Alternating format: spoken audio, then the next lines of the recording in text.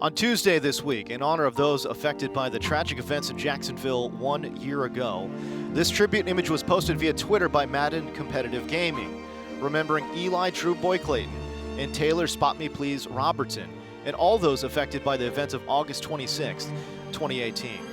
This week, both on social media and in person, the Madden community has shared their thoughts and reflections. RG, Scott Cole, and Rico Williams are here, three men who know this community obviously inside and out. Look, I know it's tough, but I would love to have your thoughts and where you guys are at emotionally this week. And RG, we'll start with you. Yeah, it's obviously just a very emotional time for all of us, our community, and a lot of me's just been thinking about Taylor and Eli. And when I think of Taylor, I just think of him being, kind, respectful, humble, talented, accountable, caring, loving, competitive, funny. He was a worker. He was passionate. He was a champion. And he was a family man. And he's the person that I want to strive to be like. And when I think of True Boy, I think of a young man that was extremely talented. A young man that was aware. This is a guy that was constantly trying to better himself as a player and as a person, and he would action on those things. He was consistent. He made 7 EA majors till this day, tied for third all time. He had a smile that could light up the room. He was the first to hold the door. He was a good friend. And what I'll always remember is when he lost in the Final Four. And young kid went on to win that championship. He wasn't salty about his loss at all. Instead, he was happy for his friend, and that's the type of person he was. So they're forever in my heart, and I'm thinking about them a lot at this time. RG, for us, it's hard as broadcasters to be at a loss for words. But over this past year, you really were. I mean, what can you say about two gentlemen? First of all, Spot Me Please. One of the best passers we've ever had in the history of the game, right? And I always respected him because, hey, I'm an older guy. He was a little bit older, not me old. And so we hit it off because we're both like small town guys, we're speaking our country language and all that kind of stuff. True Boy, we didn't get off to a good start. He was a youngster. I knew he was good. But over respect, I just started respecting the guy. He started maturing, and he would be dominant in this year's game. Man, 20. I mean, he'd be running all around kids. And so third all time on EA major appearances. Yeah. I mean, what can you say about these two gentlemen? And the crazy thing is they were great Madden players, but better people. Yes. And the more you got to know them, the more you were like, we just love each other.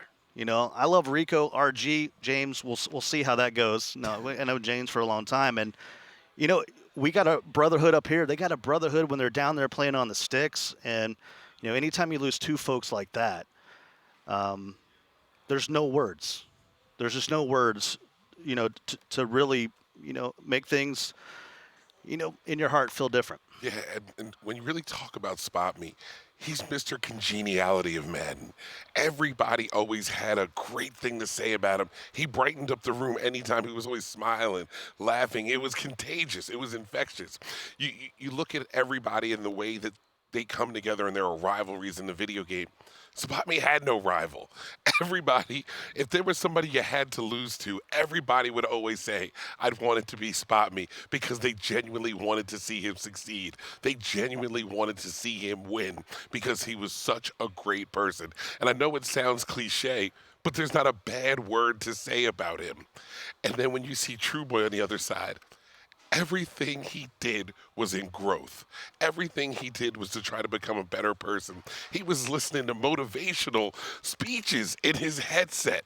He knew that as a young man, that there were still people that were out there looking up to him. His run stick gave him a platform to grow up as a person, to grow up as a player, and to become the man that we saw him becoming.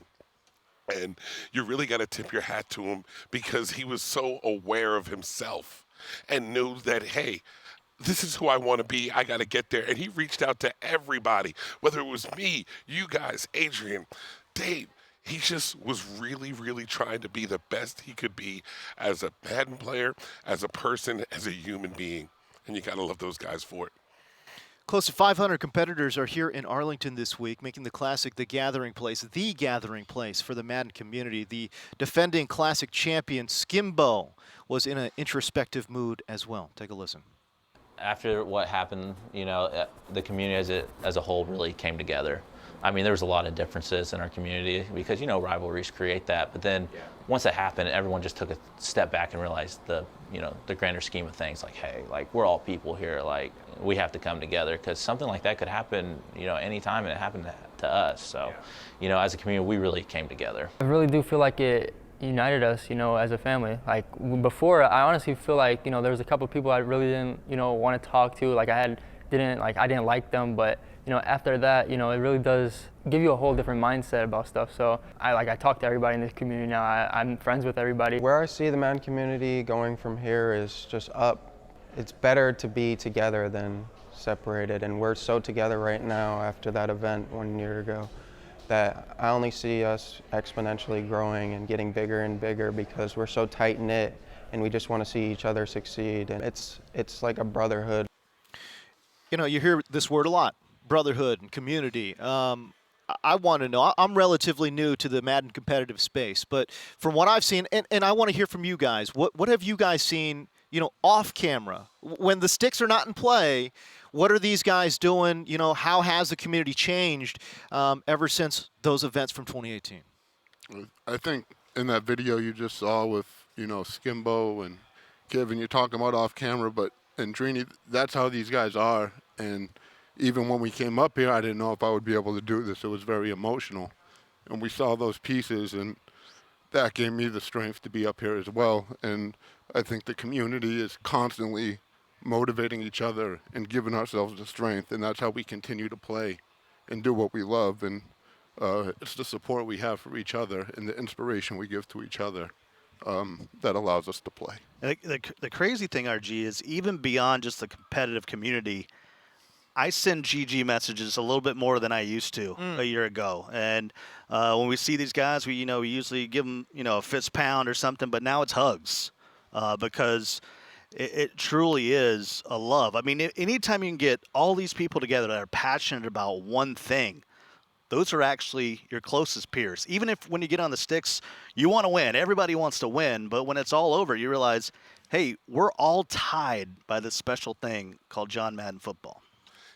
Everybody processes things differently and everybody handles loss and adversity differently. But the one common thing I saw was communication. Everybody was reaching out to everybody. Hey, you good, bro? How you doing? I just want to make sure you're reaching out. Everybody came together. Everybody shares this love for Madden. And it transferred from loving the game to loving the game and loving your opponent and your brother. We use the word brotherhood, but I think it's more of a family.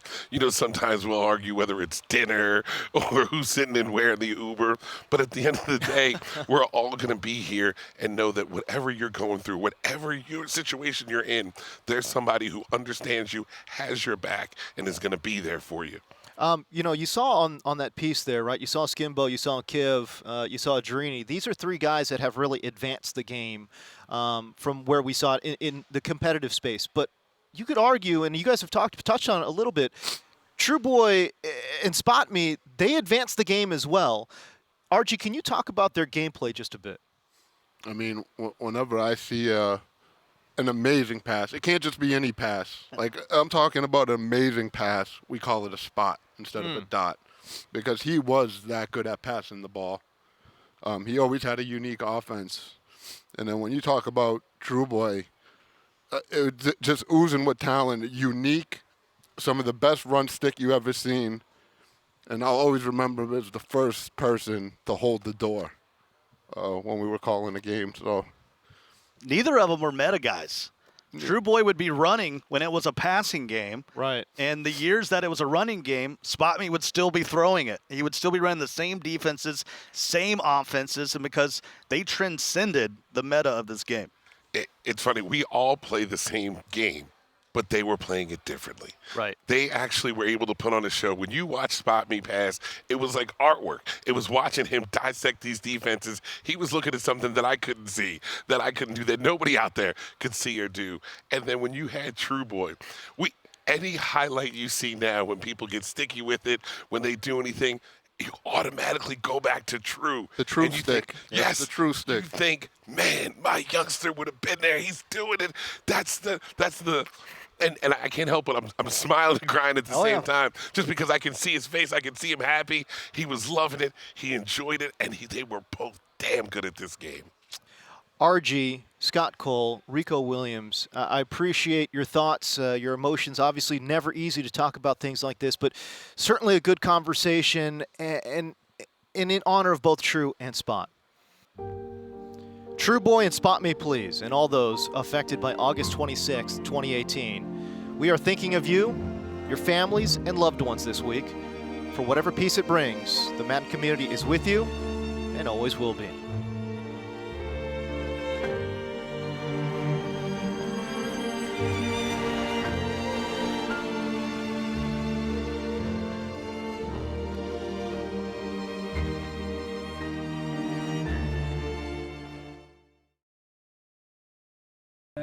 Quiet on the set. Copy that. Pull out a little bit. Let's see the Madden NFL logo. Sound. 2 and roll. Fade. Here we are live here in Southern California. Some people are built, some ain't. I'm at a loss of words. I don't even know what to say. Esports has really exploded, and what that has created is just this appetite to watch people play video games. Wow! Madden NFL football continues to grow, and we're back and better than ever here in the MCS, where we'll have our 4 majors, we'll be crowning our 4 champions. There's money to be made, there's glory to be had. One more to the legend. Go young kid. This is where the best Madden players are made. Live in a brand new studio at EA headquarters. We are at the home of Madden NFL football here in San Francisco, California. It's amazing to see how fast competitive gaming is growing. I'm here on ESPN2. We have a partnership with EA. Let's attract our core NFL fan and introduce him or her to gaming content. There's no telling how far it's going to go. It means a lot to play Madden and have friends. This is what competitive Madden's all about. This is that time of year. This is my Christmas.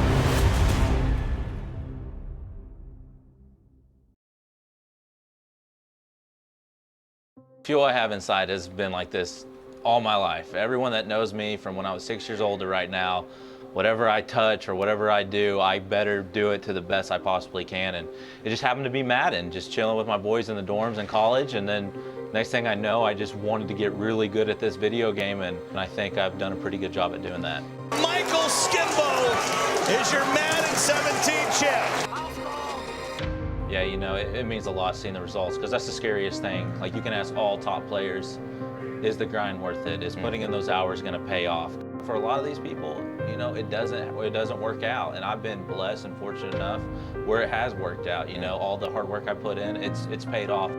The prep is unreal. It really is. I'd never want to be caught off guard by anything. When I come to a tournament like this, I don't want to see something for the first time and get beat.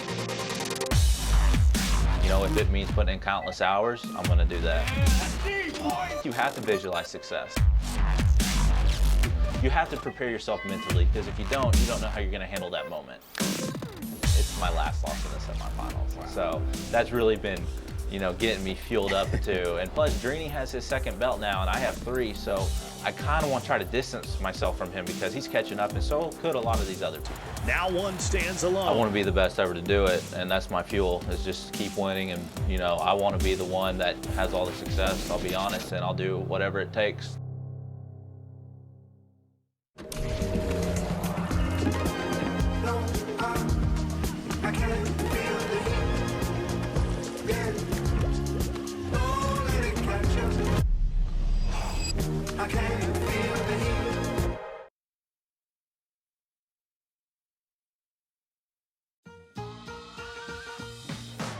Pull, dip, pop, like it's your J-O-B. Cheesy Bites Pizza from Pizza Hut is back, people. Time to go to work on them before they're gone. No one out-pizzas the Hut.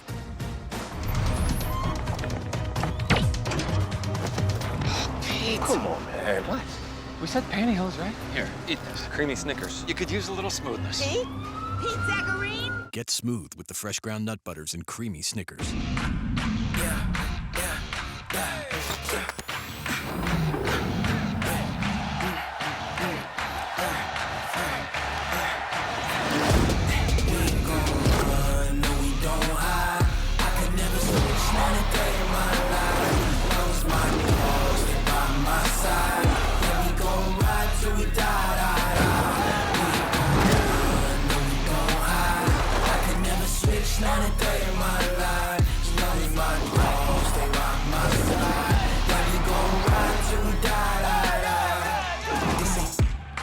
It's for the taking, no hesitation. Don't try my patience. I'm a boy, I want the foot is set. Boy, until there's nothing left. Hear them footsteps coming, cause we coming for the jet.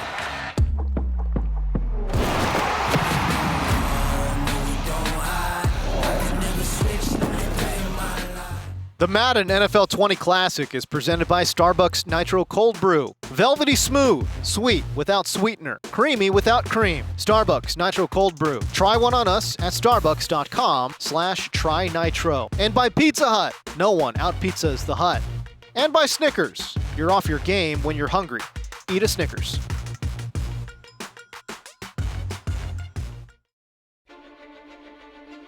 Hundreds from the Madden NFL competitive community have descended upon Arlington.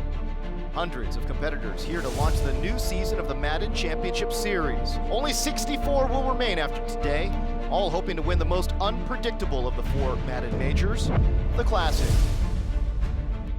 It's a field stacked with belt winners, but also filled with dreamers. Some are here to chase history. Others unknown, but here to validate their existence as the best Madden player on the planet. 3, 2, 1. It's the EA Sports Madden NFL 20 Classic, presented by Starbucks Nitro Cold Brew. It's time for big dreams to meet firm reality in the heart of Texas. That's the big plays needed. Touchdown. Here comes the heat. Gets away from him. Look at him. Detroit. Keep that thing in.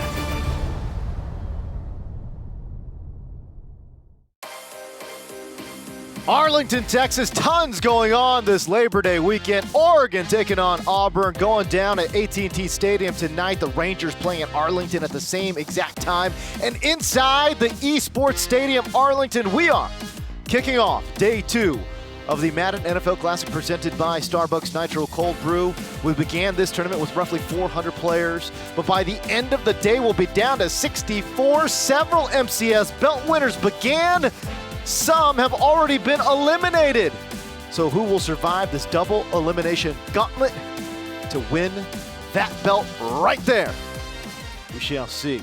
All right, we've got a lot to keep up with today on the NFL Madden Classic, no doubt about it. Hello, you Madden Maniacs. James Go here with you, joined alongside by RG, the voice of Madden Competitive, Scott Cole, and on the far side, we've got Lights Out as well.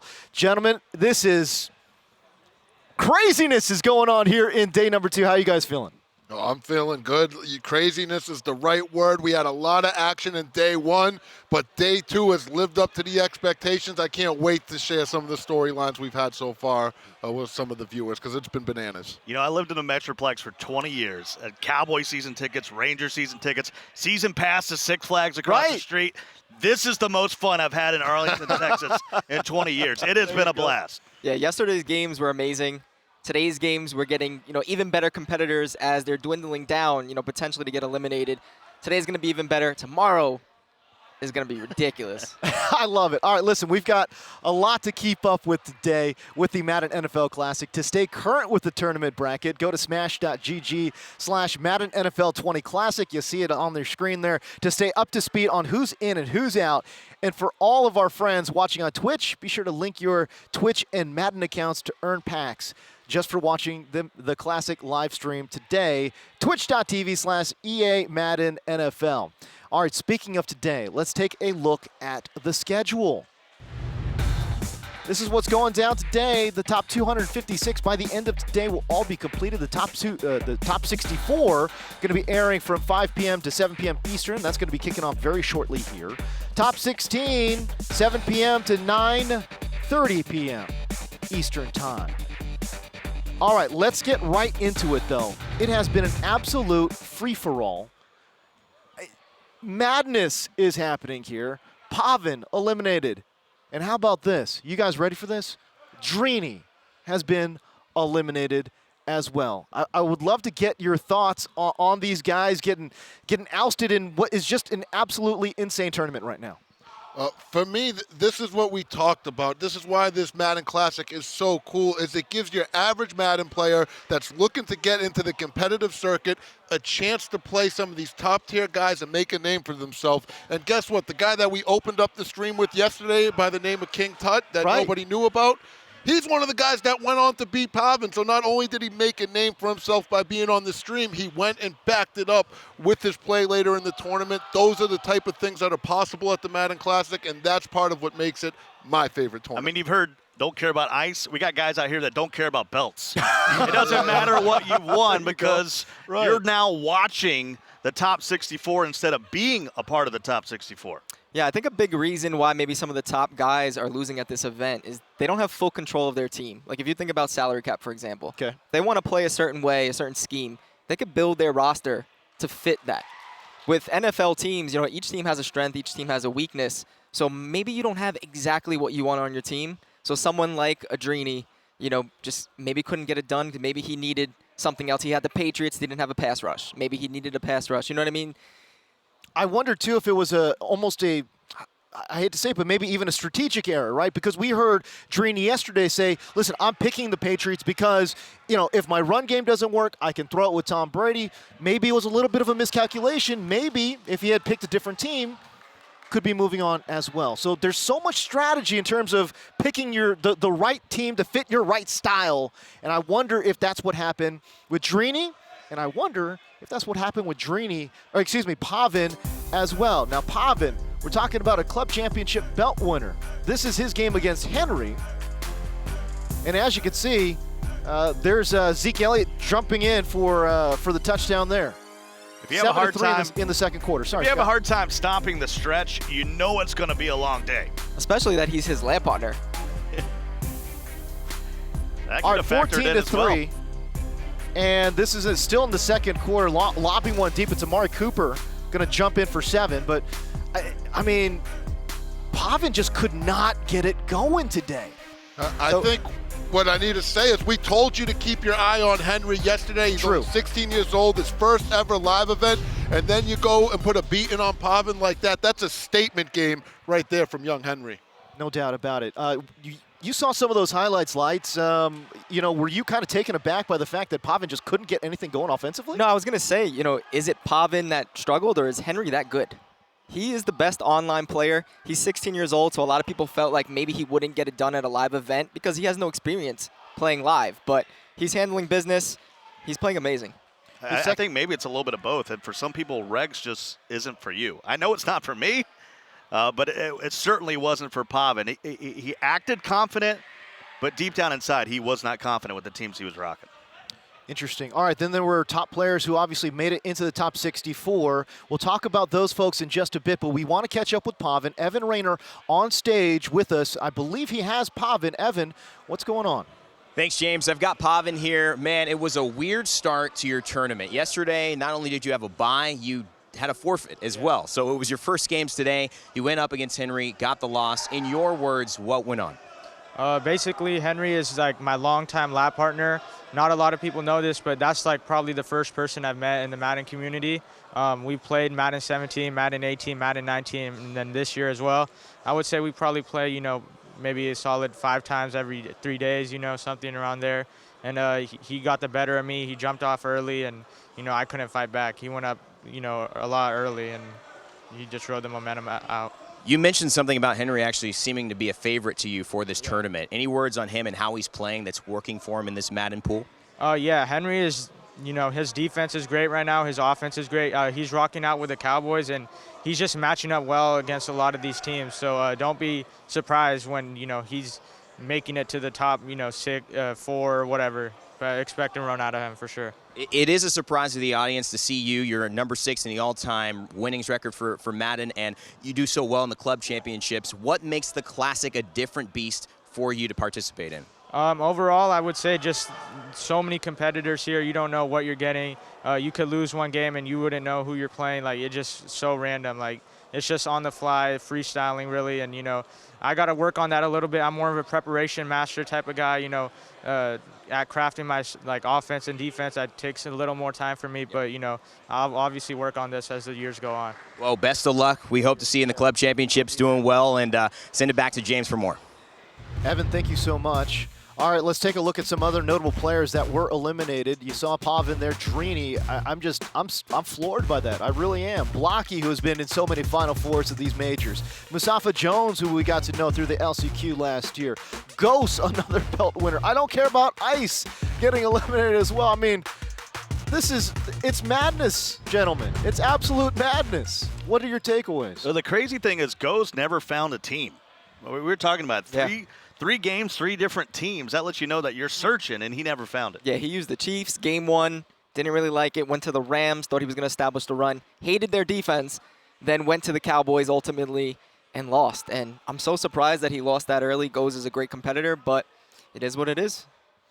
I'll tell you what, the atmosphere when guys like that are on the bubble or getting eliminated, it's crazy. You should have seen it when Drini's in an elimination game. It feels like the entire building's crowding around that station. It feels like you got 100 people just watching you right there, and that's just a different kind of atmosphere than we're used to at these other live events. So the Madden Classic's a different kind of beast, is what I'm trying to say. Can you talk about, you know, obviously Drini lost.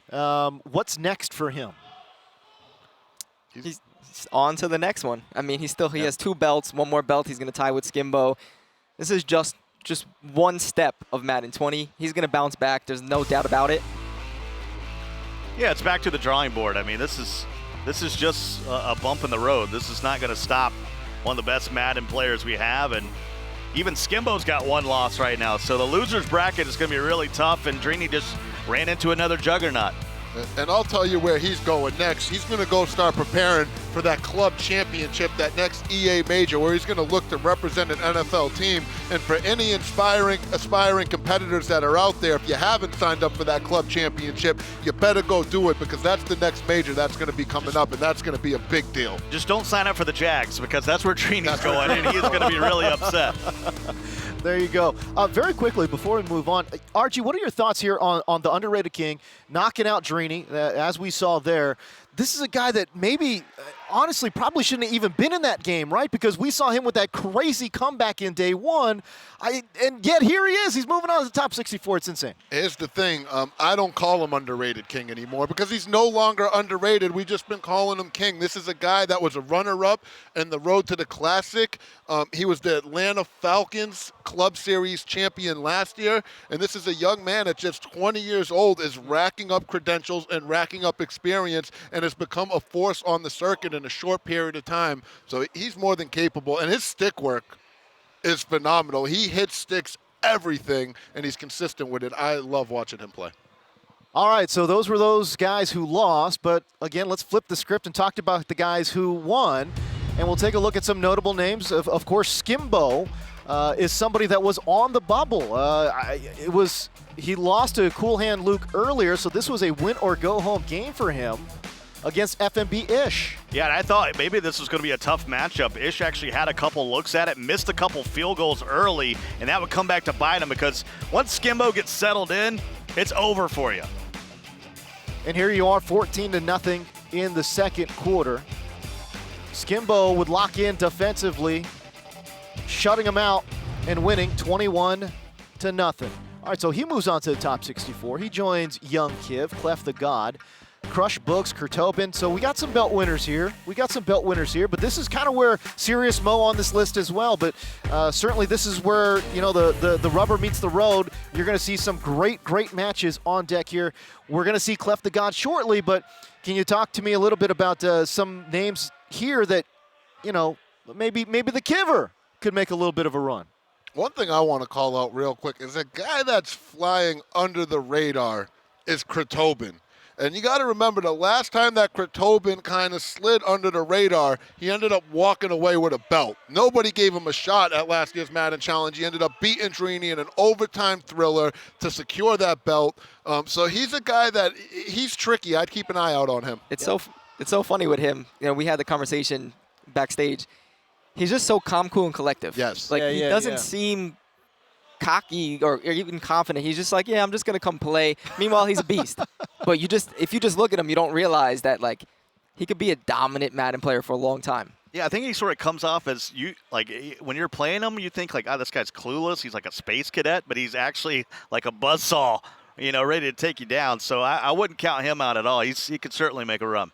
I'll tell you what, I'm looking at Serious Mo, and I think this guy could actually do some real damage going into the top 64. All right, speaking of Serious Mo, we're going to see him as one of our featured matches here coming up shortly, taking on Cool Hand Luke. Again, somebody, Cool Hand Luke, that beats Skimbo to get to this point.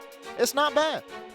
Got an absolute chance to beat 2 belt winners back-to-back for Luke. That's going to put some respect on that name. And what do we make of Young Kiv's opponent? I don't know a lot about him. Anybody got a scouting report on who Kiv's playing? What Nick says is they've seen him play in some of those Mutthead tournaments. Okay. And he's looked tough. He's beaten some big names. I've never met the young man, but he's really going to have a chance to really make a name for himself against Young Kiv. Kiv is a known commodity. When you're in a bracket and say you're Young Kiv, you're maybe looking at like 1 or 2 guys that you possibly could play. Everyone's looking at him. Right. Everyone's preparing for Kiv. So Noah knows what Kiv is running at. He probably was watching, both of his games today. Kiv might have not been watching Noah. From what you've seen of Kiv, what are you expecting offensively from Kiv? I actually haven't got a chance to watch him yet, but he's a gun bunch specialist, so I'm definitely assuming West Coast bunch with him. I don't know. Have you seen him, RG? Kiv won't tell me anything. He's the one guy I'm like, Kiv, what are you running? He's like, gee, I don't want it out there. He doesn't play in any online tournaments. He's very secretive with his approach at this tournament because he knows everybody is going to scout him. Everybody is curious about what he does. So he takes a very private approach in the way that he comes to these tournaments. So I'm very interested to see him play. I've been waiting to watch him play all season long, personally. All right, Lights, we appreciate your time. You're going to hear from him and Nick Mazesco a little later on in the program. But our featured match features one of the hottest players coming into the tournament, Cleft the God. I hand it over to Scott Cole and RG. Gentlemen, take it away. Appreciate it, James. And it's time. We're down to 64 players. And for the first time, we've been talking about it a lot, RG. We're going to see Cleft the God.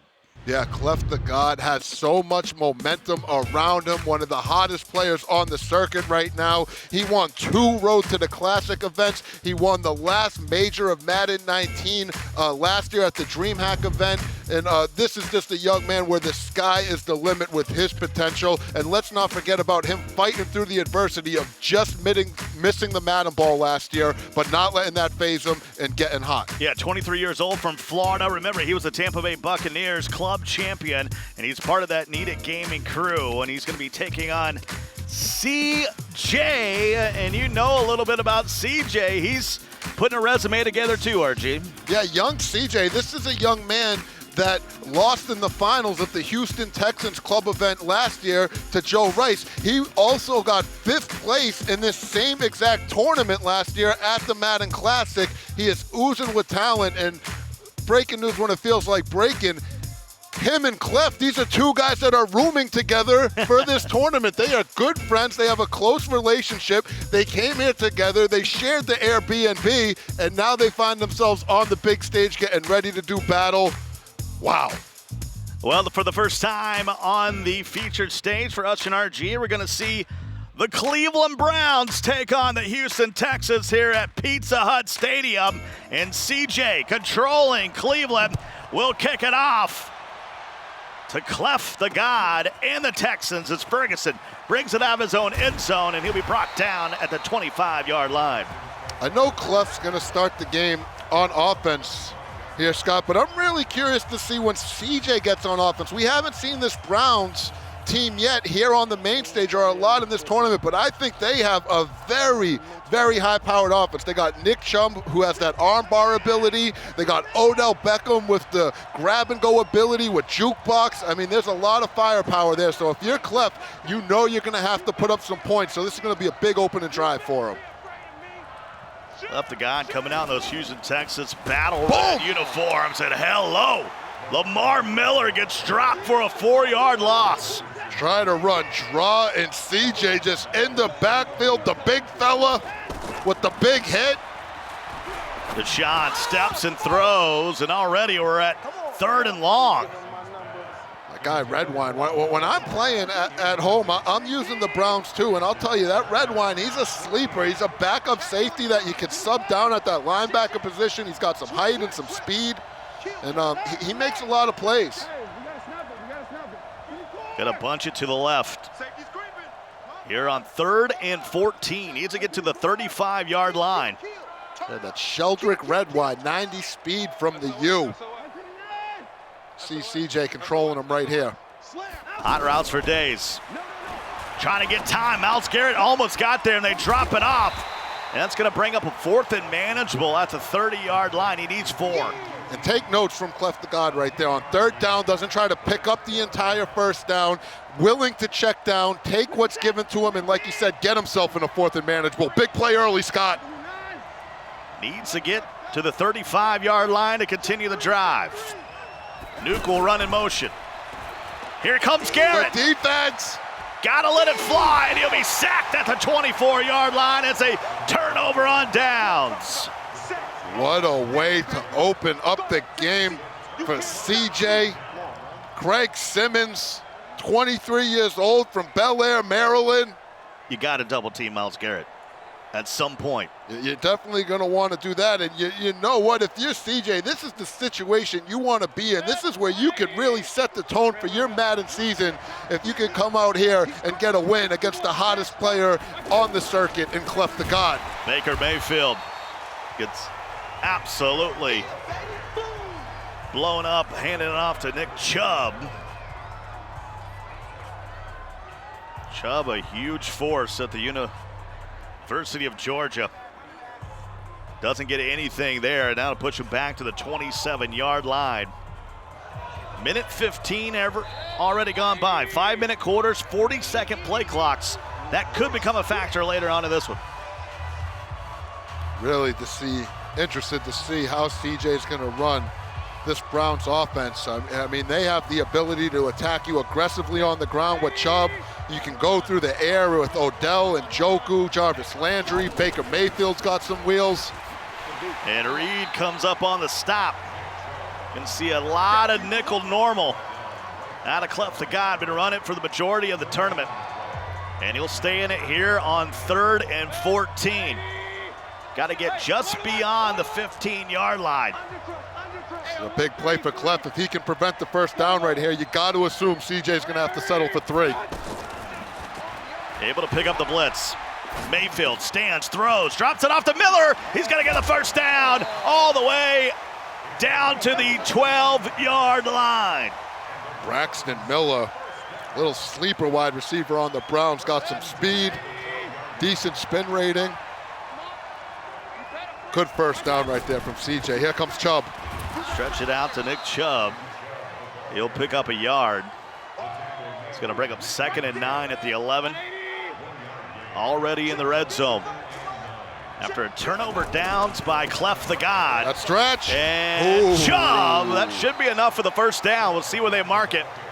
Just shy of the marker. 3rd and inches.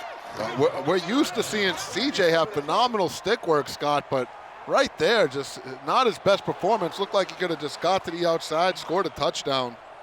Instead finds himself in 3rd and inches. It will go goal line formation on both sides of the football. Cleft known to have good goal line defense, and there it Hunt, is. no sir. That's going to be a loss of 2, and that brings up 4th and 2, and here comes the kicking team. That's huge, Scott. When you're dealing with a player the caliber of Cleft the God, if you don't think he's going to show up to the party with some goal line defense and no short yardage situations, you just don't know high-level Madden. That's a huge stand right there for Cleft. Well, 1:36 to go here in the first. Cleft will get it for the second time. I want to welcome you all in here to the Madden NFL 20 Classic. Scott Cole, RG along with you. James Coe on the highlights. And we have Evan roaming around near the Esports Stadium. And that'll pick up 5. Got to be second down. And you got to remember, Cleft won 2 Road to the Classics, sponsored by that Starbucks Nitro Cold Brew, and he was telling me how cool of an experience that was. Shouted out Starbucks for giving him the opportunity to, get those reps in, make some extra money, get his trip paid for. He's looking to take advantage of it here. And they will beat the cover 2 in those tender spaces. First down at the 29.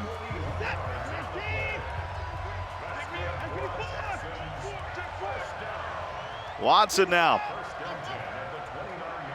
Fresh set of downs on the move. Here are the waning seconds of the first quarter. Just our opening game of the round of 64, and there's Nuke Hopkins. Touchdown, Texans. Cleft the God on the board. Way to bounce back. If Cleft Wood, a.k.a. Cleft the God. Gets DeAndre Hopkins involved. He's got that corner route, that post flag elite ability. So if he's on a post or a corner route, Scott, he's just going to pretty much have a perfect cut. He's going to hang on to the ball. Way to utilize the strengths of your offense and respond after getting stopped on your first drive. Running a lot of man, but then he went to a zone there, and you see Randall trying to get over. And so Cleft stopped on his first drive, but comes back, able to answer. Oh, here goes Chubby. CJ does. Nick Chubb will get on his horse. 50, 40, 30. He could go all the way. Nick Chubb has put CJ back on top. And he got CJ out of his seat. You see the emotion as he pops out of his seat. He says, "Let's go, Chubb." Responds with a big touchdown. Smacking his leg, and look at the focus. And he's bandanned up with the hoodie. That's good attire right there for a Madden tournament. Fireworks here at Pizza Hut Stadium in the opening quarter. It's an 82-yard run. And to me, Scott, the Browns have the best offense. It's the most versatile offense. You have a mobile quarterback. You have Nick Chubb, who can give you an elite-type running game. And then you got to deal with guys like Odell Beckham and Njoku within the passing game. They have such a potent offense. Look at it again. Had it at the 18, and he just works his way through the line, and he gone. No arm bar necessary on that one. So Cleft the God down by 3 again. Houston has yet to have a positive running play. And that'll bring us to the end of the first quarter. And at some point, you're going to have to use that escape artist ability of Deshaun. You got to either move the pocket or get out there and pick up some yards. Yes, getting yards on the ground is key in Madden 20. This isn't one of those games where you just want to have to air it out every single down. And one of the things that's probably discouraging for Cleft is the first time he tried to run the ball, he got hit stick in the backfield. That can mess with your psyche a little bit, but here he goes to Hop. Up top, the Nuke Hopkins. Where is the defense? Touchdown, Texans. And now look at Cleft showing a little bit of emotion. We told you he's a former football player. He's got a competitive spirit. He's not going to lay down to anybody, even if it is his friend that he traveled to with the tournament. We got a good old brotherly battle right now. Well, we're talking about not scrambling with Deshaun. That's because there's a spy on the field, and that hurts your coverage, and he beats him over the top. Let's look at it one more time. Back against the wall. You're down by 3. Going deep. Oh, man, that is just good execution. And again, getting Hopkins on a post route, utilizing his abilities, utilizing his strength. Got that strong arm with Watson. This is just high-level Madden going on all around. Now, can Cleft stop this stretch or this dive? Right up the middle with Chubb. They'll pick up 5. You got to assume when you see this eye-closed formation, Scott, it's either a stretch to the outside or a halfback dive right up the middle. Here comes the stretch. Don't forget about the 26 lookie. It's stretch or dive. First down. That'll put Nick Chubb over 100 yards. We've only played 5 minutes and 45 seconds in this one. A lot of offense and big plays. So far, Chubb again. Arm bars one, but can't get away from another. And here's the thing, Scott. You got to assume CJ and Cleft have played a lot. They're very familiar with each other. And if you're Cleft, you need to show that you can stop this run game, because other competitors are going to see this game. They're going to watch that tape. And if they see that there's a chink in your armor that you can't stop the run, they're going to test you with it. Baker Mayfield. Oh, he had it. What a picked look! off by Reed. It's a user look at midfield. And he'll finally be brought down at the 37-yard line as Reed. That's all Cleft. That's all Cleft, Scott, right there. He was guarding the corner route. Look at him, looking like he's guarding Odell. Breaks away from it, leaves Odell open, takes away the post. That's high-level stick work from the God. Key Snickers replay here so far. Able to pick up the blitz. Now he'll move the pocket and just throw it away.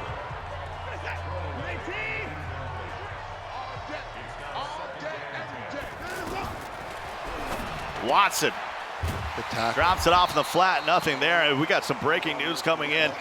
Another belt winner has been eliminated from the tournament. James Coe will have the complete update and highlights here at the half. You want to stick around for that? Big 3rd and 11 coming here for Cleft. Up by 4, looking to make it more. Deshaun. We'll just play. Drop it down, and then the wildest animation you'll ever see to the 31-yard line. Just a good check down read to get himself in a manageable field goal situation. And once again, Cleft not forcing anything down the field, taking what the defense gives him and getting some points out of it. And he's back up a touchdown, even though he went 4-0 to start the game. We've certainly seen some long field goals missed here at Pizza Hut Stadium. Even earlier today, cost some players an opportunity to continue their journey. 2:14 to go. But if you're CJ, you're thinking, one drive. We got this thing tied up here at the half. Let's see if he goes back to Chubb. Here on 1st and 10 at the 24. That's where he'll go in. Defense. Hello. Did you see what Cleft did right there, Scott? He took those outside linebackers and he manually moved them a little bit more outside, out of the reach of the tackles in anticipation for that stretch. The defense doesn't set up for you like that by default. That's him manually putting the guys in the places he thinks they need to be to get the stop. That's high-level stuff from the God right there. You can see him pinch him down. Now he's in some nickel. Setting up to guard the possible inside zone here on 2nd and 13. Here at the 2-minute warning. JJ. Able to pick up Watt, but then he's just going to have to throw it away just outside the tackles. Just 1 for 3. 16 yards with Mayfield and an INT. Cleft just all over CJ's passing plays right now. Timeout. Wants to think it over. Big upcoming 3rd down decision here with 1:55 to go from your own 20. Yeah, I agree with you, Scott. This 3rd down is pivotal because if he doesn't pick up the 1st down right there, he really has to consider punting this rock, because if he was to get stopped on 4th down, Cleft could easily kick a field goal and make it 2-possession ball game. This is huge right here for young CJ. It was actually Cleft that used his 2nd timeout. So a 1st down here, he could have an opportunity to work the remainder of the clock of the half. Throws the corner out. Callaway hauls it in at the 47. What a catch. And did you see Cleft click onto the safety, get over there, land the big hit? Fortunately for CJ, he hit that possession catch, held on to it, keeps the drive moving. Hands it off to Chubb. Chubb has a block, but Reed comes down in the box and makes the stop. just shy of midfield, 2nd and 8. Clock on the move.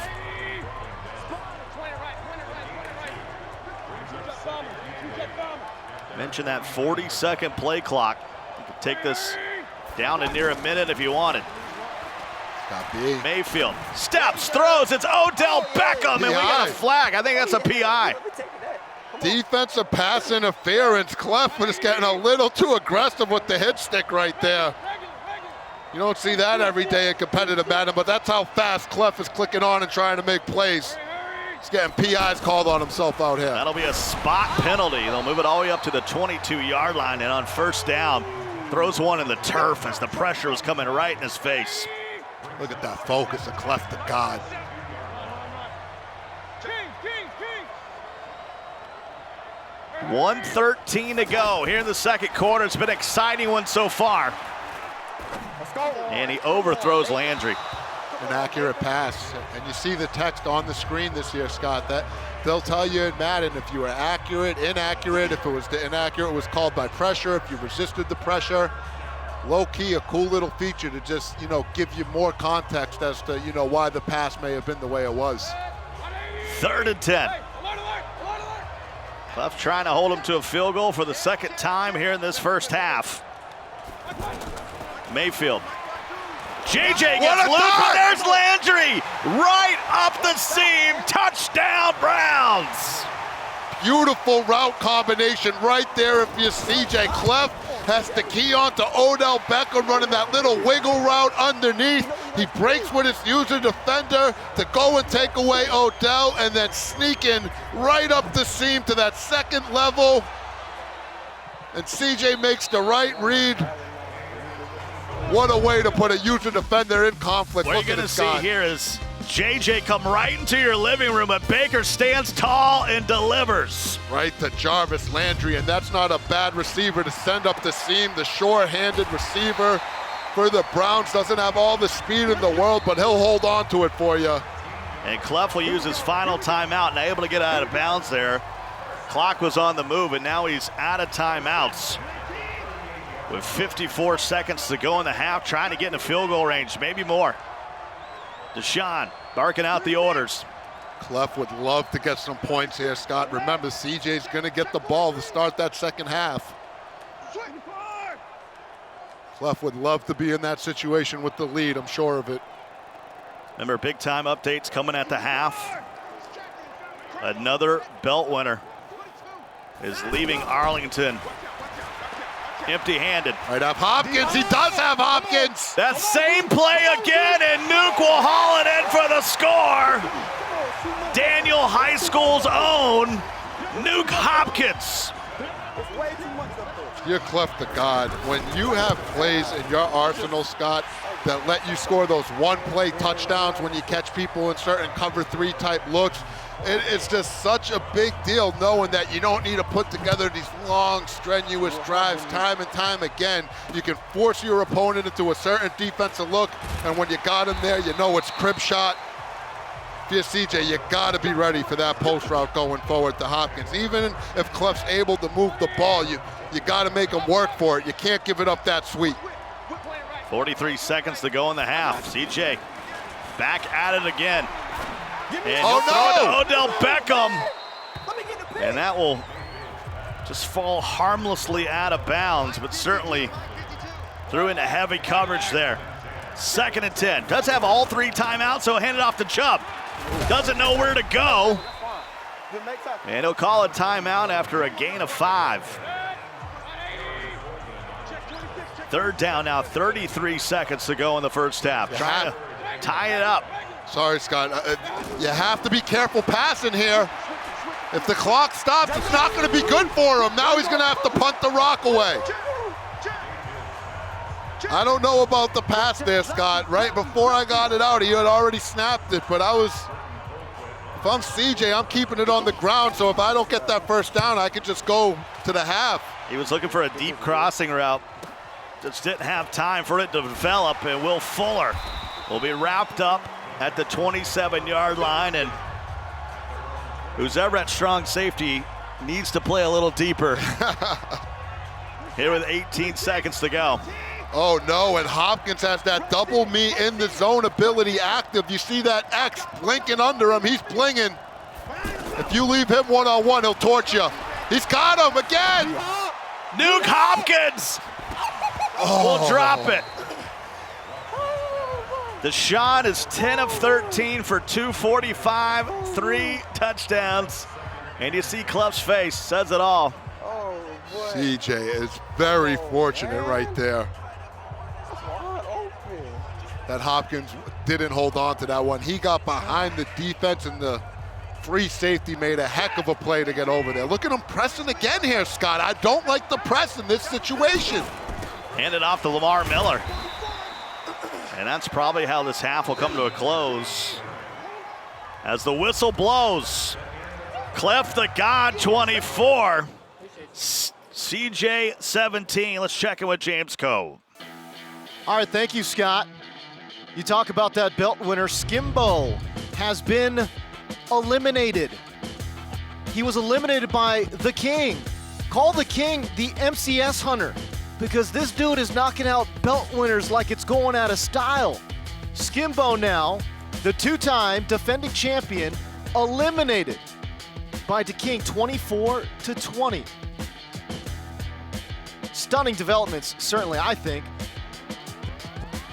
All right, Scott, RG, let's send you back to your game. That's Cleft the God doing some work on the aerial side of things. So Michael Skimbo will not three-peat here in the Classic. He is out of here.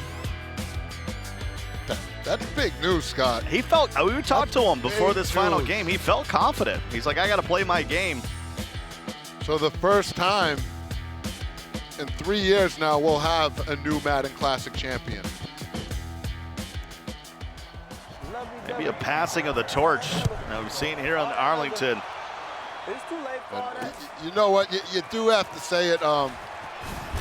With Skimbo being out of the tournament, I do want to say, you know, I know he's disappointed, but he's a true champion. And if you saw the way that he walked around this tournament, the respect he gave to the other competitors, the love that he shows to all of them, he takes time to talk to everybody, shake as many hands, take as many pictures as asked to him.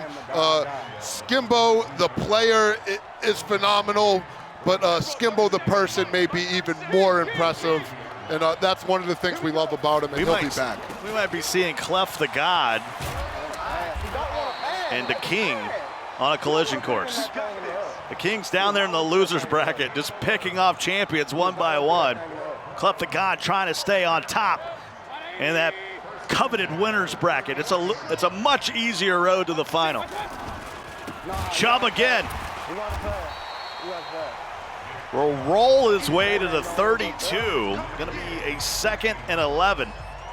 See Cleft rocking his needed gear, representing the needed organization run by Madden legend Dub.Dubby. Right now he's putting on for needed with the 7-point lead. Baker. And that was close to a fumble. They're going to call it tipped. And it will be incomplete.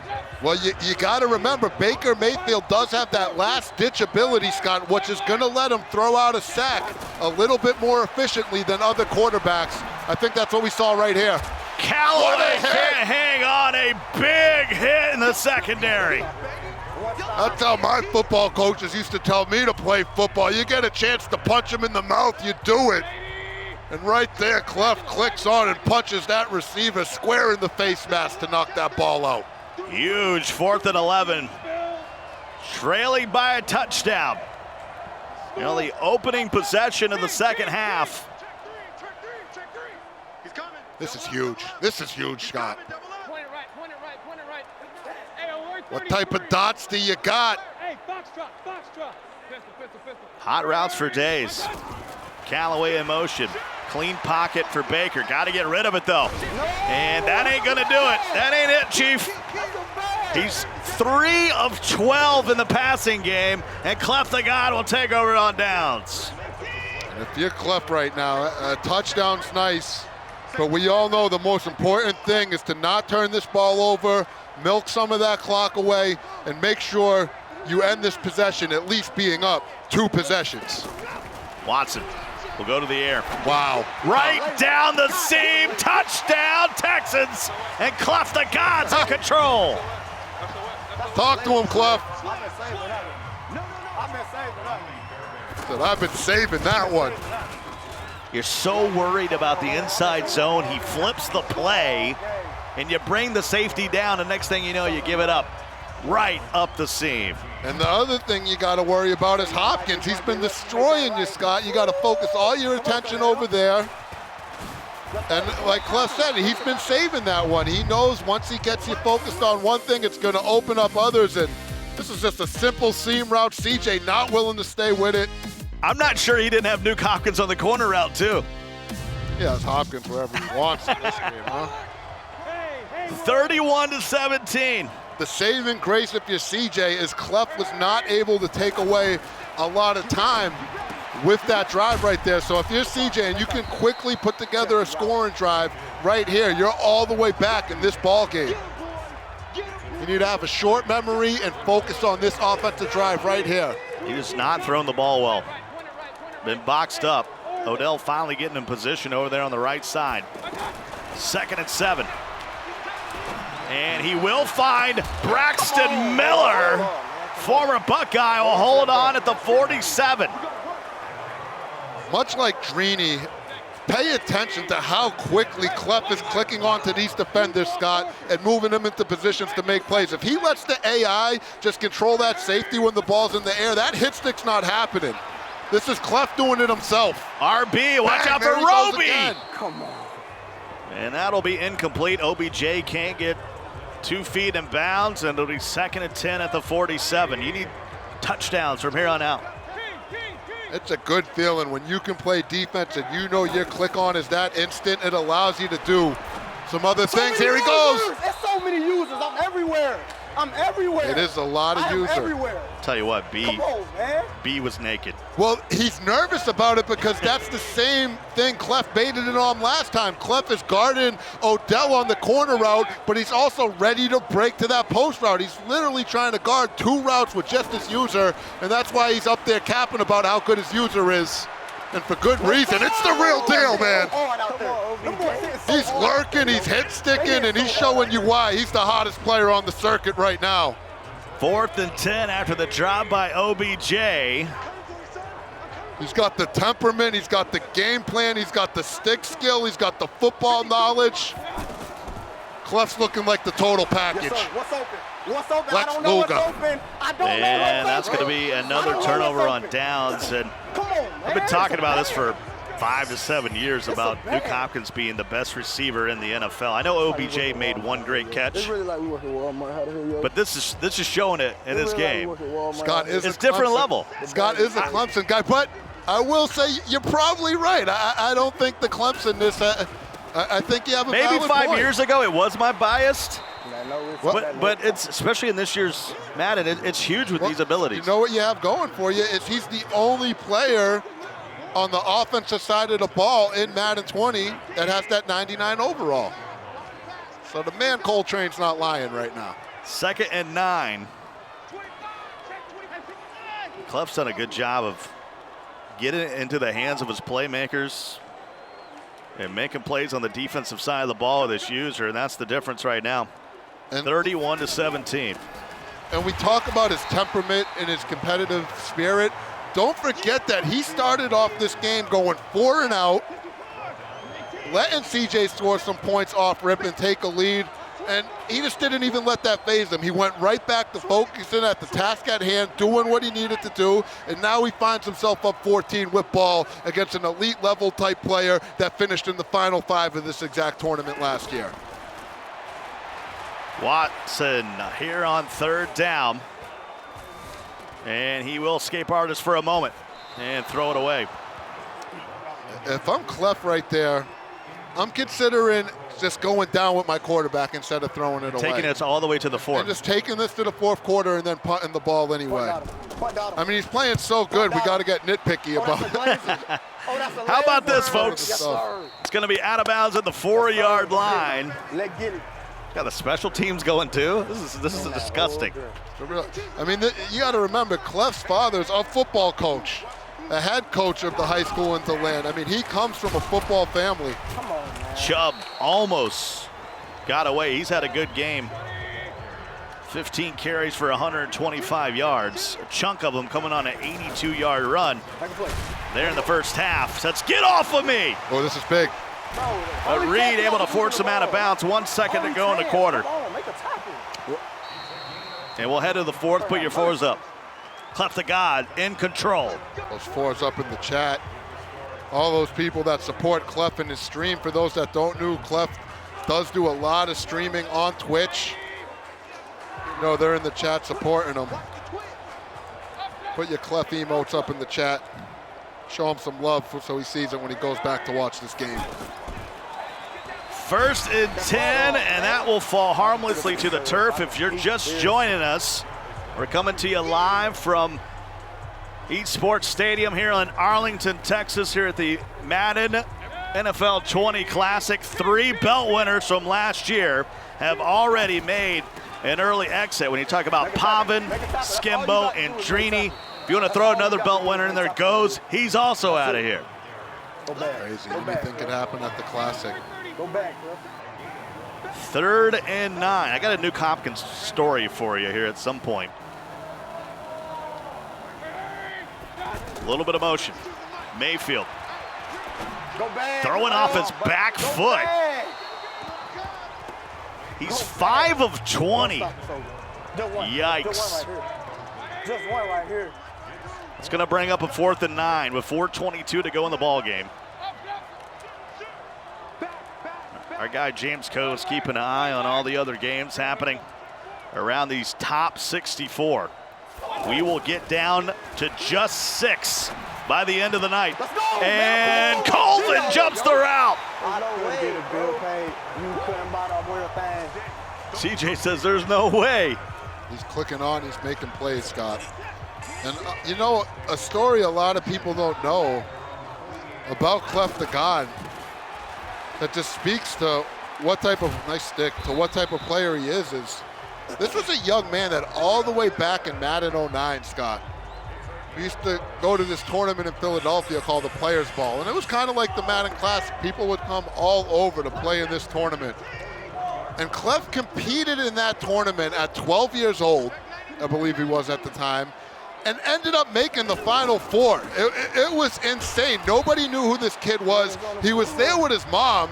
His mom was capping at his opponents for him, like she was the real deal capper. He makes this insane run in the tournament, and then we didn't see him again for years. Nobody knew where he went, and it was Cleft started playing football after that. He started really focusing on his IRL football career, and he stopped playing Madden for a while. But as soon as he got back into it after that football career, he picked up right where he left off at 12 years old as an elite level player that's making tough runs. And when I talked to him about it, he said his mama hasn't changed either. She'll still cap at him. As a matter of fact, he said she'd be capping in the chat for him.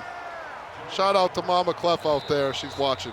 2-minute warning, 51-yard field goal incoming. No wind inside of Pizza Hut Stadium. And it's up and it's good, 34-17. I was out at a dinner in Houston.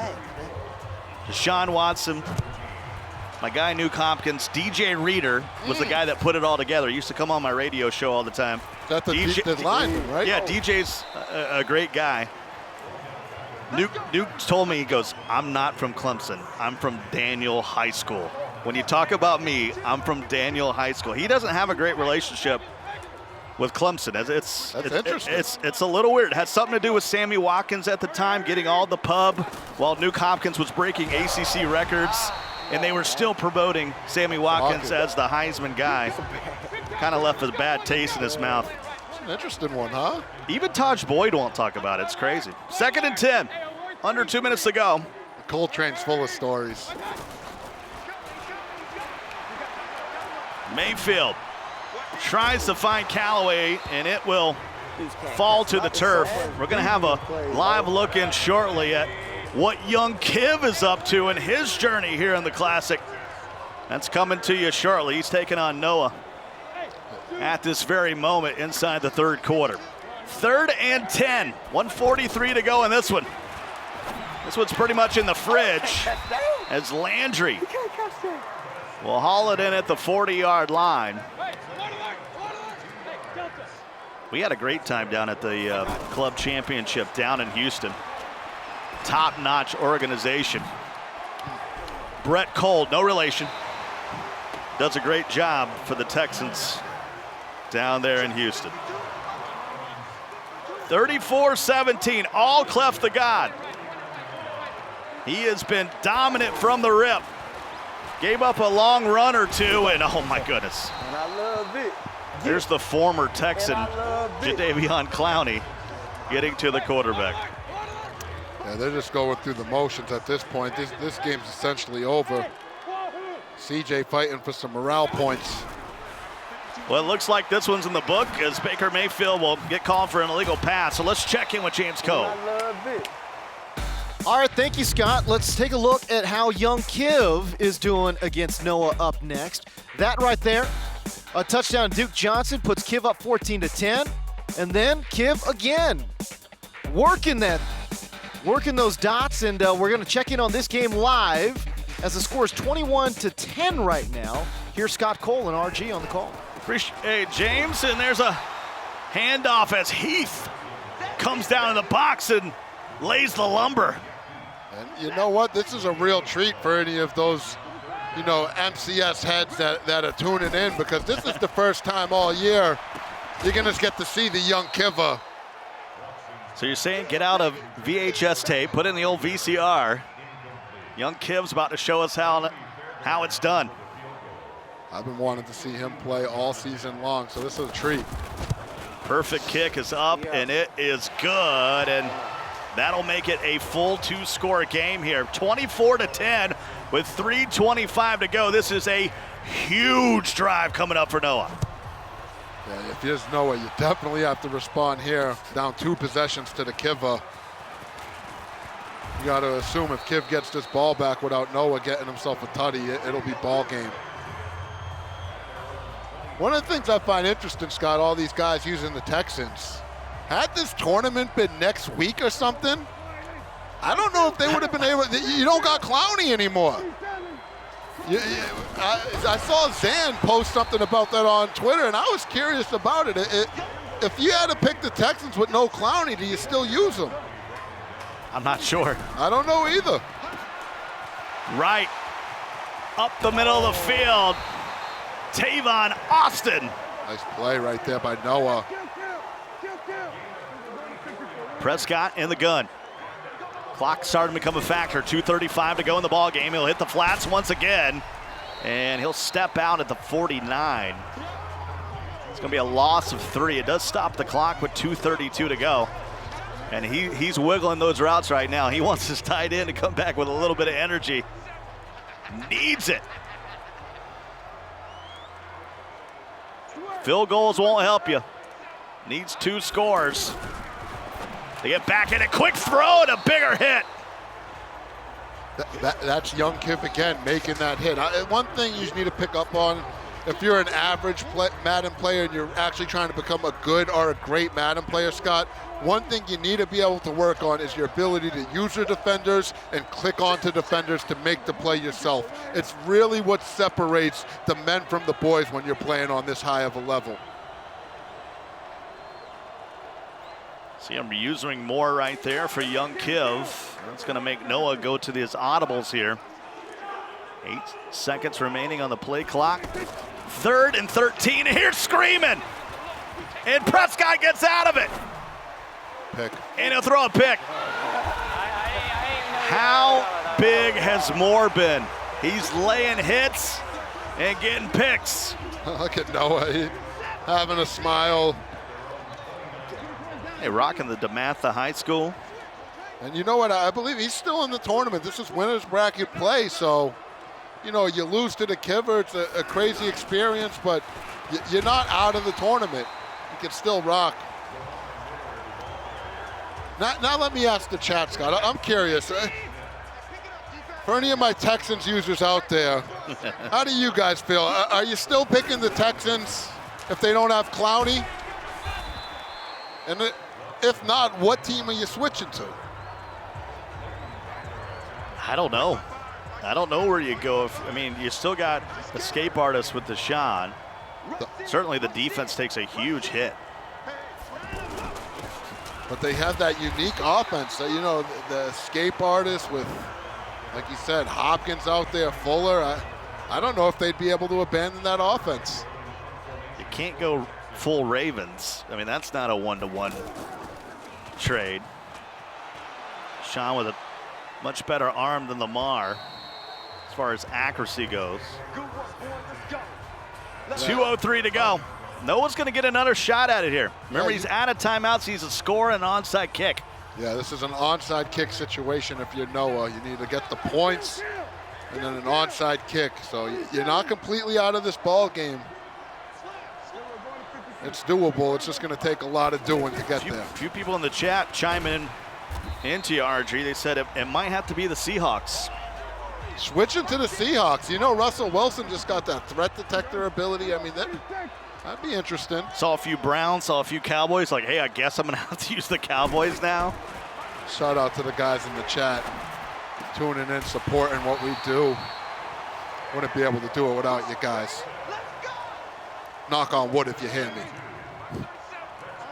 1st and 10. Watching a little Hard Knocks? Is that where you're going here? Throw to the outside, and that's going to be a first down and get out of bounds at the 49 with 90 seconds to go.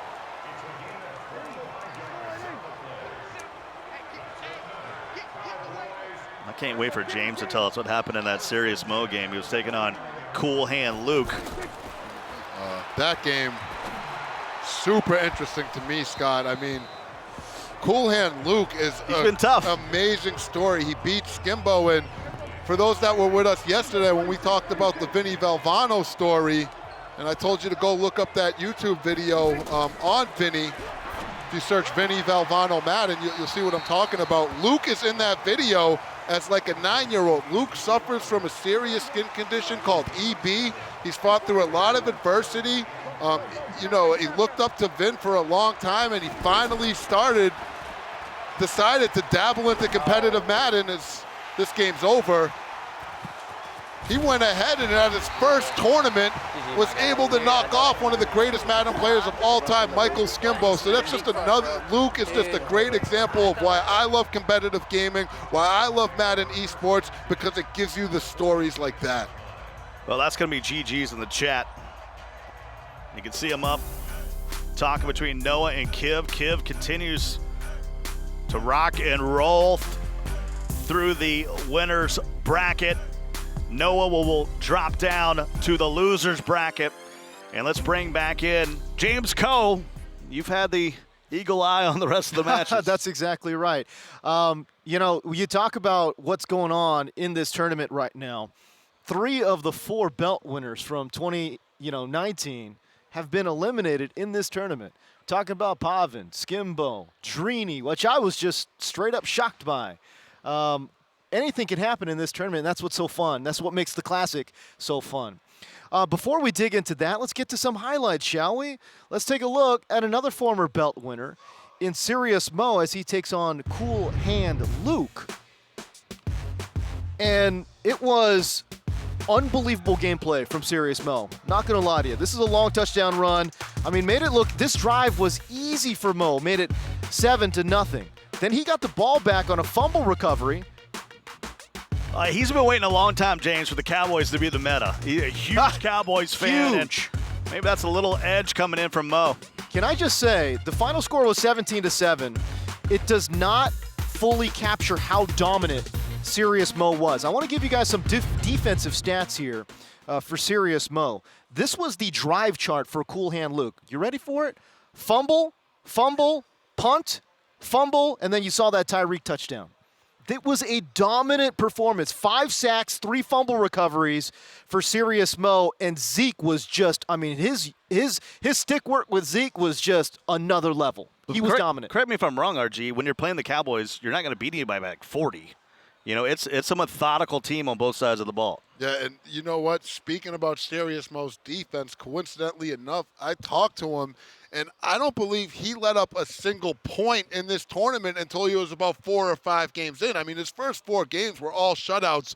And when we opened up this show, we talked about how this is a Serious Mo type of game. This is a young man for, you know, a long stretch, many considered to be the best Madden player in the world. He won the first ever MCS belt, and he's a young man with a ton of talent. He plays with a chip on his shoulder, Yeah, he does. and he is a real threat in this tournament. And I know his family back in Lima, Ohio is watching it. They're loving it. They're supporting him like they always do, and he's going to make them all proud because Serious Mo's the real deal, especially in this type of atmosphere. This is Serious Mo atmosphere at the Madden Classic. I would love to see a Serious Mo versus Cleft the God matchup just to kind of see what that would look like. Rematch of last year's club championship There it is. chip game with those two. I'd have to have my cardiologist on board if that happens to be the head-to-head in the final.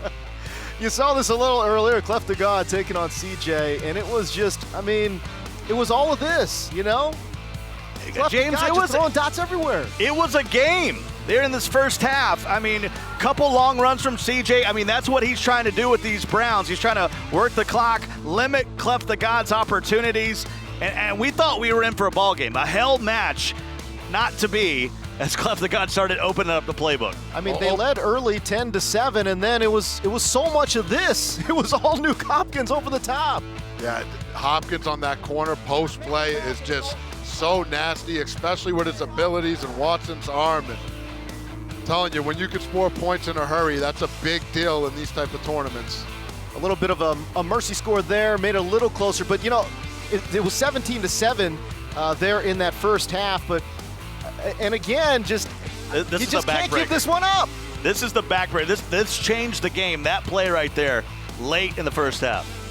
RG, how impressed were you by the defensive user of Cleft the God? Oh, it's as good as it gets, and it's something to keep an eye on as you watch this tournament. You can really learn a lot from his stick work.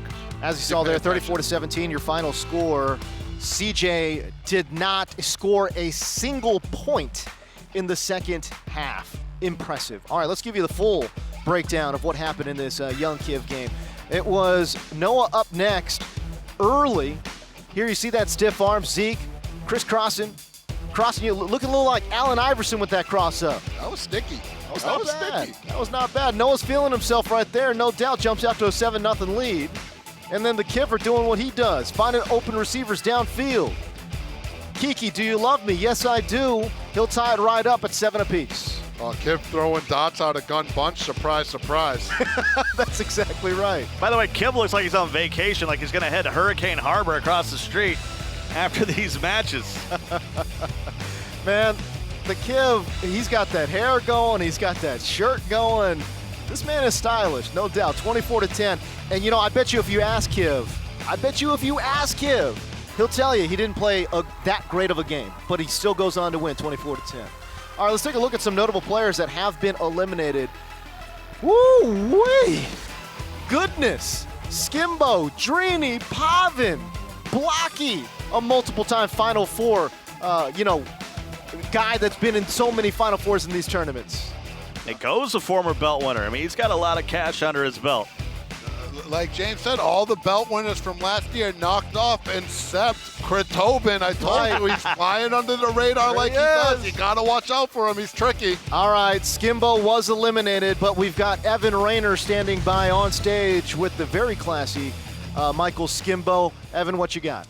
Thank you, James. I'm here with the back-to-back champion, Skimbo. Obviously, things didn't go the way you wanted today. I want to talk about that matchup, get some thoughts in your own words. What was working for DeKing when he was playing against you? It's the Ravens-Texans matchup. What went down? Honestly, I didn't think a lot was working for him. He ran Panther heavy, and I labbed all night for it, and I came out here and bagged it. And on a 4th and 2, it was one of these stupid animations this year where he's running into his line of scrimmage. I stuffed him, and he sat there for 10 seconds, and then the next thing he's in the end zone. I'm just thinking, that was my stop, but, that happened, and then some other stuff happened. It was kind of crazy, I'm not taking away from him, but, it was honestly one of the wildest games I've ever played ever. This worked against Drini, too. I mean, he took him out earlier before facing you. What is it about this style of Madden that's working and atypical to maybe what you're used to facing? Shoot, I don't know. Maybe Lamar Jackson's just unreal. For the game, I had him on 4th and 8. I'm up 3.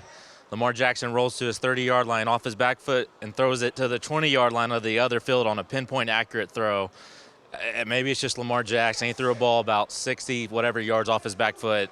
Money, and I'm just sitting there like, I thought I played good defense. You know, I normally don't make excuses either, so I'm actually pretty upset. Like, I haven't been cheated. I haven't, you know, had stuff go my way, not my way like that in a long time. So, but I've had stuff go my way, and I'm always grateful for it, but it is what it is. That's just Madden. Sometimes it's good to you, sometimes it's bad to you, and today wasn't the best. Well, we're feeling for you, man. I interviewed you beforehand. I know your preparation is like no other. What's your preparation heading into the rest of the season here, October, November months? Yeah, I'll be honest. I'm taking a break for a week. I was grinding like crazy, and then about a week I'll come out and I'll get right back on that grind. But I need to get away from this game for about a week because I'm pretty heartbroken right now, to be honest. So, when you come back, what can we expect? How deep are you going to dive into this?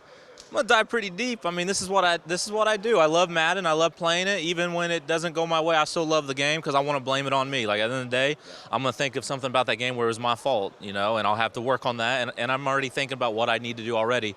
But as far as playing the game, I just need like a week, and then I'll get right back after it. All right, Skimbo. Well, we look forward to seeing you in the future. Thanks for taking some time. We'll send it back to James and the boys and get ready. Evan Rayner, Michael Skimbo, thank you so much for your time. So gracious in defeat is Michael Skimbo, no doubt about it. I want to talk, well, first of all, let's talk about Skimbo, right? Because the fact that, again, he loses to Cool Hand Luke by a point, and then he loses to the King, who I'm calling the MCS Hunter because he's just taking these belt winners out, man. But, again, 2 very, very close losses. I don't think he looked that great all tournament, to be honest with you. I thought his defense was average and at times was just not explosive. I mean, it was methodical, but there was nothing that said he was going to be dominant, like he was going to make a run. Most of those games, he was just kind of holding on. I thought he was screaming. I thought he looked good. When you're a Michael Skimbo, the one thing you have to realize, though, is you're going to get everybody's best game. People show up to this tournament just for that opportunity. I saw Luke when he found out he was matched up against Skimbo. Yeah. They're telling themselves this is what we prepare for. This is what we've been waiting for, and that's just it's gonna make it a little bit tougher on you. But as you saw in his interview, he's a professional. Yeah, he really is. He's gonna take some time away for it. He'll be right back. He's got that Lazarus Gaming sponsorship, so you know they're looking out for him, and look for him to come back with a vengeance in the club championship. He's the real deal. Would love to talk a little bit about Ghost as well. The fact that he got eliminated, it just seemed like for a guy who is so well known for his offense, just couldn't really find that rhythm. We talked about in the pregame, he just never found a team. 3 games, 3 different teams, and couldn't really get the result he wanted. Even though before I asked him, he said, "I'm feeling pretty good about what." Of course, kind of everybody says that. It's a big game speech before you get into the tournament. But he was never comfortable out there, and it showed. And then Pavan was another belt winner from last year that got knocked out as well. And he's somebody that just, again, really just couldn't get any traction going. If you look at the size of those losses, too, I mean, he just got blown out in his second loss. That's very surprising to me.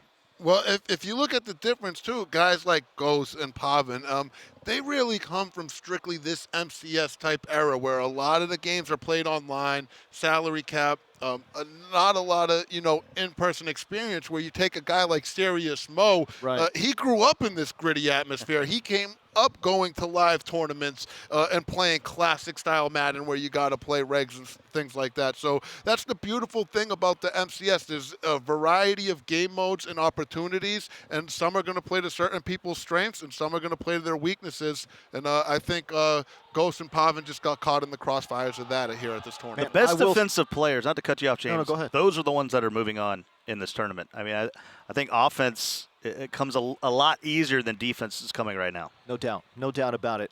You hear some of the commotion going on behind us, too. That's kind of the atmosphere that we're dealing with. All right, some upcoming matches on the live stream. Are you kidding me? To see Tobin take on Henry. We lit! Young Tony taking on Trekking, and then Young Kiv versus Cleft the. Am I seeing that right? We better have a lot of live look-ins. Cleft the God. Can I change places with you, James, for these matches coming up? Oh my goodness. All right, let's go to the Players Lounge before we take the Starbucks Nitro Cold Brew break. It will be flowing plenty down there, no doubt about it. I mean, you're seeing I want you to look in that background. There's crowds around different screens as teams are huddled up, playing tight matches, fighting for their lives right now, which I absolutely love. All right, as we go to break, it's Pavan. Michael Skimbo, there he was, getting eliminated. Drini eliminated as well. More from the Madden Classic after this.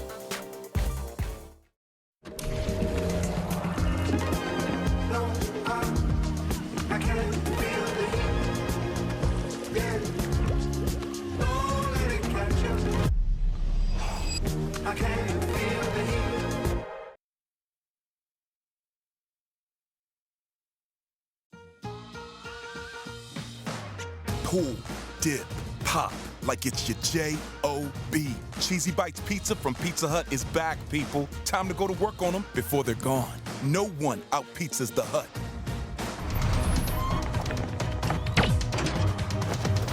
Pete. Come on, man. What? We said pantyhose, right? Here, eat this. Creamy Snickers. You could use a little smoothness. Pete? Pete Zacharine? Get smooth with the fresh ground nut butters and creamy Snickers. This is Madden 20 rookie ratings.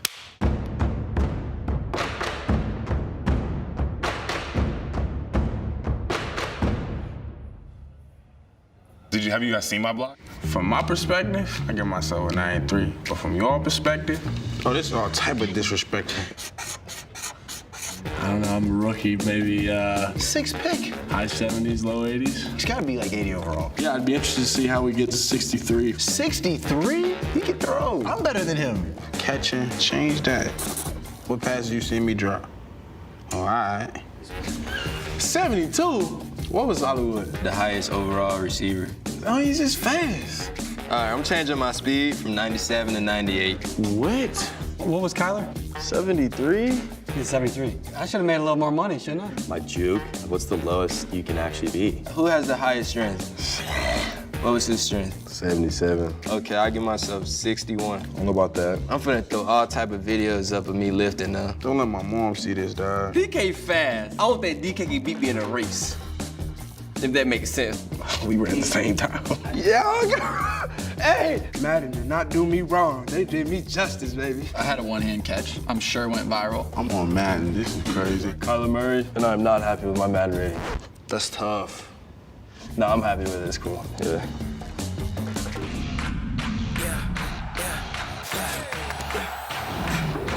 The map.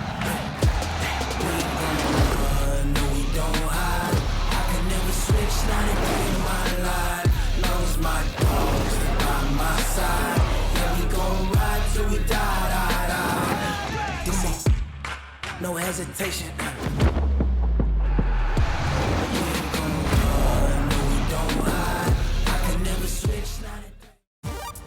The Madden NFL 20 Classic is presented by Starbucks Nitro Cold Brew. Velvety smooth, sweet without sweetener, creamy without cream. Starbucks Nitro Cold Brew. Try one on us at starbucks.com/trynitro. And by Pizza Hut. No one out-pizzas the Hut. And by Snickers. You're off your game when you're hungry. Eat a Snickers. All right, we welcome you back to Arlington. That's the prize that they are fighting for. The Madden Championship Series Game Day program features Madden competitive players in-game as head coaches, including Skimbo, Little Man, Echo Fox, Joke, Chaos, Master Gamer. The Madden Game Day program will be released in early September. Be sure to look in the Ultimate Team menu for the competitive tab. All right, and our friends from Starbucks obviously helping us out here with this tournament as well. It's a live look at the Players Lounge. It's the Starbucks Nitro Cold Brew.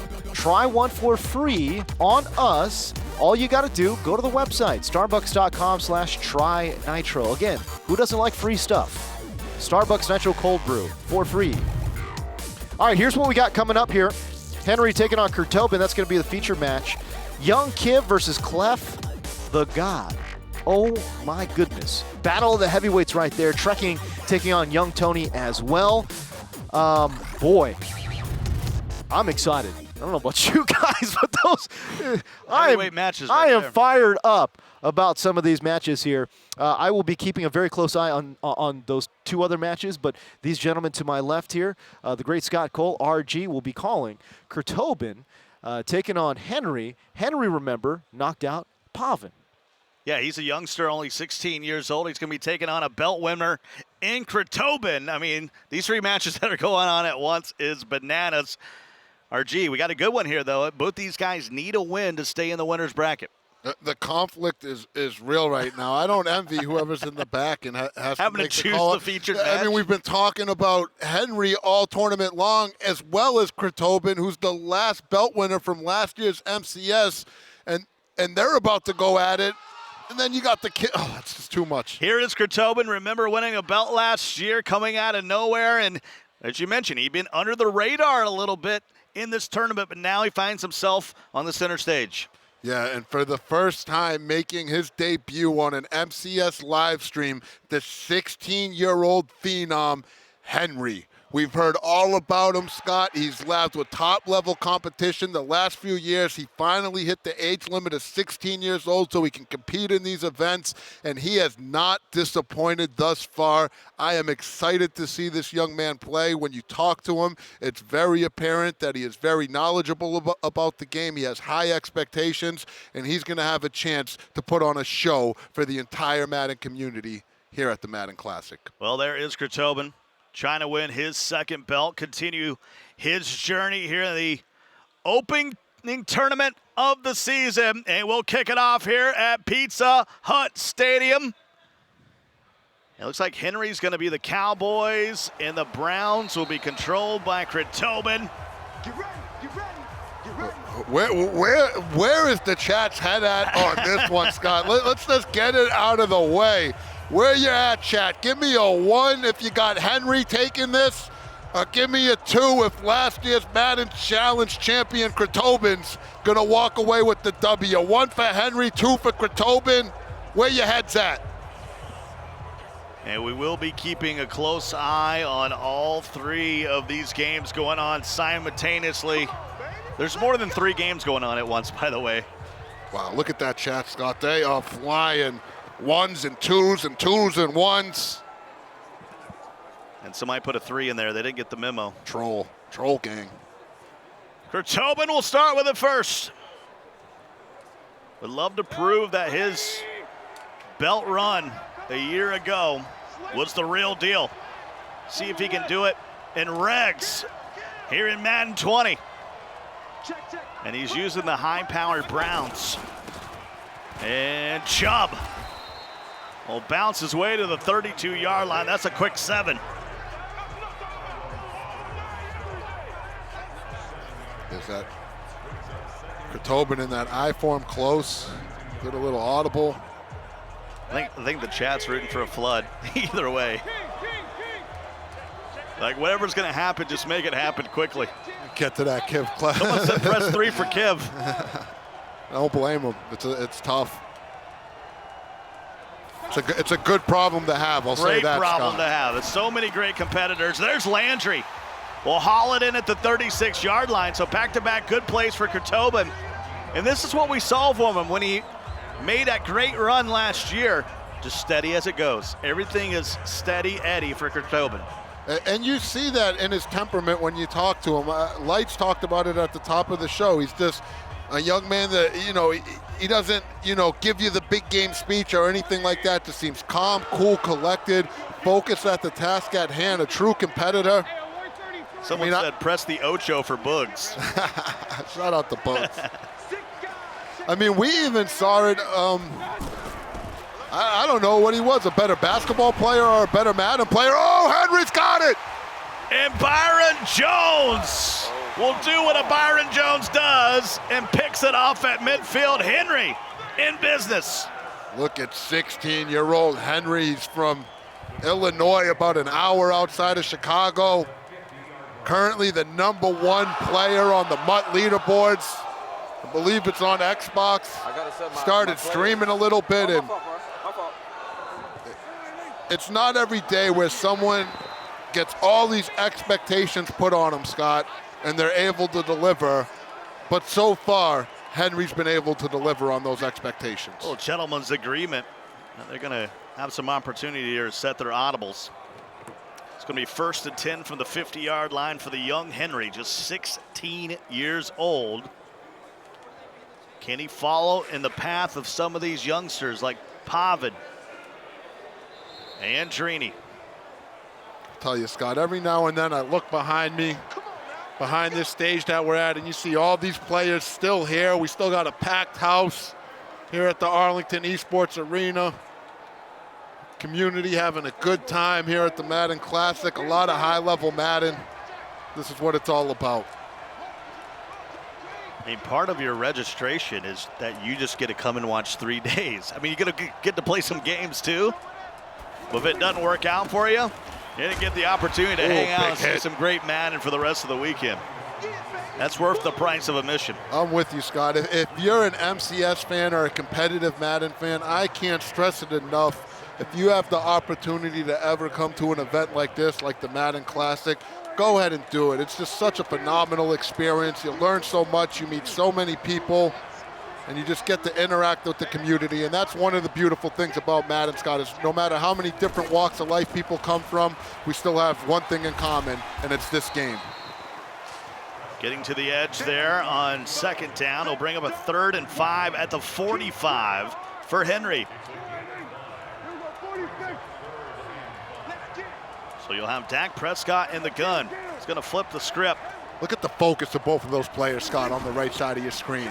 Go, Elliott once again makes a man miss. Ooh, he might have got pushed back. I think it's still going to be a 1st down, 1st and 10 at the 40-yard line. Maybe some forward progress. And Zeke says, keep feeding me. All white unis here for Henry. He'll mark it at the 40, 1st and 10. Pavan will motion to the right. Prescott, they pick up the blitz, but they can't pick up the secondary guy coming off the edge. It's Vernon with a big sack. Quarterback meat tastes sweet. It's a big sack right there from Krotobin.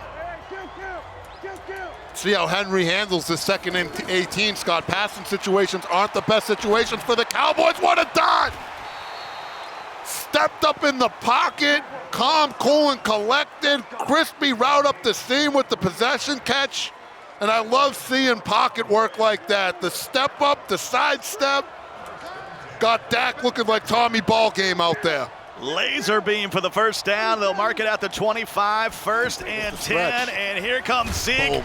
Randall, press F in the chat. He's out of here. 1st down, 8-yard line. And there's a smile. When you get a tremendous stiff arm, you can't help but smile. I love seeing some of these guys coming out in the bunch and then audible and back to that single back double so they can actually run the ball. It's a very effective way to run out of that 11 personnel set. High formation, little motion. Good defense. And a good job.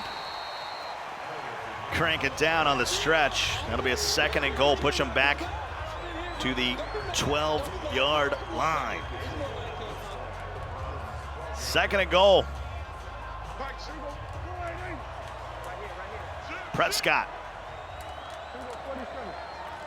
In the gun, the bunch is to the right. And that's where he'll go with Zeke.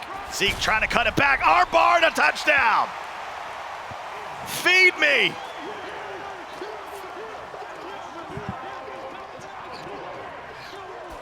That's not a good sign for Krotobin. Yeah, Christian Lomenzo, last year's Madden Challenge champion, now finds himself in a situation where he got the ball first, turned it over, and let up a touchdown. So Henry going to get it at half with the lead. If you're Krotobin, you need to be able to respond here. Hillard out to the 20. And we've wind this clock all the way down to just 16 seconds remaining here in the 1st quarter. Scott Cole and RG here with you as only 64 players remain.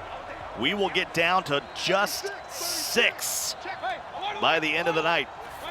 Few hours away from the top 16, and that'll happen this evening here live from Arlington, Texas.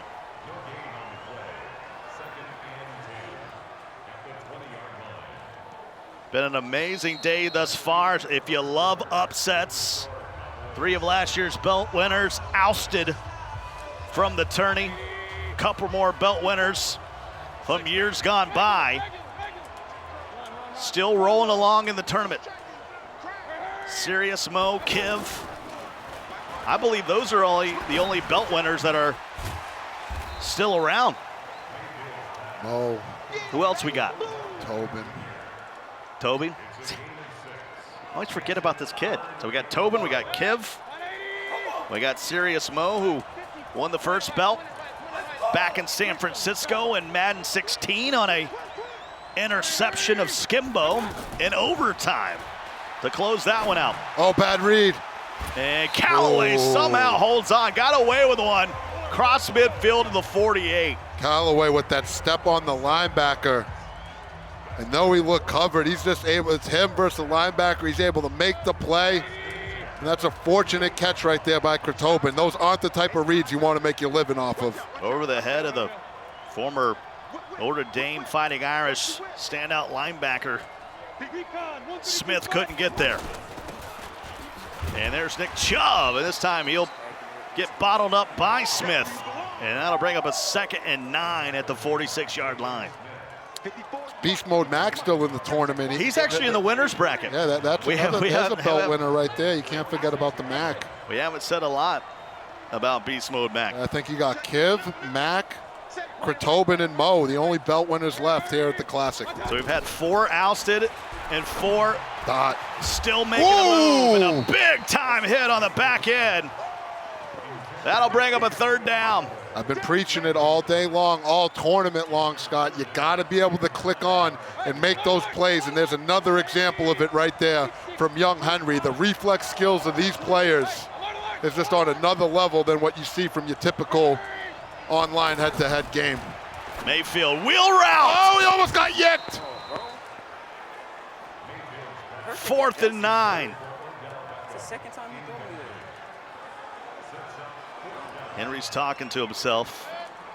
Said, how many of those can he get away with? 2nd time he's thrown it.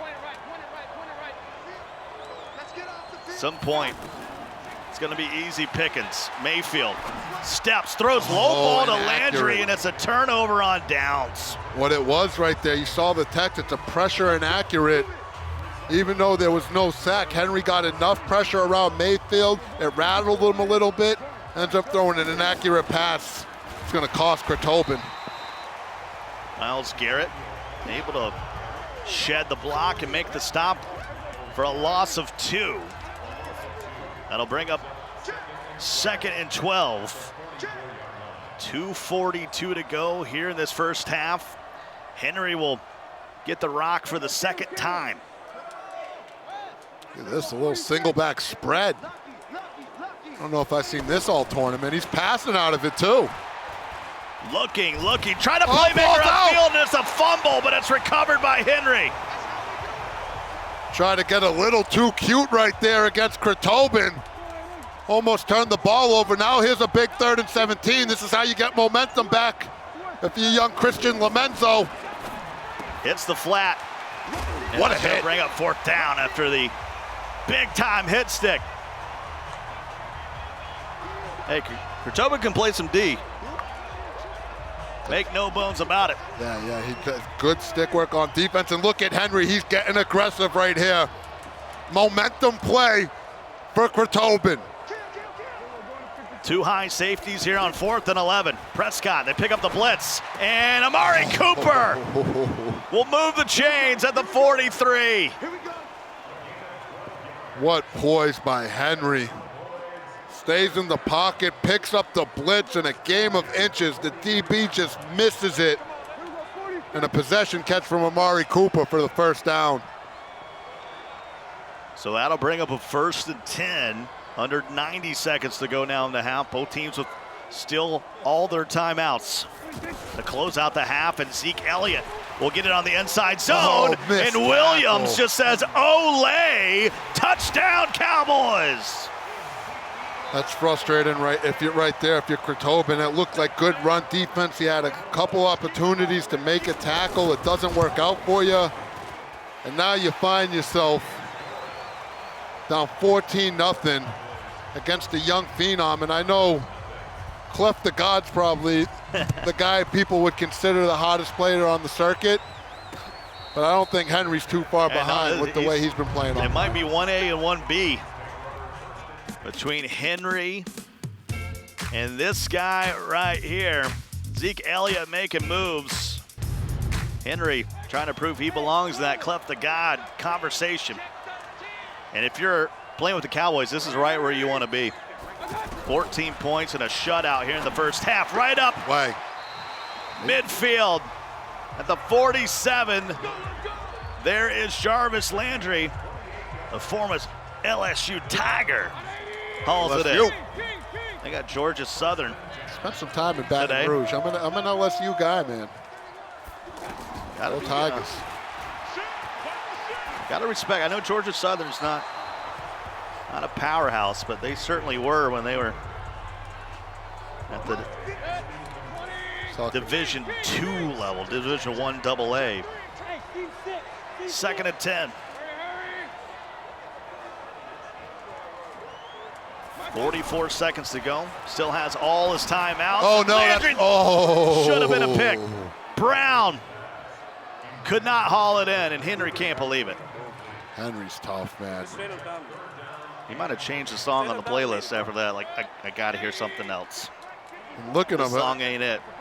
Drop pick, ball that could have been interception, and Henry just focuses and locks in on the next play, showing some maturity for his age. That could have been the ball game. Yeah, he's not kicking or screaming about it. He's on to the next play. That's the type of attitude you need to have. Corner route to Landry, and he'll step out of bounds at the 27. He's in field goal range with 35 ticks remaining in the half.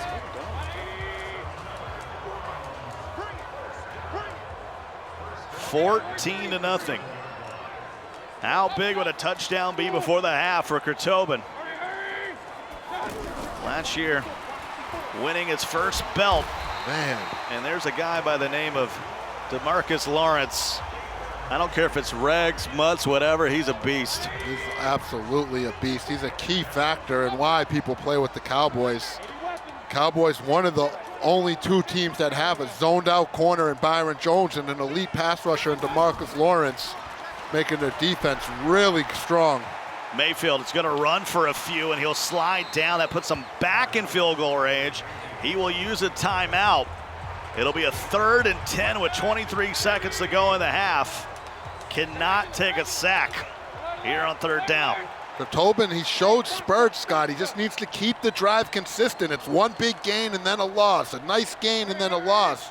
He needs to keep the ball moving. You got to get this man-to-man coverage on the outside, but this time he throws it inside to OBJ. That's going to be shy of the first down, 4th and 1, and you got to run this all the way down, call a timeout, and take your 3. Smart, not getting ahead of himself, getting some points on the board. Remember, Henry's got the ball to start this second half. Tobin's played decent defense, though. I mean, if he gets some points there, you come out to start the second half, you get yourself a stop, a little momentum. You're not going to get it all back in one play. It's going to be a 35-yarder, and the kick is up, and it is good. And Tobin finally gets on the board here at the end of the half. And James Coe, we got to know what's going on in these other games. Oh, my goodness. I mean, we got great games going on. It's the young Kiv. It's taking on Cleft the God. And how about this? Now, Cleft throwing this ball. Kiv, known for his offense. How about the pick 6 here? Defense on full-time display as he takes the early lead in the first quarter. 7-0 would be the score there. That's how they would finish the first quarter. And how about this? Lamar Miller taking it to the house. He would tie it at 7 apiece.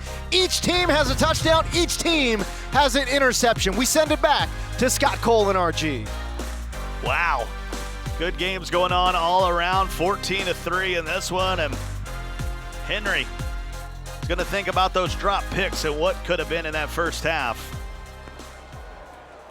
And he's going to get the ball to start here at the 28-yard line. 1st and 10 for Henry.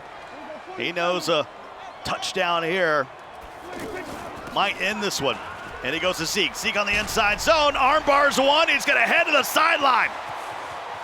25, 15, 5, touchdown, Zeke Elliott, the former Buckeye, all the way to the end zone one more time, and it's 21-3, pinning this PAT, and it's right down Main Street. 72-yard run for Zeke. It's just not what you can let happen if you're Kratoman. You take your 3 before half. You're coming out expecting to just be able to play some good defense, get yourself back in the ball game, and right away Henry just rips one for a big gain. Henry didn't say it, but this is a get off my field kind of run. Well said. We've seen it time and time again. Zeke Elliott, the arm bar, and then the speed to take it to pay dirt. 1st and 10 for Tobin. He's on tilt. Chubb. You got to get that stiff arm going if you're going to run with Chubb. 2nd and 4.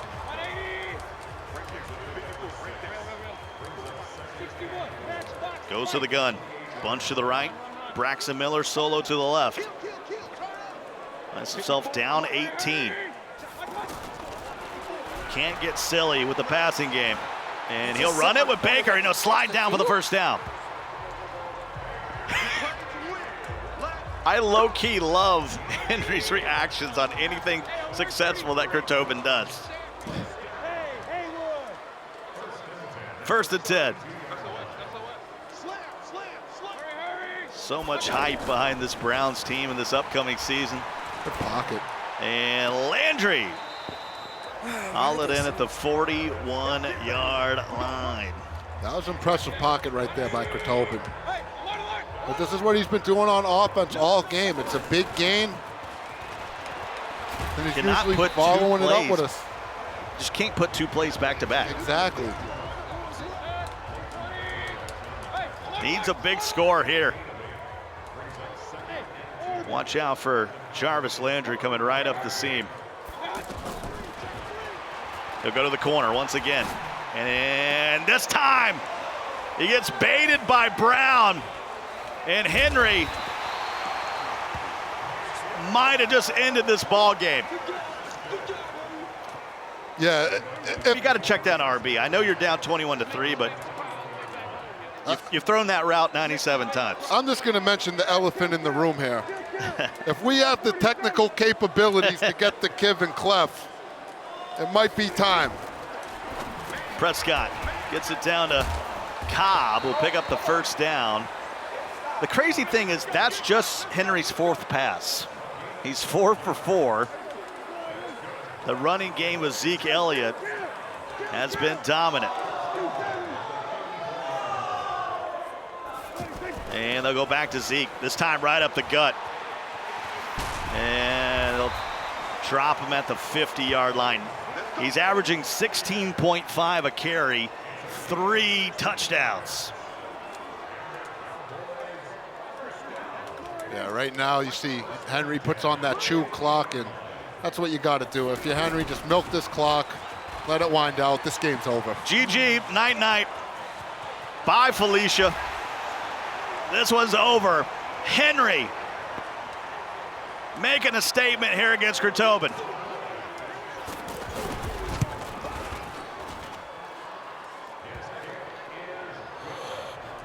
So 28-3 here. Henry looks like he's going to roll. So let's check out young Kiv and Cleft the God.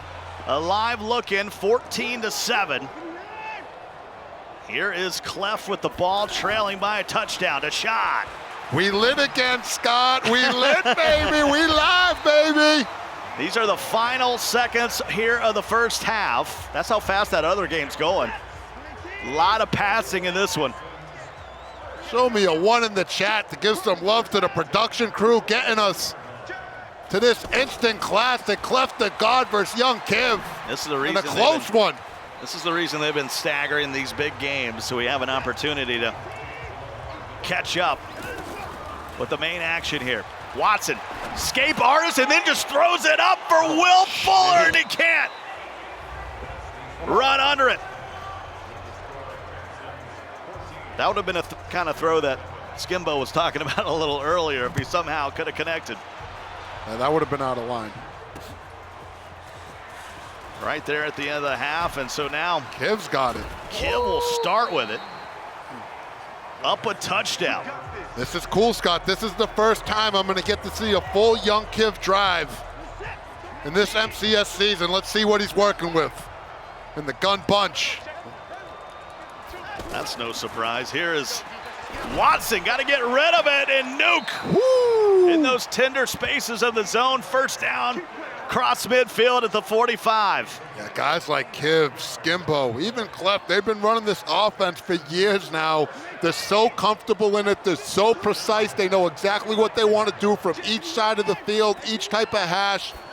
Tons of route combinations and as prolific as it gets. The shot. Ooh, this is a deep risky! bomb. Risky pass indeed. Get Cleft. That's a nice hoodie he got. Where are they getting these hoodies from? The Esports Arena hoodies, Scott? It's warm outside, but it's a little chilly inside, and so they've certainly upped the sales of the hoodies here inside Esports Stadium in Arlington, Texas. Go, look at Cleft. He's focused. Kiv with all the experience in the world, locked in. Of course, you could hear Cleft talking to himself. This is high-level Madden right here. Second and 10, Boom. and Fuller. That's a big time here. Here comes a 3rd and 4. That's a big-time play right there, though, by young Kiv, just picking up that yards, getting himself deeper into Cleft territory, moving closer to field goal range, where if he can just get there, even if he has to settle for 3, make it 2-possession ball game. It's a big play. Kiv up by 7. Out of field goal range, maybe on the edge of it. And that's a risky pass. It's going to pin on the spot, and it will be 4th and 1. And let's see if he gets his boot out here for a 52-yarder. Should have the distance, and it's now a 2-score game. Kiv up 17-7 over Cleft the God. Here's the thing, plenty of time in this ball game. We saw earlier against CJ how explosive Cleft's offense is. Even though these guys both run gun bunch, they run it a little bit differently. Let's see what Cleft can put together right here. Kiv did not start this game very well, just 2 of 5 in the passing game, but he certainly picked it up here in the last 2 quarters, and now Cleft the God has got to respond. Low pass to Nuke. Right at the 24-yard line, a gain of 5. Also in this game, James Coate tells us Cleft the God got stopped on a 4th and inches at the 8-yard line. Oh, that's and huge. Kiv would respond with a touchdown. So that was sort of the changing, the moment that put the momentum in favor of Kiv, but there's a first down for Cleft. Even 3 here is very important on this drive. Look at the way Kiv sets up this 1-4-6. You see all those linebackers mugging the gaps, those slot corners right next to those DNs. Sometimes they'll send them, sometimes they'll drop him in coverage right there. He drops one into coverage. And Cleft's just taking what Kiv's giving him right now. And if you want to mug, you see how he's mugging those linebackers in the gap, Scott? You see a lot of players do that throughout the tournament. If you want to kind of get that mug look, you can either show blitz when you're at the line of scrimmage, or you blitz your linebackers and then call press, and they'll mug that gap for you, just like you see Kiv doing. The shot by Torrey. He's got Will Fuller all the way down to the 3-yard line. It's a bomb. Oh, man, I don't think I've ever seen Cleft the God just not fight. He's just always in the ball game, true competitive spirit, and look at it. Look at this. High going to try to score, make it a 3-possession game. To Lamar Miller, who maybe got half a yard. Yeah, Cleft loves this stretch right here. The little RPO with the slant on the backside or the stretch to the right. This is his go-to out of this I-twin formation. And he'll go for the dive once again, and Lamar will break the plane, and we got a ball game again. Oh, man, this is what I'm talking about. 17-14. And here's a quick live look in between Trey King and young Tony. Young Tony with the ball here, RG. Yeah, this is a guap drive for young Tony. Tony Callaway. One of the most inspirational stories in the entire Madden community. He's got 120, a field goal won't do it. He needs a touchdown and a one-hand grab, and Tony takes the lead here late. What can this young man not do? Look at Tony Callaway. You know his pops is in attendance. Papa Tony's got to be feeling it. And one thing you got to know about Tony, Scott, even though he might be in that wheelchair, he's always got the nicest pair of shoes in the entire building. Tony's feet heat is on a whole nother level. You know I'm a sneakerhead. I don't even try to compete with Tony. He's rocking some like crazy pair of Yeezys right now. I was pointing it out and everybody's like, yeah, you know those are some real deal sneakers. I asked him what's your shoe size? He says, not yours. I said, all right. And the crazy stat that I've gotten from that game is Tony has thrown 4 interceptions and he still finds himself up in the ball game. Talk about fighting through adversity. 20 carries now for Coleman for 106. 67 seconds left for Trey King. Field goal would send it to overtime. Coleman again, conservative ball carrier, no doubt at this point. Under a minute to go. Shout out to Trey King. This is a young man I've never heard of, and here he is on the main stage against the legend Tony Callaway in a hell game, playing with these 49ers. This is awesome. Stretching it out. Giving Coleman a break and cuts it back upfield inside the 20, and he'll step out of bounds at the 15-yard line, and he can't believe it because he probably had a touchdown. And look at the emotion of Trey. He's got his face in his hand. Not feeling it, but there's still plenty of time left in this game. If you're Trey King, you got to stay focused. 35 seconds to go. We haven't had a timeout here in the second half. We got great games all over the place. This is bananas. Look at Tony with the run D. And do you see the way Tony kind of has to hold that controller, Scott? It's not your normal stance of how he holds the controller. Look at his right hand. The way he presses those buttons, it's unbelievable that he's able to play at such a high level, which what seems to be a clear disadvantage. And I said it once, I'll say it again. By God, this is why I love competitive gaming. They get on the edge one more time, couldn't get away. And that's gonna bring up a 3rd and 10. Boy, I think about using a timeout here. I mean, why are we not using a timeout here? Tony's gonna look to ice him on this kick.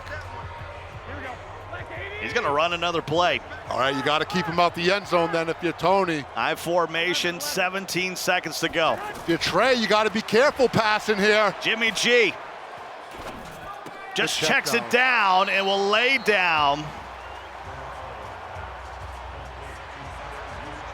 And you gotta use a timeout.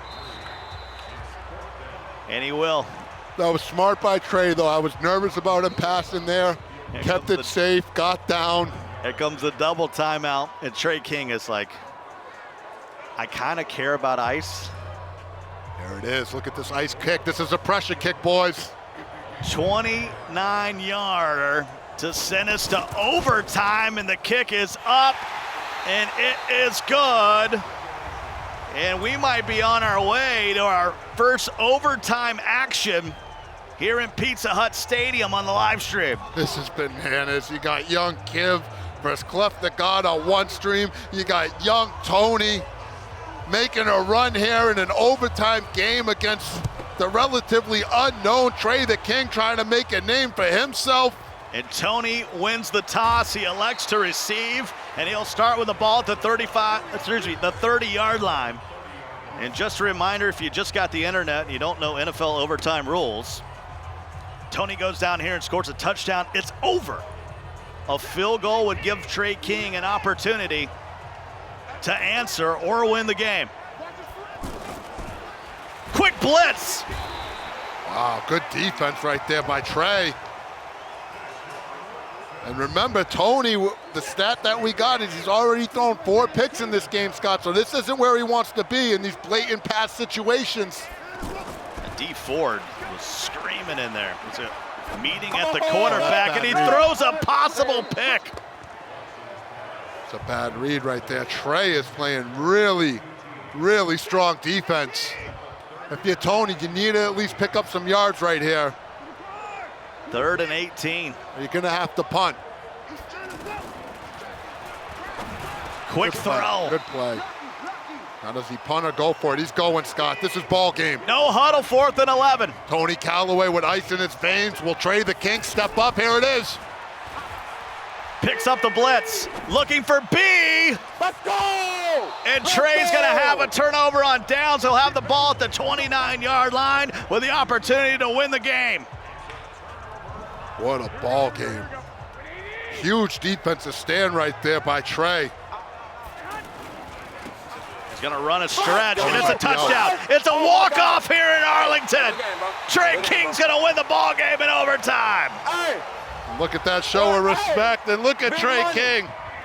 He's up on the stage saying, I am here, I have arrived. If you didn't know my name before, guess what? You're gonna know it now. And we got no time for breathers. Let's go to James Coe with an update.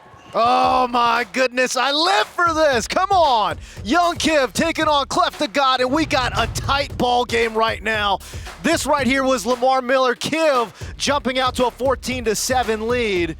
That would be the score at halftime. He'd kick a field goal, Cleft would hit a touchdown, make it really tight. You see Cleft scoring that touchdown to make it 17-14. He'd get the ball back and make it very close. He had another red zone opportunity, gentlemen, and Kiv applied a hit stick fumble, picked up the ball in the red zone.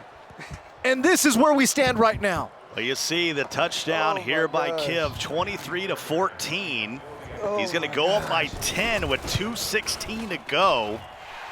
Turnovers are a backbreaker. It's a 5-play, 76-yard drive. And Cleft the God, for the first time in Madden 20, is in a bad place. It feels that way. He's been so dominant. It really feels that way, but oh man, the Kiva with a big hit. And we talked about it. You know, if anyone's going to have high expectations coming into this tournament, it's young Kiv. He's one of the few players that we knew is super elite that we haven't seen compete in some of those Mudhead Friday night tournaments, Road to the Classics. He lays low key, he plays on his creep tags. But you know what? You can tell he's been putting in work because he's up right now 2 possessions against what many consider to be the hottest player in the nation. I see Kiv playing a lot on a creep tag called Coltrane TV. Yeah. No, that's not him. That's me. I'm terrible. 2-minute warning. Both players with still all their timeouts. It's big. Cleft the God, even if you get 3 here. Yeah, having all 3 of those timeouts is huge, Scott. And there's a big hit to keep him in bounds. Run that clock. That's a 10-second runoff on the no huddle. Deshaun tries to step up in the pocket, and it's Jadeveon Clowney. That's a South Carolina Gamecock dropping a former Tiger in a biggest play of the game. He rolls out and nothing there again. The way Kiv is mixing up this 1-4-6 out of big time is tough, Scott. He sets it up the same way every time. He mugs those gaps, he moves those DBs in, but you don't know if they're blitzing or dropping in coverage right there. The pressure gets there. Kiv always known for his offensive efficiency, but a very, very underrated defensive player as well. 4th and 16. Might as well call it 4th in the game with 64 seconds to go. And young Kiv up 10. Deshaun has some time and has a man, but that's a tight window for Hopkins, and it's GG's. Wow. Young Kiv's gonna beat Cleft the God. I mean, that game could have went either way, Scott. I mean, that's 2 of the best players on the circuit. But let's just put it this way now. With that win, young Kiv has a ton of momentum in this Madden Classic. You got the Madden 18 belt, Madden ball winner right there, one of the most consistent players in the MCS circuit. Unbelievable 3 sets of games. The Kiva. And let's bring in James Coe to bring us up to date. Wow. Man, what a set of games we had here.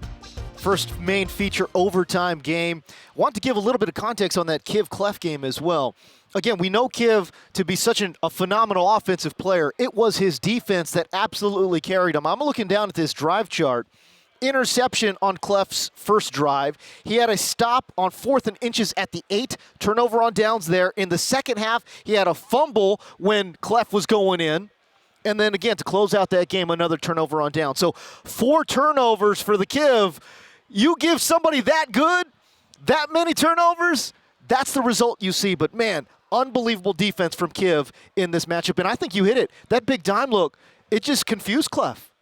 First of all, I don't know what's more impressive, Kiv's defense or the drive breakdown that James is putting together over here, because he's got some serious notes. I mean, tons of respect on that one. But, yeah, I agree. Kiv, with that 1-4-6 big-time defense, he is mixing it up. He's dropping them in coverage. He's sending slot DBs from the right, sending them from the left, sending them both sometimes, and it's just really hard to make any type of pre-snap read against them because the defense looks the same every single time, and he's forcing players to make that post-snap read, which is a lot to deal with, especially when you got Kiv lurking around out there at the high level. They might see each other again.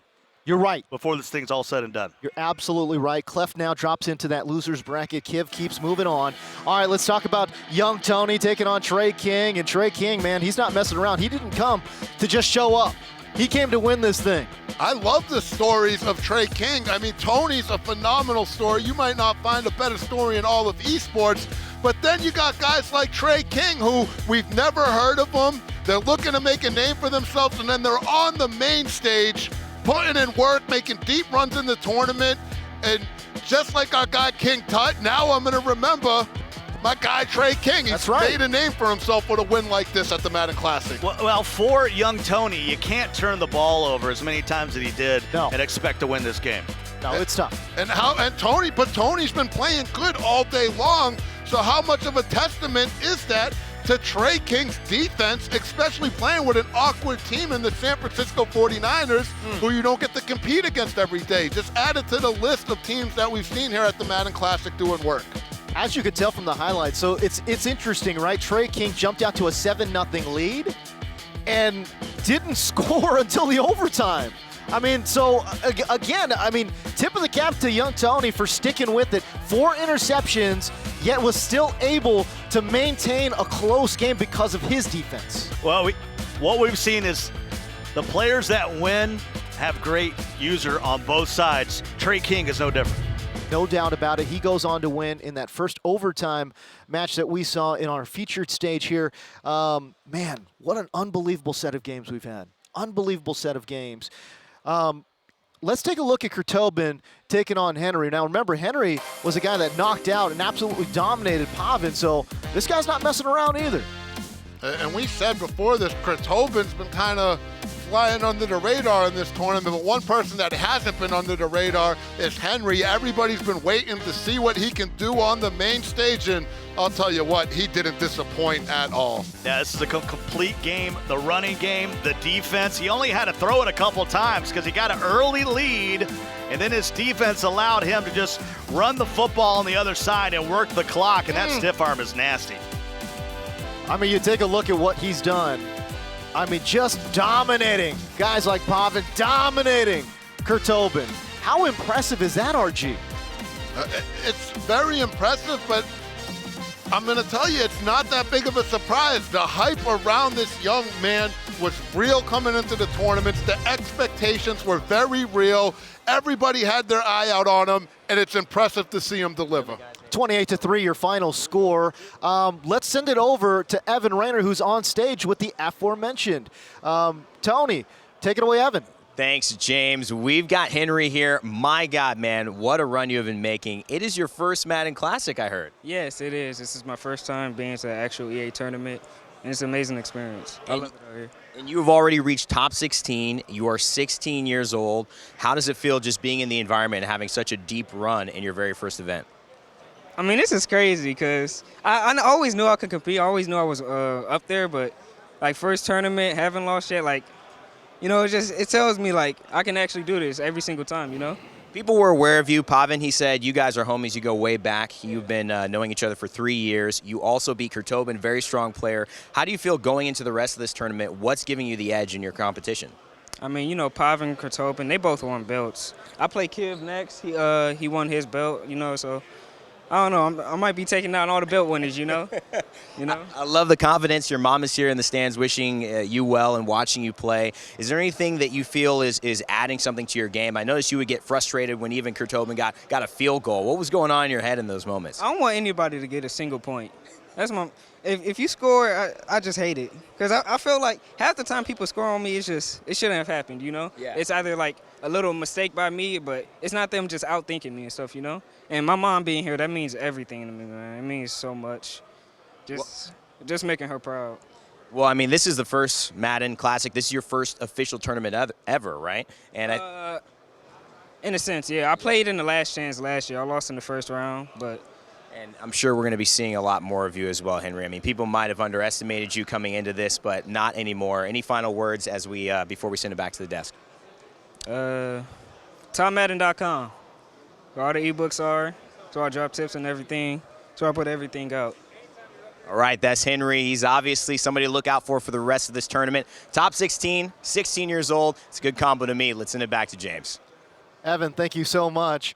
Boy, I was so impressed. Well, first of all, the kid's got some serious swagger, does he not? He's confident, man, for a young man. And it's a sincere confidence. You can tell he's not just putting on for the camera. He's very well spoken, and you can tell he believes in himself. And I mean, man, that motivation when you're playing, you know, with your mom in attendance. I've been in that same situation. You do play with a little extra, if you know what I mean. So that's a talented young man, but that's also a motivated young man. Watch out. He reminds me a lot of Drini. When Drini, you know, we kept saying, even though Drini wasn't 18 yet, the age was 18 at the time that he had to be in. I said maybe the best player in Madden isn't even eligible yet, and that's how we kind of felt about Henry. You heard about him just destroying some of the biggest names in the community online, and now he's done it in a LAN. When you're shoulder to shoulder with someone and you're still getting results, then I know you're the truth, and it's not just hype.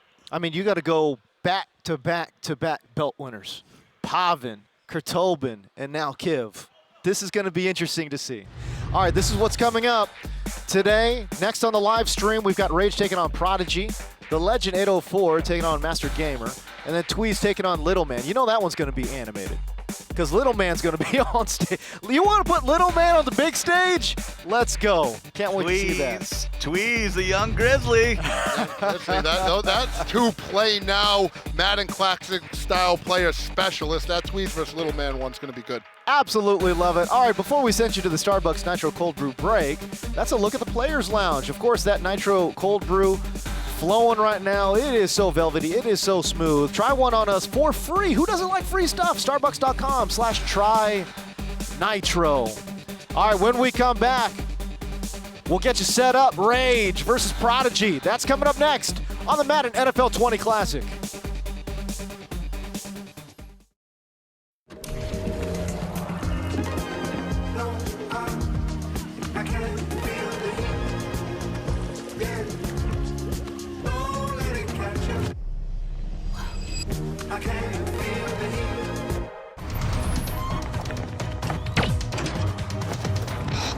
Come on, man. What?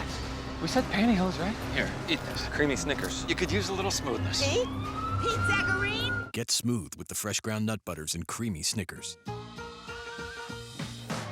Pull, dip, pop, like it's your J-O-B. Cheesy Bites Pizza from Pizza Hut is back, people. Time to go to work on them before they're gone. No one out-pizzas the Hut.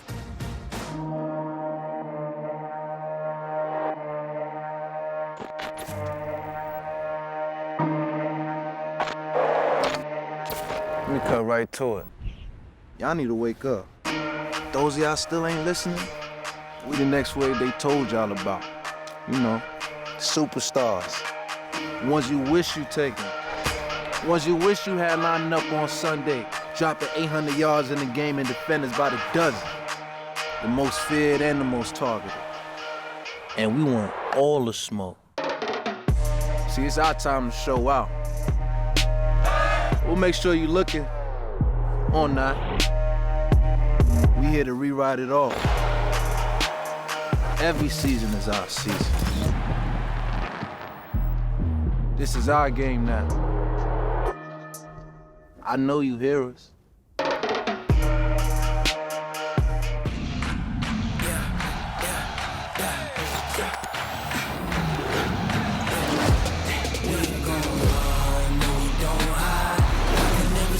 Not a day in my life. Long as my dogs, they by my side. Yeah, we gon' ride till we die. Come on, no hesitation. We gon' run, no, we don't hide. I can never switch, not a day.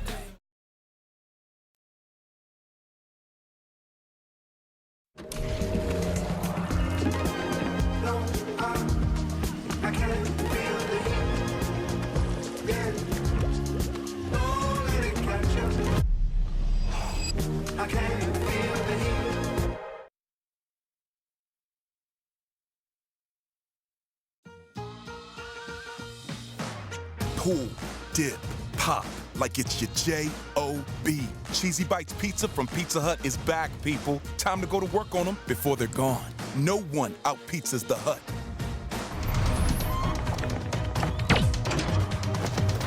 Pete. Come on, man. What? We said pantyhose, right? Here, eat this. Creamy Snickers. You could use a little smoothness. Pete? Pete Zacharine? Get smooth with the fresh ground nut butters and creamy Snickers.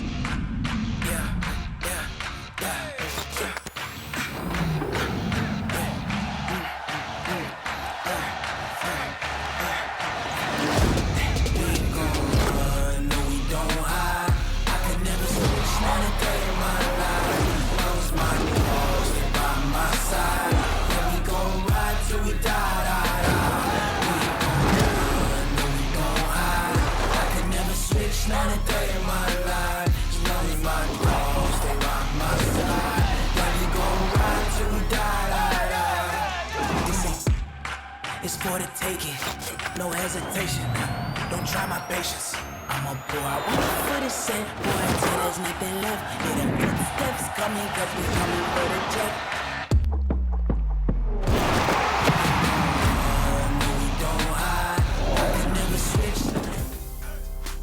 The Madden NFL 20 Classic is presented by Starbucks Nitro Cold Brew. Velvety smooth, sweet without sweetener, creamy without cream. Starbucks Nitro Cold Brew. Try one on us at starbucks.com/trynitro. And by Pizza Hut. No one out-pizzas the Hut. And by Snickers. You're off your game when you're hungry. Eat a Snickers. What's up, you Madden Maniacs? We welcome you back. We want to go from a rookie to a pro in Madden Ultimate Team. Watch Good Morning Madden every morning. 10 a.m. Friday, Monday through Friday, featuring community favorite hosts Agent K and Z Farrells. Get exclusive information on upcoming players and promos in Madden 20, along with in-game rewards for linking your accounts. And of course, that is a live look into the Players Lounge. Hey, there's Skimbo, chilling. You can try a Starbucks Nitro Cold Brew on us. All you got to do, starbucks.com/trynitro. Absolutely free. Why would you not do it? Who doesn't like free stuff? A busy, busy weekend here in Arlington, no doubt about it. On Thursday, we saw an NFL preseason game over at AT&T Stadium. Then, of course, we've got the Rangers playing at home. We've got EA Sports right here, the Madden NFL 20 Classic at the Esports Stadium. College football is going to be going on a little later tonight. Oregon taking on Auburn in what should be a fantastic matchup. That's also happening at AT&T. We got Washington versus Dallas in the WNBA and an MLS game as well. Come on. I didn't realize all these things were happening. That's pretty cool. Hello, everybody. James Coe here with you, joined alongside by Lights Out and Nick Mazesco on the far side. Gentlemen, we have seen some intense gameplay. We've seen some great matches, and we've seen a lot of upsets as well. But some of your early takeaways here on day number 2. Kiv, Henry, Serious Mo, doing the best out of anybody in this competition. Why? Explain that. They haven't lost yet, in simple well, there's terms. that. Yes, That's just absolutely. solid reasoning right there. But no, I think especially for somebody like Henry, I've just been blown away by his dominance against two incredibly good players. And Serious Mo, I think defensively is locked in. Henry just blew out Kratobin and on the main Pavan. stage, and Pavan, and just no nerves. Just 16 years old, first major tournament, no nerves. Yeah, my favorite part about this tournament, especially as we're getting into the later stages of day 2, is the fact that we're finally starting to see what we're looking at for tomorrow. Who are the true belt contenders? Who are the guys that we're going to be watching over the rest of today and into tomorrow? All right, speaking of the rest of today, can we take a look at the rest of the schedule for the upcoming schedule here on the Madden NFL 20 Classic? Rage taking on Prodigy. These boys next to me will be taking you through that match. Legend 804 taking on Master Gamer. We'll have live look-ins there. Tweeze versus Little Man. I mean, I almost want just a camera just on Little Man's just for his reactions. That's all I want, you know, because you know he's going to get crazy up there. Oh, it's going to be so great. Rage and Prodigy both going to be playing with the Cowboys today. And as you could tell, the Cowboys, one of the most popular teams, the most popular team in Madden NFL 20. Almost 11% of the team's players playing with the Cowboys. Your thoughts? Cowboys are a great team. What's interesting is that Prodigy and Rage are both crew members. They're both part of the NFA crew, and they weren't both using the Cowboys initially in this tournament. Same with Goze. Goze is also in the NFA crew, and they're kind of bouncing around teams. I guess they settled with the Cowboys. I wonder if they have anything up their sleeve. Since they are lab partners, do they save anything? You know, they lab together. So for this type of moment, do they have something hidden to beat each other? I almost wonder, too, if it's something to throw their opponents off. We've got a new team. We're going to bring in a new strategy and all those type of things. But we shall see. Rage taking on Prodigy. Nick Mazesco on the call, joined alongside. It's lights Gentlemen, out. take it away. It's just lights out. He's hanging out with me. It's going to be a great day. Some great games coming up. Look at Rage and Prodigy getting locked in. Let's start out with Prodigy. Lights, this is a guy a lot of people have been wondering, when is he going to get a belt? When is he going to make the leap? The 20-year-old from Fontana, California, 4 EA major event appearances. He's part of Top Madden, but more than any of those, he wants that belt. He wants to be known as one of the best. Yeah, he's also part of the Noble Esports crew. One of the most consistent players in the MCS circuit. On the flip side, he's going to be taking on Rage. Rage, one of those guys everybody knows in the Madden community, active on Twitter, big community guy, and he is also one of those gateway members, I like to call, looking to make the next step here in his MCS career. Exactly. I feel like everyone treats him as a top player. He hasn't really, like you said, made that leap and, you know, either winning a belt or really making a big run. This could be it for him. Should be a great matchup. Two guys hopeful to get their first belts. And the only way to do that is to get a win right here. Let's head inside Pizza Hut Stadium and kick this one off with some good old-fashioned Cowboys on Cowboys action from the Lone Star State Lights. It is great to be back here on the desk for a phenomenal matchup here at the Madden NFL 20 Classic. A pleasure to be casting another game at Pizza Hut Stadium. Rage is going to be getting the ball. Oh, my gosh. You good? That hit that's what I call a mid-sentence stopper hit. That hit hurt. It happens and you stop everything. So here I'm already seeing I-form tight. I-form tight, in my opinion, is going to win the tournament. I-form tight is the hardest run scheme to stop. You have the halfback dive, or you could call it the halfback lead. You have the power O, you have the stretch. There is no run defense that can stop all three. So I'm interested to see what Prodigy does. He knows Rage is going to run this, so let's see how he counteracts it. Rage starting off with the ball in that I-form tight set, and who else but Zeke Elliott at the top of the eye. Do they decline taking this? the delay of game? That's a gentleman's agreement. Lights, let people know at home what that's all about. So they're just setting up their team, their depth charts, and they're friends, so they're not going to accept that penalty. I think they just need a little bit of time, make sure they have the right guys in the right positions. The gentleman's agreement. Here at the Classic handoff, Zeke Elliott, stretch run left side, get off of me. Picking up 3. Right there, arm bar by Zeke Elliott. That is one of his abilities. He also has the inside zone guru ability. So any type of zone weak run, they're going to get better blocking on the offensive line. 2nd and 7 for Rage. Why not try right up the gut? And boy, these runs are so dangerous out of I-form tight because you see if Zeke Elliott's able to get to the second level, there's nobody back there defensively because so many guys have to stay in the box to stop it. Exactly. You have to have guys to the left, to the middle, and to the right. And if there is someone that's about to tackle him, he can armbar them and get a stiff arm. Nice gap That's shoot, a touchdown. but he gets past it, and here he is in the second level. Little swerve left, right. He's still going. Jalen Smith can't make the tackle, and Zeke Elliott's putting 6 on the board. I have a feeling we're going to be saying that a lot in this game. Yeah, there's going to be a lot of I-form tights. I'm pretty sure Prodigy's also going to be doing this. It is so hard to stop. You are going to see this later on tonight and tomorrow. You guys better get I-form tight defense. If you're listening to this and you're still in the tournament, you want to win this belt, get I-form tight defense. As the kick is away, and we'll see what Prodigy can do.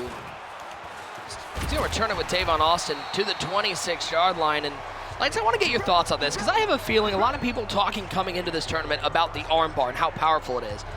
Well, I feel like what we're seeing is the dominance of a talented offensive line is really what the difference is as opposed to the ability of the armbar. Right. You have Zach Martin. He has the post-up end zone blocker ability.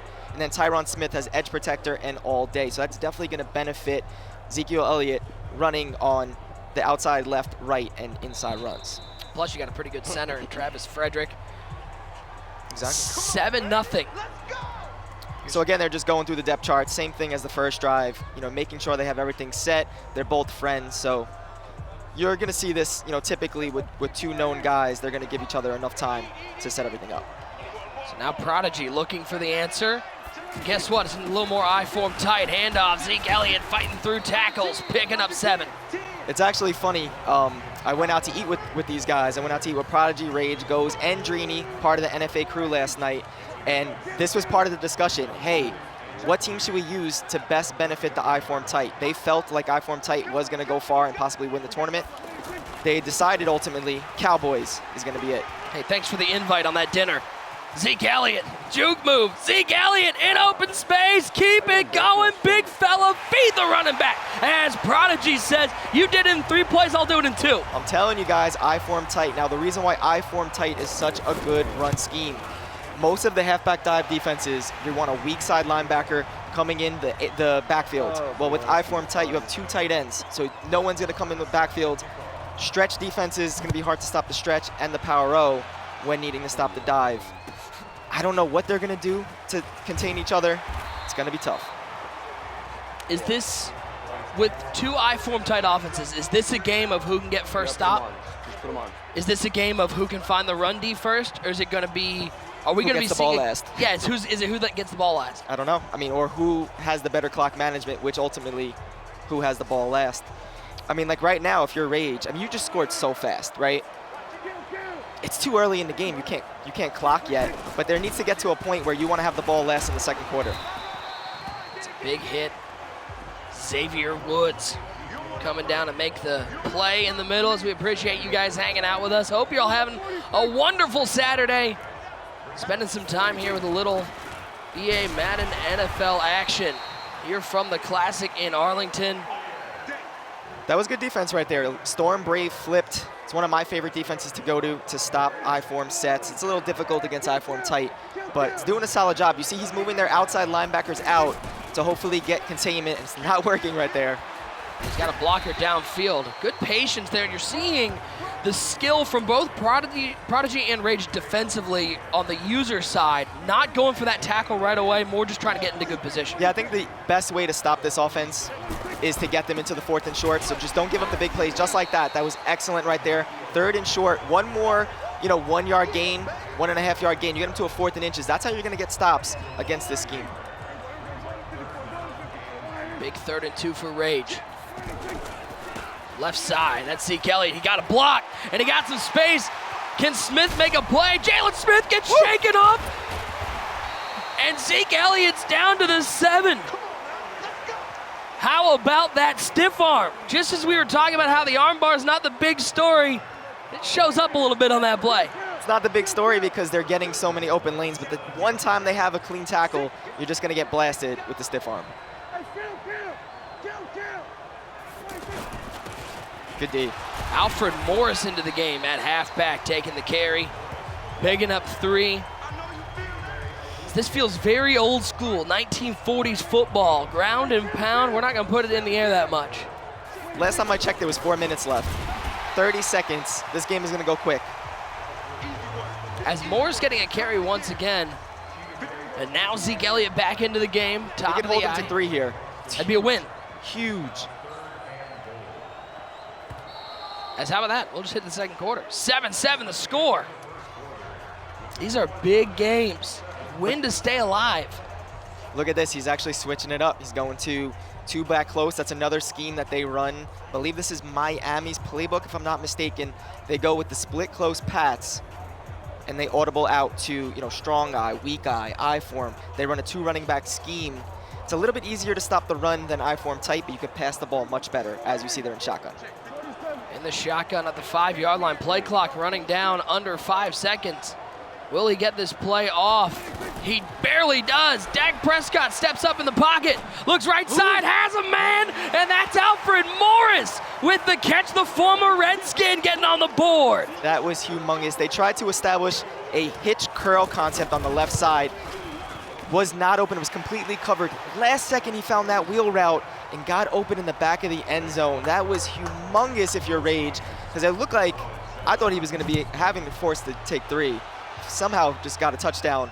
Prodigy has the pressure now. Plus, who doesn't love a stat line? 1 pass, 1 touchdown. Like, that's an ideal start for Rage's passing attack, and now Prodigy back on the field. Gonna see more of the same. I think the big thing you see in these games that maybe you don't see when you're playing online is these pro guys, they're gonna stick to their game plan. There's not gonna be a whole lot of changing because they know this is what I run the best, this is how I'm gonna score. Right, and it's funny because like I said, they're lab partners. So what does this mean? They're both running the same offense.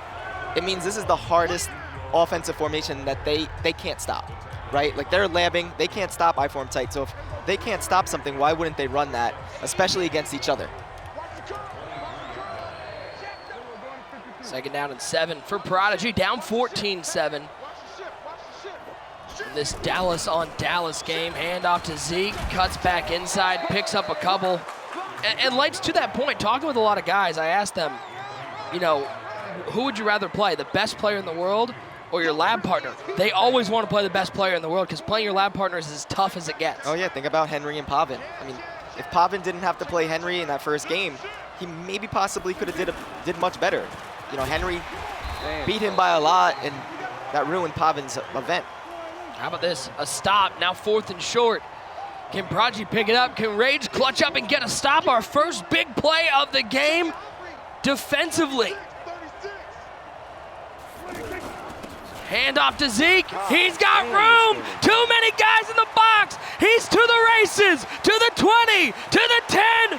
Feed the freak. Zeke Elliott into the end zone. So close to getting a stop, and just like that, a crib shot touchdown. I hate playing against runners. It's just so tough. Against a passer, if you make the proper adjustment, you're going to get rewarded more times than not. But against a runner, man, you could call the same run defense on 3rd down, and then you run it again on 4th down, 4th and inches, touchdown. What is up with these hit sticks? Every single kick return is a hit stick. At what point is that going to be a fumble? I mean, you guys are both doing so well, Rage and Prodigy, running this ball offensively. Stop. I would not take that kick return out. Yeah.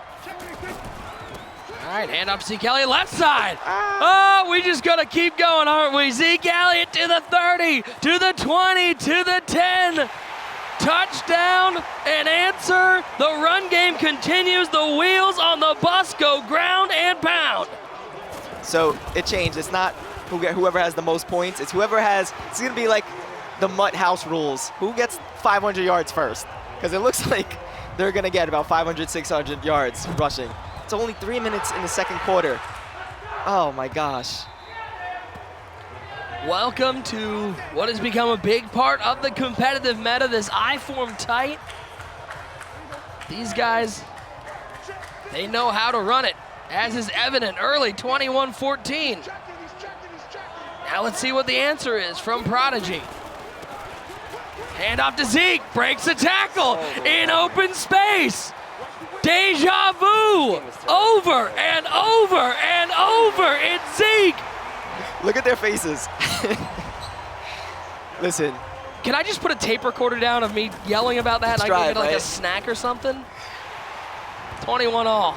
So what they're trying to do is they're trying to shoot the backfield on the runs. You see that they're blitzing their linebackers, both middle linebackers in the 3-4. They're trying to stop the run for negative yards. I think the strategy needs to be stop the run for 3 yards, stop the run for 4 yards.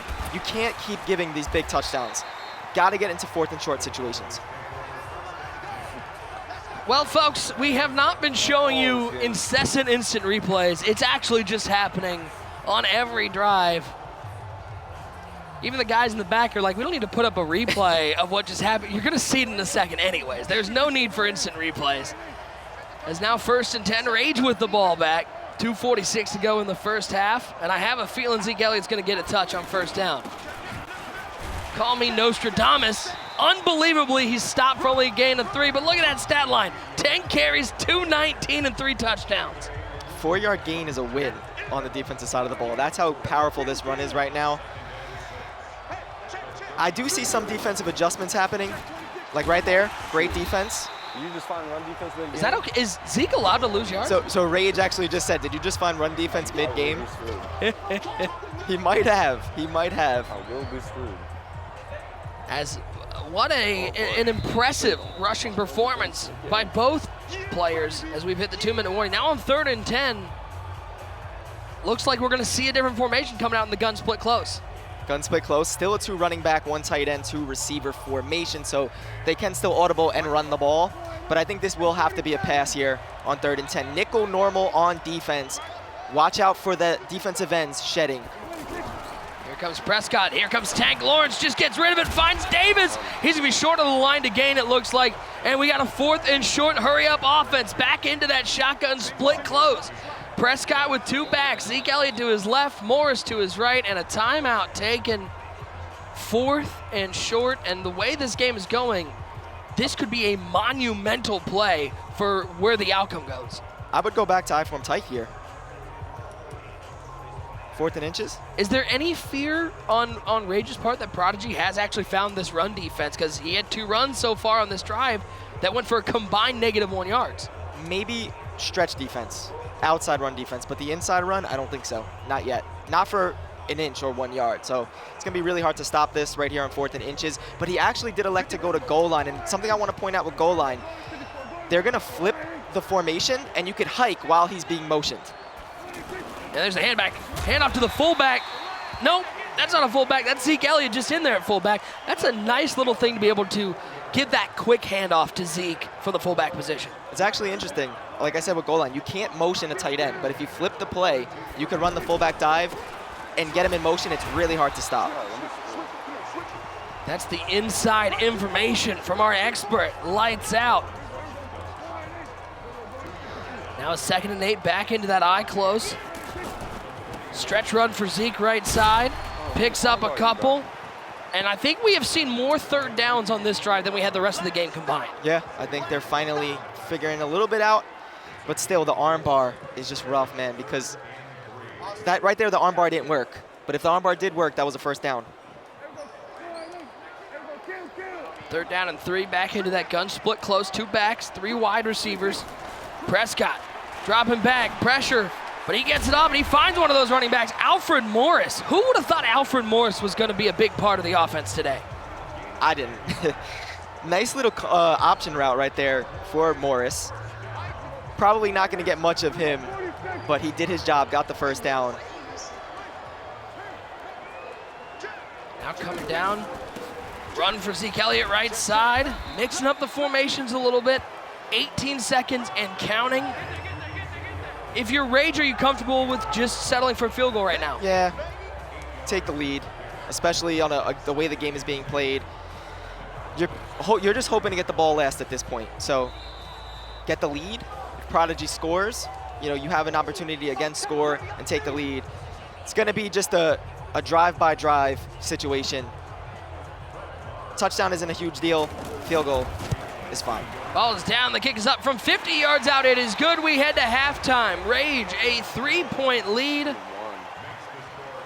And if your quads are sore, it's probably because you watched Zeke Elliott combine 6 touchdowns. I'm getting pretty winded watching it.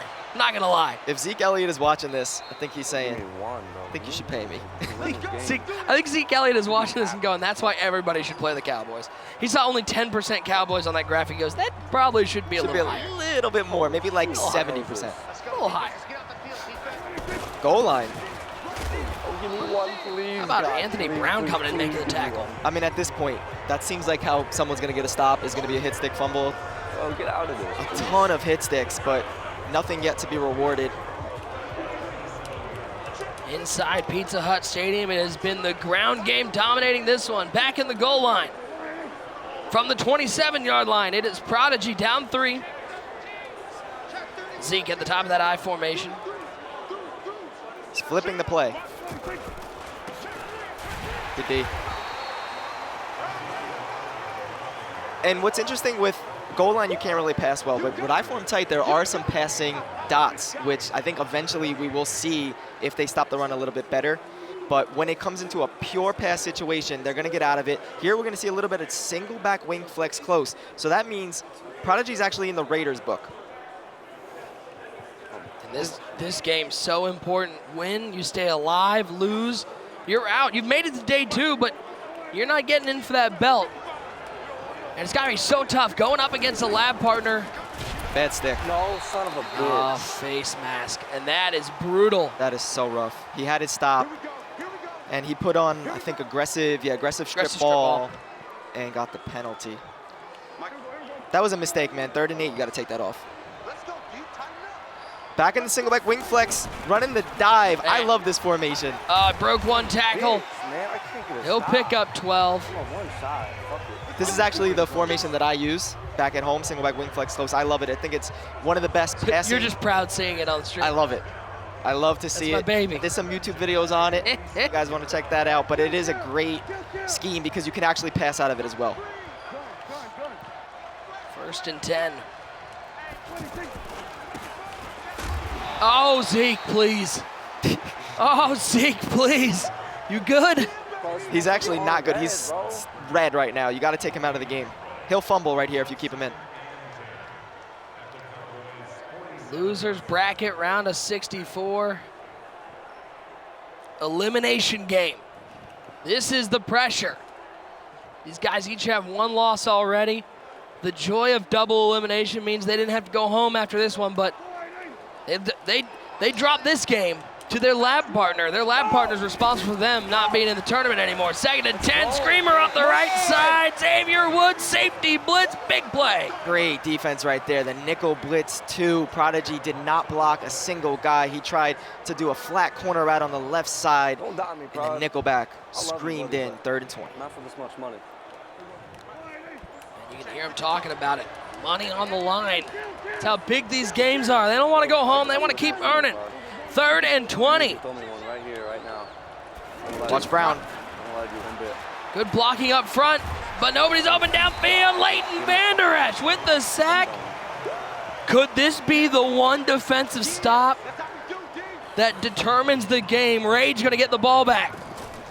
See, Prodigy got out of what was working. I know as a viewer and as a commentator, we don't want to see I form tight every down, but Prodigy probably should have stayed in it. There was really no reason to get out of the formation, and ultimately cost him. Rage right here could make it a 2-possession lead if he gets a big play, scores. That could very well happen with Ezekiel Elliott. Now a 1st and 10 for Rage with the 3-point lead and the ball. And why not give it to your horse? Zeke Elliott picking up 3. I think one thing to note, Prodigy is more of a passer than Rage. Rage does not want to run the ball. He doesn't want to pass the ball at all. Even in past Maddens, this Madden is actually, kind of fits him because if he could just stay in I form tight, run the ball every down, he's fine with it. Prodigy might not be as fine with that. Zeke will pick up the 1st down as we appreciate each and every one of you hanging out with us for the Madden NFL 20 Classic from Arlington, presented by Starbucks Nitro Cold Brew. Nick Mazesco, lights out with you for this elimination game. You gotta love day 2 of the Classic Lights because every game is so important. Yeah, you lose, you're out. You win, guess what? You're gonna play another great player. And it doesn't get easier from here. Definitely does not. 4's up in the chat. We're heading to the 4th quarter. It's a 3-point game. 2nd and 12 for Rage. Little 3-4 odd, pinch D line, spread linebacker look. He's playing on the corner. One linebacker able to slow up Zeke Elliott there, and sometimes that's it with the arm bar, with how good it is. It's about getting the first guy there, then following up after. Exactly, you just got to get bodies on him, just in case he does break that first tackle. You're going to get a gang tackle. 3rd and 9, forced to pass here. Can Rage pick up a clutch first down through the air? Quiet down the crowd here inside the Pizza Hut Stadium. Prescott, 3rd and 9, steps up, steps back, dumps it off, shakes off Van Der Esch. There are 3 more Cowboys there, but he's still fighting. He's gonna cut it to a 4th and 1. And that's why they're using the Cowboys. That should be about a 4th and 6, 4th and 7. Elliott made that a 4th and 1, and now you can go back and run the ball. If it was 4th and 7, you're gonna have to pass. Not right here. And how about this? Can Prodigy get the stop that he needs? Oh, please don't blow this up. Pinches the D-line. Little goal line defense. Here comes the tight end from right to left. Fullback dive. Got in the backfield, but Zeke lowered that shoulder and shook him off. That was great defense. Still couldn't take Zeke down for an inch. Back to, oh man. This is brutal. Taylor Swift would be proud to see Zeke Elliott shake him off like that. 24-21. Under the 3:20 mark to go between these two friends, 2 lab partners. And watch him guarding. He controls the corner as soon as he sees that motion. Look, he's on Brown here. Get off it, please.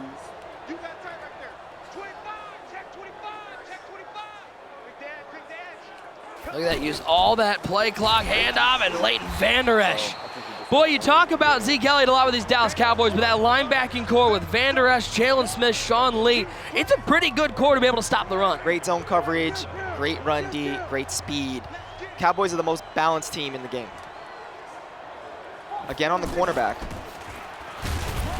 And look at the defense collapse. You can armbar one guy. Armbarring 6 of them, though, gets a little tougher. I think Prodigy's up to something. I think he might have got the box for it.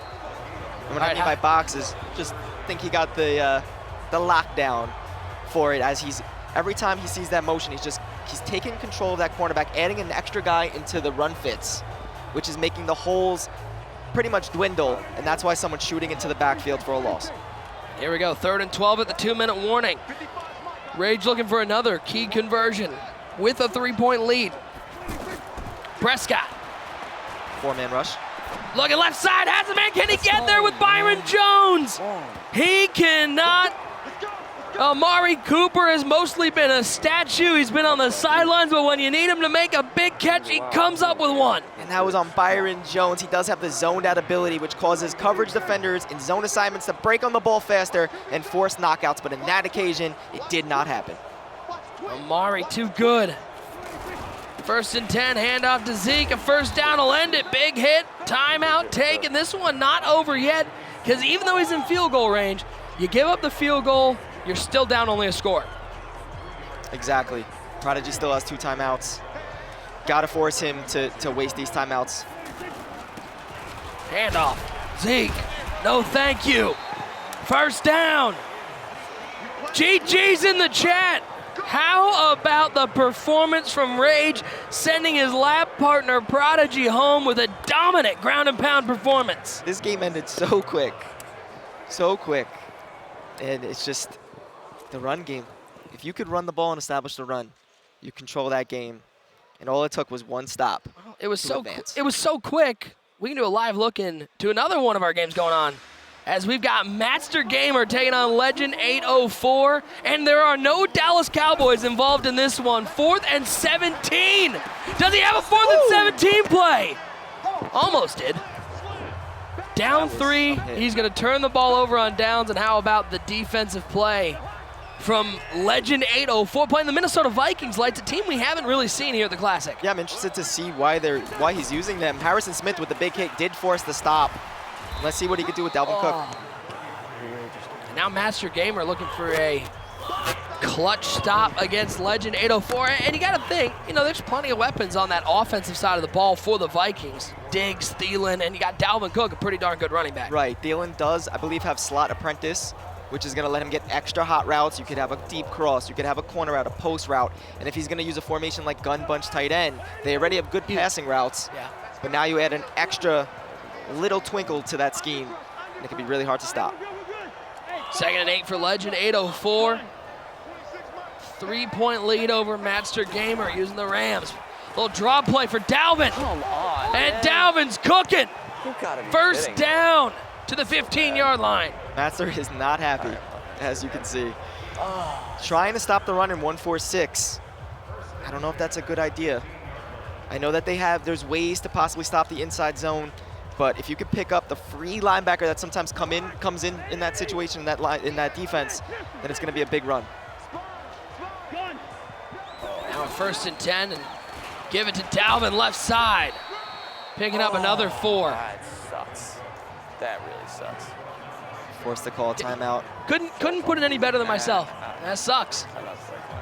It's always great listening to Matt as he analyzes situations. Very analytical kid. Very good player, but right now he's not in a good spot.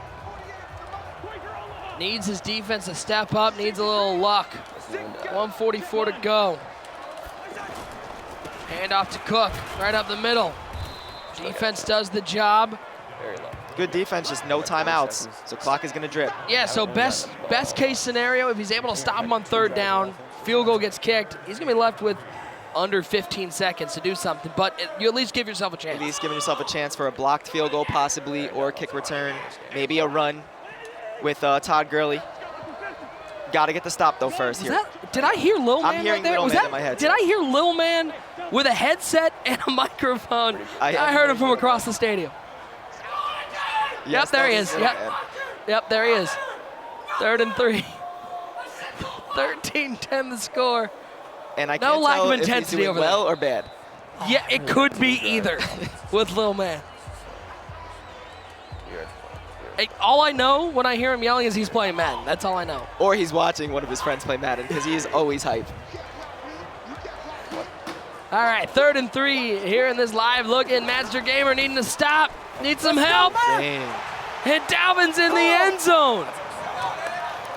Legend 804 with the salute. He knows he's on the big stage and just got a huge touchdown to seal this one. I thought he was a Redskin fan, Legend. He's rocking a Giant hat. I got to talk to him later about that. And GG's in the chat. Master Gamer goes down. He is eliminated. As I guess we got to go. We heard him yelling. I guess we should probably look in to Lil Man and Tweeze. And here's why he's yelling. It's a 16-16 ball game. Lil Man with the ball. Hands it off to Scott. That is Boston Scott. Probably never heard of him, but he is a great Madden gem. 92 speed, he could spin, he could juke, he has decent carry. Pretty much better options than what you could get with the Eagles speed-wise. You have Jordan Howard that you could spell him. Single back wing flex close formation. He has Lane Johnson at outside tight end for blocking purposes. How about this 3rd and 8 for Lil Man? Under the 2-minute warning, Wentz steps up. Throws it. That's a dot. Zach Ertz with the catch. How good is Zach Ertz at tight end? Zach Ertz is phenomenal. He has the tight end apprentice ability, which is going to give you extra hot routes as long as he's lined up at the tight end position. And all of those routes, the sharp corner route that you could get, the sharp post route that you could get, they all destroy man coverage, forces you to play zone coverage, and Little Man could dot it up. Now a 1st and 10 for Lil Man as he uses all that clock. Only 2 timeouts remaining for Tweeze. Hand off to Scott, right side. And what a smart play by Lil Man as I get past a note from the hostess with the mostest. James Coe lets us know that Lil Man got a strip on 4th and 1. Wow. James, let us know what's going on. It was a stop on 4th and 1 to basically start this drive here for Little Man and try to put this game away. But this is a weird game. Tweeze was using Philip Dorsett as a running back, and you're seeing Boston Scott as a running back for Little Man. It's just an odd setup right now. Yeah, we saw, we were watching earlier, Tweeze was playing IB Strafen. He ran that Wildcat with Philip Dorsett, and it provides so much speed and really no fumble ability because Dorsett's so secure with the ball. Right. It interests me on why Tweeze would use the Patriots for that scheme. Like, Dorsett doesn't have any special ability or anything, but... Oh, I got him this far. Yeah. At this too, the other weird part about this game is the fact that they've been going for 2-point conversion. So as you can see, the score is 16-16. It's 2 touchdowns with two-point conversions each for both teams. So it's just watching this game was a very odd kind of look to it. Unconventional. Yeah. Yes, very unconventional. Well, Lil Man's gonna have to kick a field goal here, and I pray for everyone's ears if for some reason he misses this one. You don't think he's gonna scream if he hits it? Oh, he will. Oh, he will, but I think it'll be nicer. Oh, he will. I think it'll be no nicer. Question. As interesting, they've been going for 2, James, and that means the kickers haven't even been used. First kick of the game. That is correct. It's ice cold here. Can he make this one? A 20-yarder, it's up, it's good. No yell from Little Man. Wow. He's quiet. Yeah. He's good. As what a performance from Tweeze, Lil Man. Hi, man, let's go. With the elimination. Hi, man. And another EMB bro continues on here at the Madden NFL 20 Classic. I really love what they're doing with the Eagles. Again, running that single back offense, but they have Lane Johnson at outside tight end. He has the nasty streak ability, which pretty much just plows over safeties, defensive backs, always blocks the linebackers.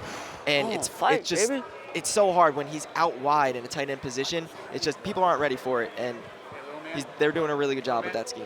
And you were talking about Boston Scott as well with all all that speed, utilizing all that space out there as well, and it's been confounding for a lot of these teams going up against these Eagles. And you see Joke, he also runs that same exact scheme, so if we see him later on the stream, he's going to be running with the Eagles, doing exactly what Little Man did. All right, let's get you other game action.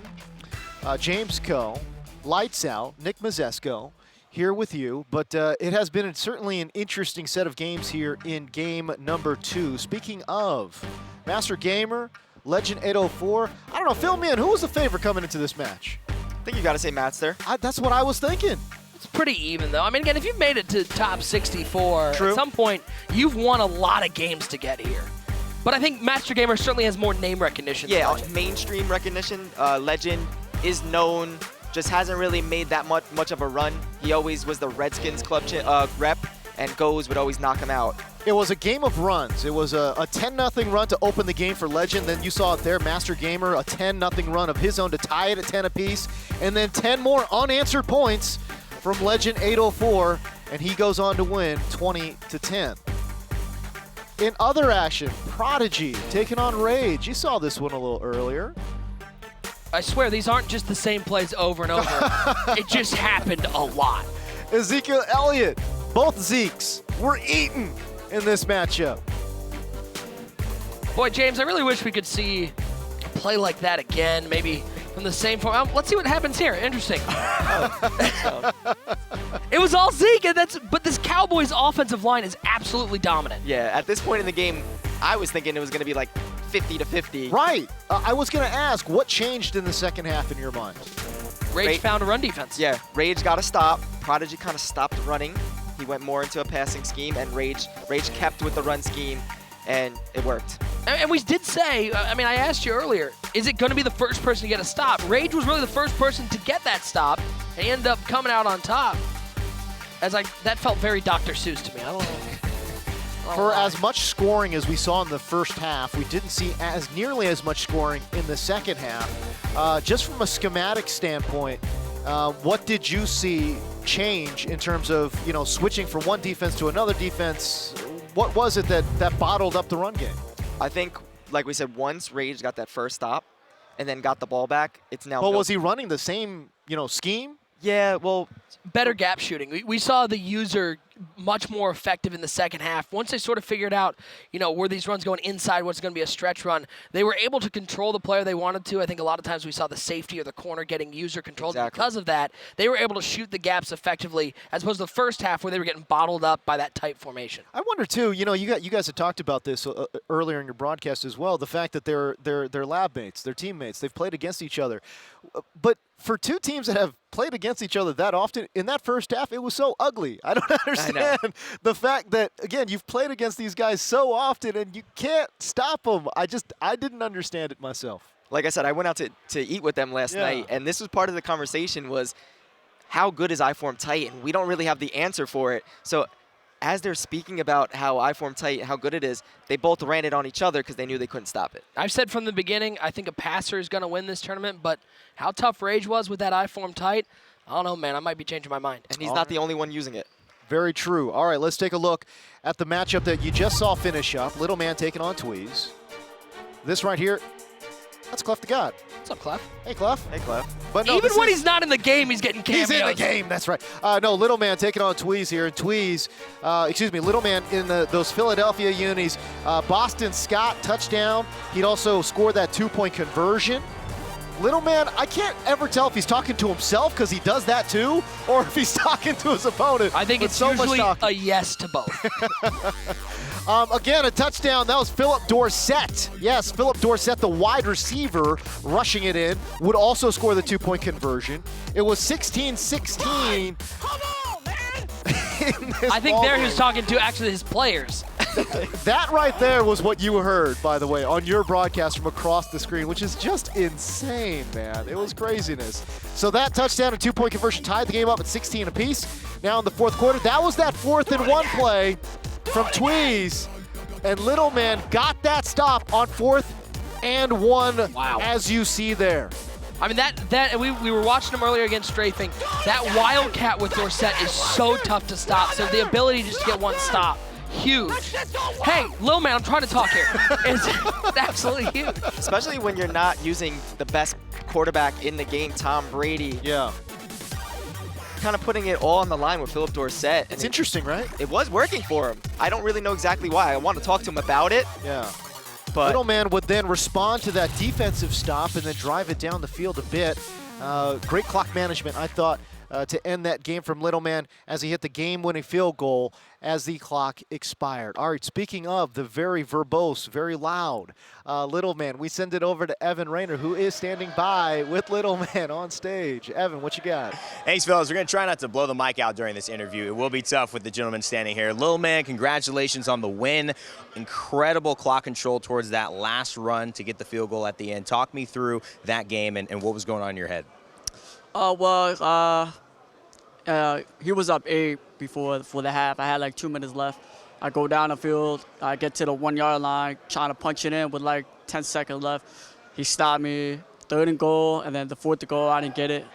Then I had ball at half, and coming out, he stopped me again, but I had to punt the ball. I didn't punt. Actually, I got stopped on 4th and 10. Then I stopped him again. Then he stopped me again. It just went back and forth until the very end that I finally got the tied up at 16 all. And then 3rd and 1, he tried to do the Wildcat. I guess it's like a QB blast. Got stuffed, and he did it again.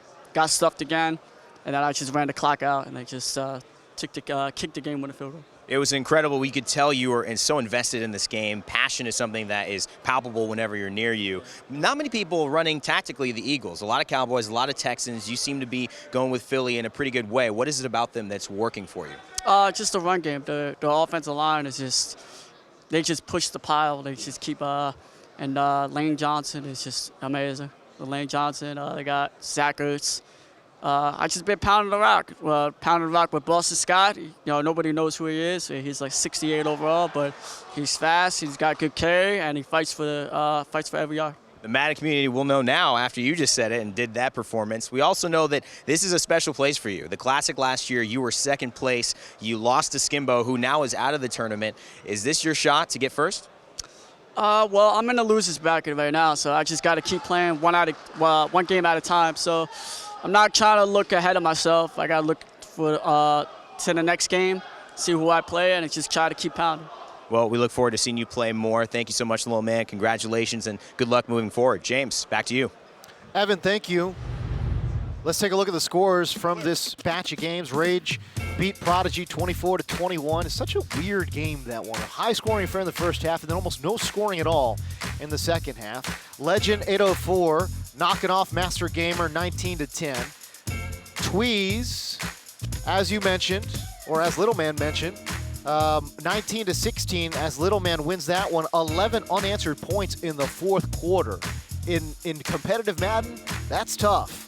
You score double-digit points in the fourth quarter unanswered, usually means a victory. All right, this is what's coming up on the live stream. Lawrence taking on Echo Fox Joke. That's going to be the featured matchup. These two gentlemen, Nick and Lights Out, will be calling that. And Quani taking on Cleft the God. Cleft the God, remember, moving into the losers bracket now after he suffered a loss to the hands of Young Kiv. And then Got Him Coach taking on Mr. Hitstick. I kind of like that gamer tag, Mr. Hitstick. Yeah. Let's take a look into the Players Lounge as we are going to step into the Starbucks Nitro Cold Brew break. If you would like a free one, and why would you not? Oh, hey, there's Jen Wing. Hi, Jen. Go to starbucks.com/try-nitro. When we come back, plenty more action as Lawrence takes on Echo Fox Joke.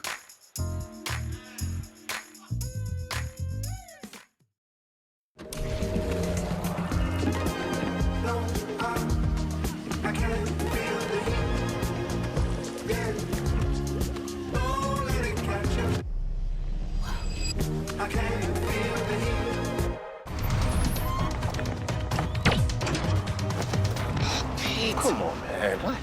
We said pantyhose, right? Here, eat this. Creamy Snickers. You could use a little smoothness. Pete? Pete Zacharine? Get smooth with the fresh ground nut butters and creamy Snickers. Pull, dip, pop, like it's your J-O-B. Cheesy Bites Pizza from Pizza Hut is back, people. Time to go to work on them before they're gone. No one out-pizzas the Hut.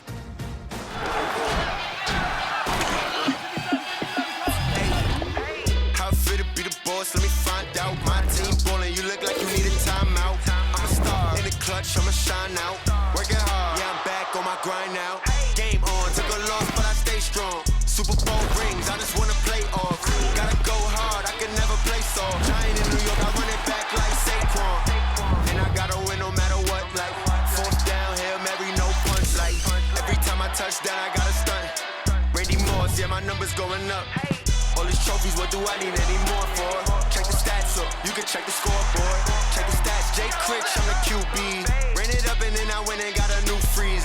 Game on, took a loss, but I stay strong. Super Bowl rings, I just wanna play off. Gotta go hard, I can never play soft. Giant in New York, I run it back like Saquon.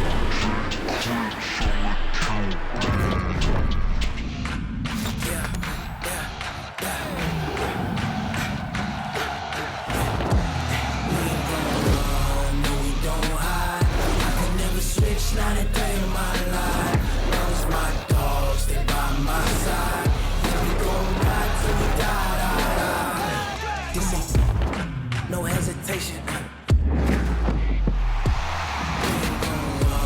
No, we don't hide. I can never switch. Not a day. No, I can't feel the heat. Yeah. I can't feel the heat.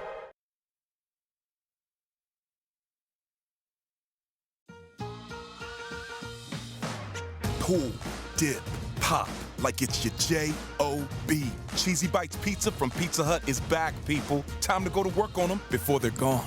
No one out-pizzas the Hut.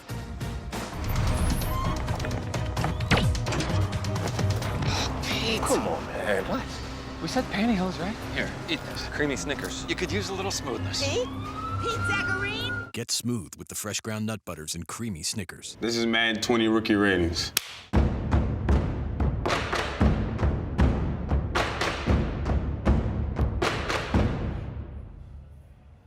Have you guys seen my block? From my perspective, I give myself a 9-3. But from your perspective, oh, this is all type of disrespectful. I don't know, I'm a rookie, maybe 6th pick. High 70s, low 80s. He's gotta be like 80 overall. Yeah, I'd be interested to see how we get to 63. 63? He can throw. I'm better than him. Catching, change that. What passes you see me drop? All right. 72? What was Hollywood? The highest overall receiver. Oh, he's just fast. All right, I'm changing my speed from 97 to 98. What? What was Kyler? 73?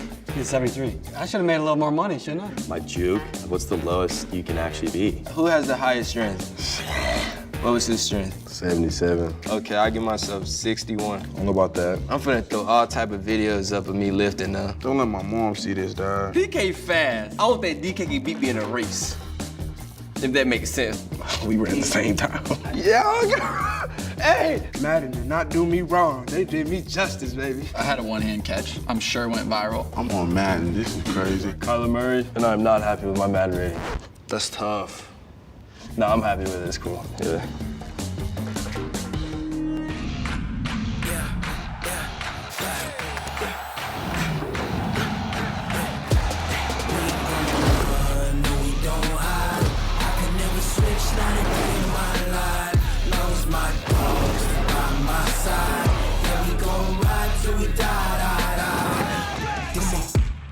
No hesitation.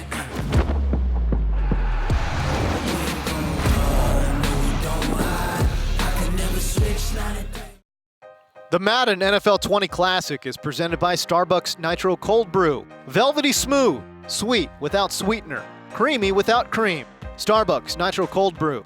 Try one on us at starbucks.com/trynitro. And by Pizza Hut. No one out-pizzas the Hut. And by Snickers. You're off your game when you're hungry. Eat a Snickers.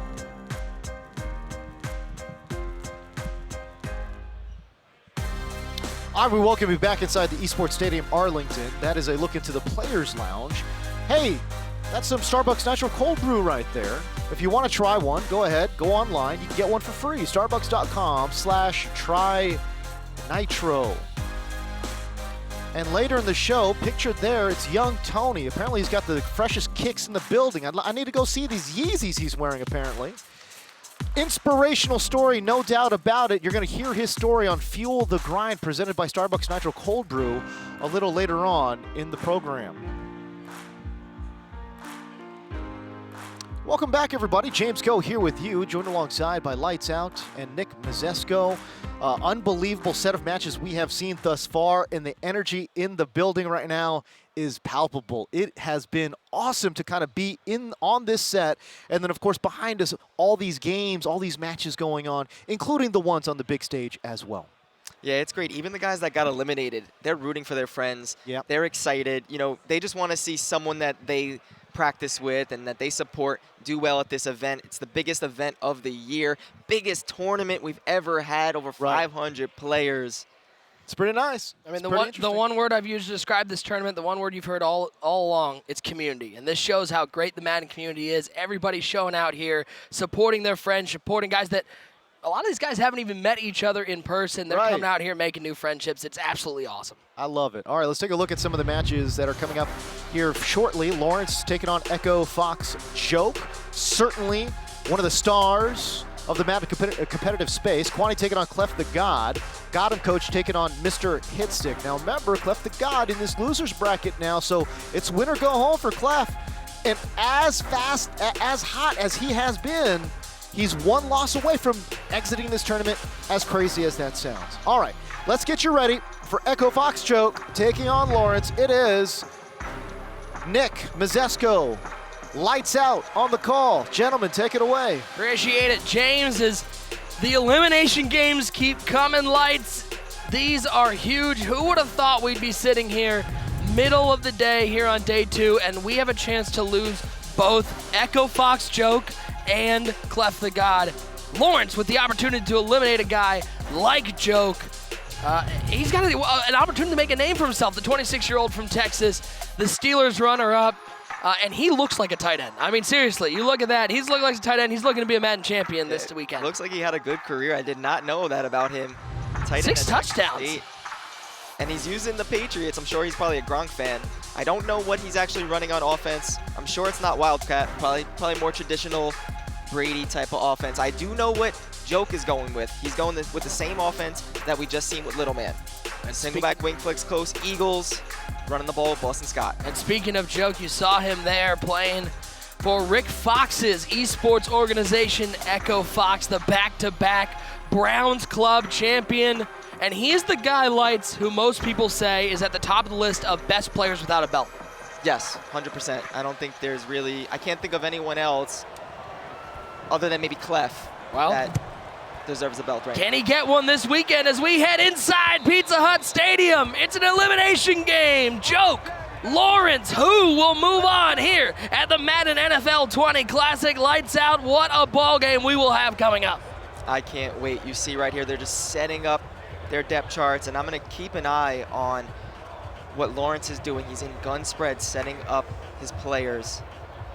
That is going to be really hard to stop if he's going to run with Brady, all those extra hot routes with the hot route master ability, and then a spread set. Interested to see what Joke does to contain it. As these guys get their depth chart set up, tell me about the pressure level here. For Joke, he's been in this situation. He's done the club championships. He's been to live finals.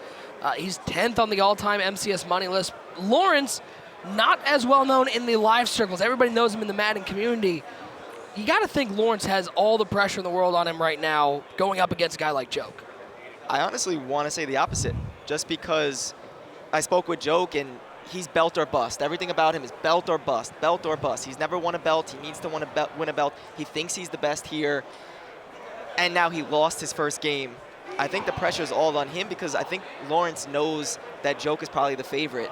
So I think the pressure is on Joke more so than Lawrence, in my opinion. Well, but at the same time, for Lawrence, live finals, being on the largest stage I've ever seen for a Madden tournament, having to go up against a guy like Joke, I think there's pressure to go around. Yeah. Look at those all-white unis. Beautiful. Sparkling inside the Pizza Hut Stadium. A little corner out to Julian Edelman, picking up a first down, and that's a great way to maybe settle the nerves a little bit. An easy pitch and catch to start the game. And again, spread on offense. He read, I think that was a cover 0 defense, man-to-man blitz, and hit the corner out. He audibles to empty bunch. I love this audible from the spread. Lights Out is impressed by Lawrence. You heard it here first, folks. Tom Brady, the GOAT.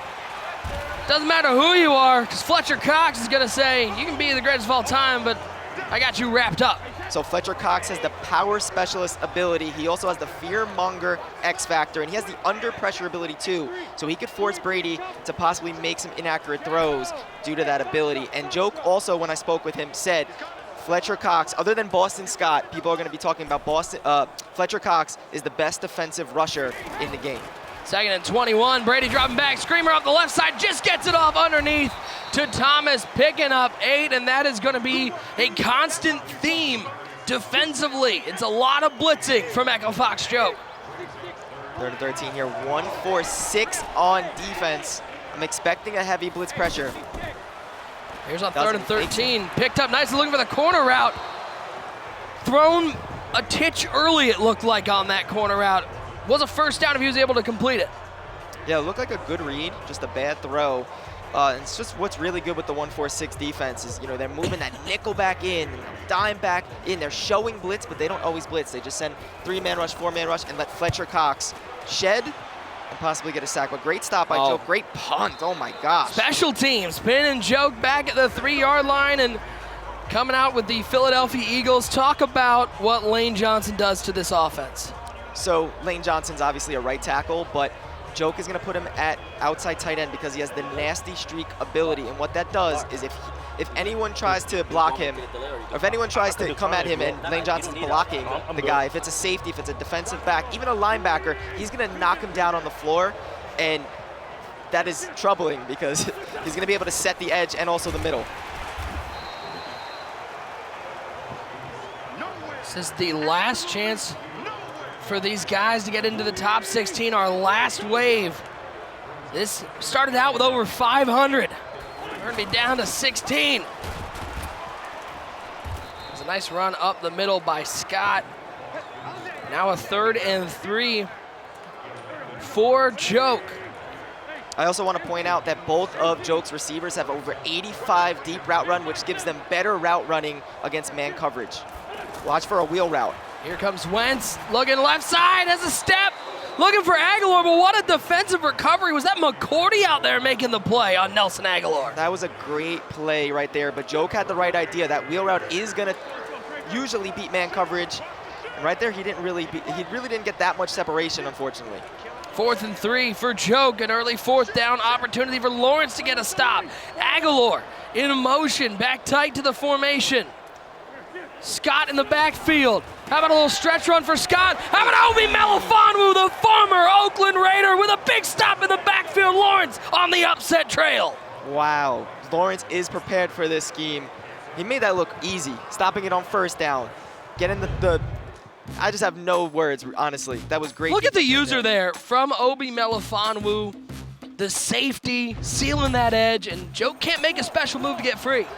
Looks like single back jumbo heavy with, oh, I'm in heaven. For anyone that knows me knows that I love jumbo heavy more than anybody. That's why Lights Out likes calling games with me, because I am jumbo heavy. Handoff right side, James White picks up 3. Oh, this is awesome. Jumbo heavy with the Patriots. He's using the Carolina Panthers playbook. You're not gonna see Panther heavy, but jumbo heavy you could actually pass out of. He is gonna sprinkle in other formations. Gun spread, Y slot. Big dime 1-4-6. You could attack the seams right here, possibly. 2nd and 7, full wide set. Brings him tight to the formation. James White on Tom Brady's right hip, hands it to James White. Nowhere to go, that's Fletcher Cox with the tackle, and he's gonna hurry back to the line, try to keep Joke in this defensive look. Again, 1-4-6, doesn't look like he's blitzing though. He moved that nickel back out to the slot receiver, make sure he gets a press on him. Watch for Julian Edelman, slot specialist on the right side. James White on the left hip, now gonna motion over to the right hip. 3-man rush. 3rd and 6, looks right side. He's got Dorsett out there, but good coverage. 4th and 4. And you gotta think a nice win there from Joke, giving up the field position, still able to hold Lawrence to a field goal. Agreed. And at the same time, Lawrence is okay with that. Still kind of keeping the momentum with the big stop and field goal. He takes the lead against a great player in Joke. How awesome is it inside the Arlington Esports Stadium? You got Madden players from all around the country mingling and watching who is gonna take home the first belt of Madden NFL 20 here at the Classic. 3-0, Lawrence on top. Can Joke get the offense rolling? Watch RPO. And it is an RPO to Scott, spins back inside. This Patriots defense not talked about a whole lot. They're playing tough against a potent Philadelphia Eagles offense. You can't be playing better than the way Lawrence is playing right now, especially against this offense. Here's the problem, he's got to find a way to play for this for another 3 quarters as we have reached the end of 1. Lawrence with an early 3-0 lead over the back-to-back Browns Club champion. I do want to point out when Joke audibles to single back wing slot, the receivers are going to go to the left. That is when the RPO is going to happen. Right now it does look like he's going to stay in this formation. Watch Jackson on a wheel route. 2nd and 10. He's open. He's looking for Deshaun. He's got some speed. McCourty ain't stopping this one. Deshaun Jackson, the burners are on. The touchdowns on the board. So that's what Joke wanted to do on that first drive, and somehow, some way, Lawrence's man coverage prevented the wheel route from getting open. So what Joke did was he said, all right, you know what? I'm putting Deshaun Jackson on that route. A little bit more speed, a little bit better route running. Gets it open, gets 7, takes the momentum back from Lawrence. How about that touchdown? Let's take a look at that touchdown one more time. There's the motion from Jackson, and McCourty's a good corner, but you just don't have enough speed to keep up with Deshaun Jackson. Formation is so deadly, man. You play man coverage to stop the run, and you get hit with the wheel route. Let's see what the response is from Lawrence, who has had 2 offensive drives, but the only drive he had points on, he started on the 7-yard line. Can he put together a full drive? Right side, Dorsett shakes off 1, shakes off 2. Hey, maybe that's why they were running the Wildcat with Dorsett. Look at him breaking tackles left and right. Yeah, I got to take a look back at his stats when I get home because he looks beastly. And I feel like Joke right here is trying to bait Lawrence. Right now he's on the linebacker, but when he brings down the safety, he's going to protect the seams, but he's making it look like the seams are open.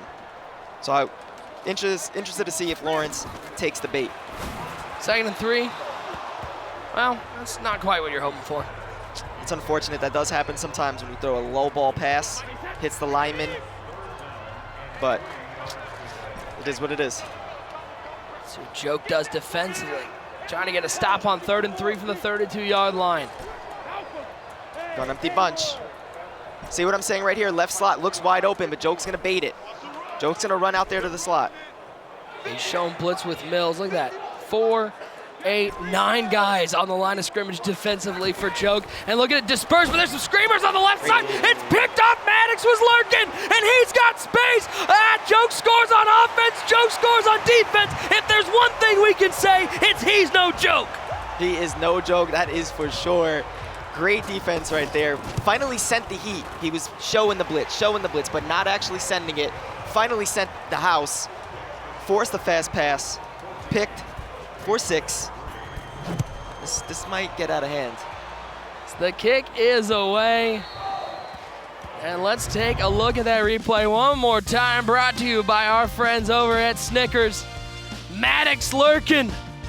Oh, Tom Brady may be the GOAT, but he could use a Snickers on that play as he throws a touchdown pass. Unfortunately, it's to the wrong team. Very unfortunate right there. And I'm interested to see if he's going to bounce back. You're off your game when you're hungry. Eat a Snickers. As now, how does Lawrence get back on his game apart from leaving the stage and going to get himself a Snickers, because he's in trouble against Joe? I think it's all about mental. Just keep calm. You know, don't take yourself out of this game. It's still plenty of game left. You have a great passing offensive team, and you're stopping the run well. You just have to figure out to stop Joke's offense, his passing game. Blitz picked up nicely.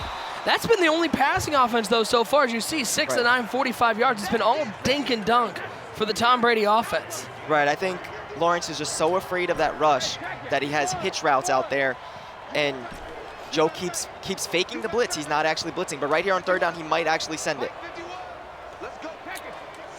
3rd and 2 for Lawrence, down 14-3, needing a response. We're nearing the 2-minute warning in the first half. Brady dropping back. Is he going to throw it up? He's got X down the field, but he looks left side. Great user by Joke. He faked like he was going to play the deep crosser and then came back down on the short route. And Lawrence didn't have either of those passes. He could still very well get this 1st down, just has to stay calm. Lawrence is, let's see what he does. Now this is a huge 4th down. You don't want to give the ball back to Joke with a short field and an 11-point lead. Bringing Mills down, free safety down. Seams on the left does at least temporarily look open. Now he's going to flip the play, put the bunch on the left side. Empty backfield for Brady. Dropping back, quick throw on the hitch. That picks up enough. That's Julian Edelman to the 45-yard line. Give him 12. So that's what I was saying about the hitch routes. Finally, he caught Joke blitzing when he thought he was going to be blitzing. He had a nice flat route, a nice hitch route. You're not going to be able to stop the hitches when you're sending 7-man rushes. Great play call by Lawrence. As we'll hit the 2-minute warning. And Lights, how about this, though? It has not been a good last 2 drives for Lawrence, but a touchdown here, and he may be going into halftime only down 3. You got to feel happy to be in this ball game. Yeah, I think, like I said, it's all mental at this point. Oh. You got to not be happy, though, with that choice. No. Graham is not invisible. He actually is there. Probably shouldn't be throwing at him. He's very worried about this look, this defensive look. And right there, the pressure.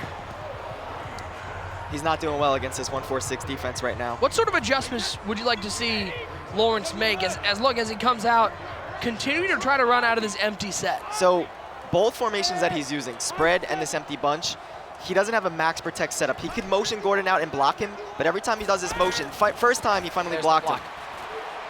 There's Fletcher Cox, and that's thrown into coverage, and I don't know how Joke didn't get the animation there to pick it up, but it's going to be a 4th down for Lawrence. And this one may only be an 11-point game, but it feels like it is all Echo Fox Joke. Yeah, Joke is winning the chess match right here. Again, showing the same type of look, but he's mixing it up. Sometimes sending 4, sometimes sending 3, sometimes just sending everyone. And you never know, because it always looks the same pre-snap. Here we go, 4th and 10. Can Lawrence pick up a 1st down that he needs oh so badly? 3-man rush. Brady. Fletcher Cox. Down goes Brady.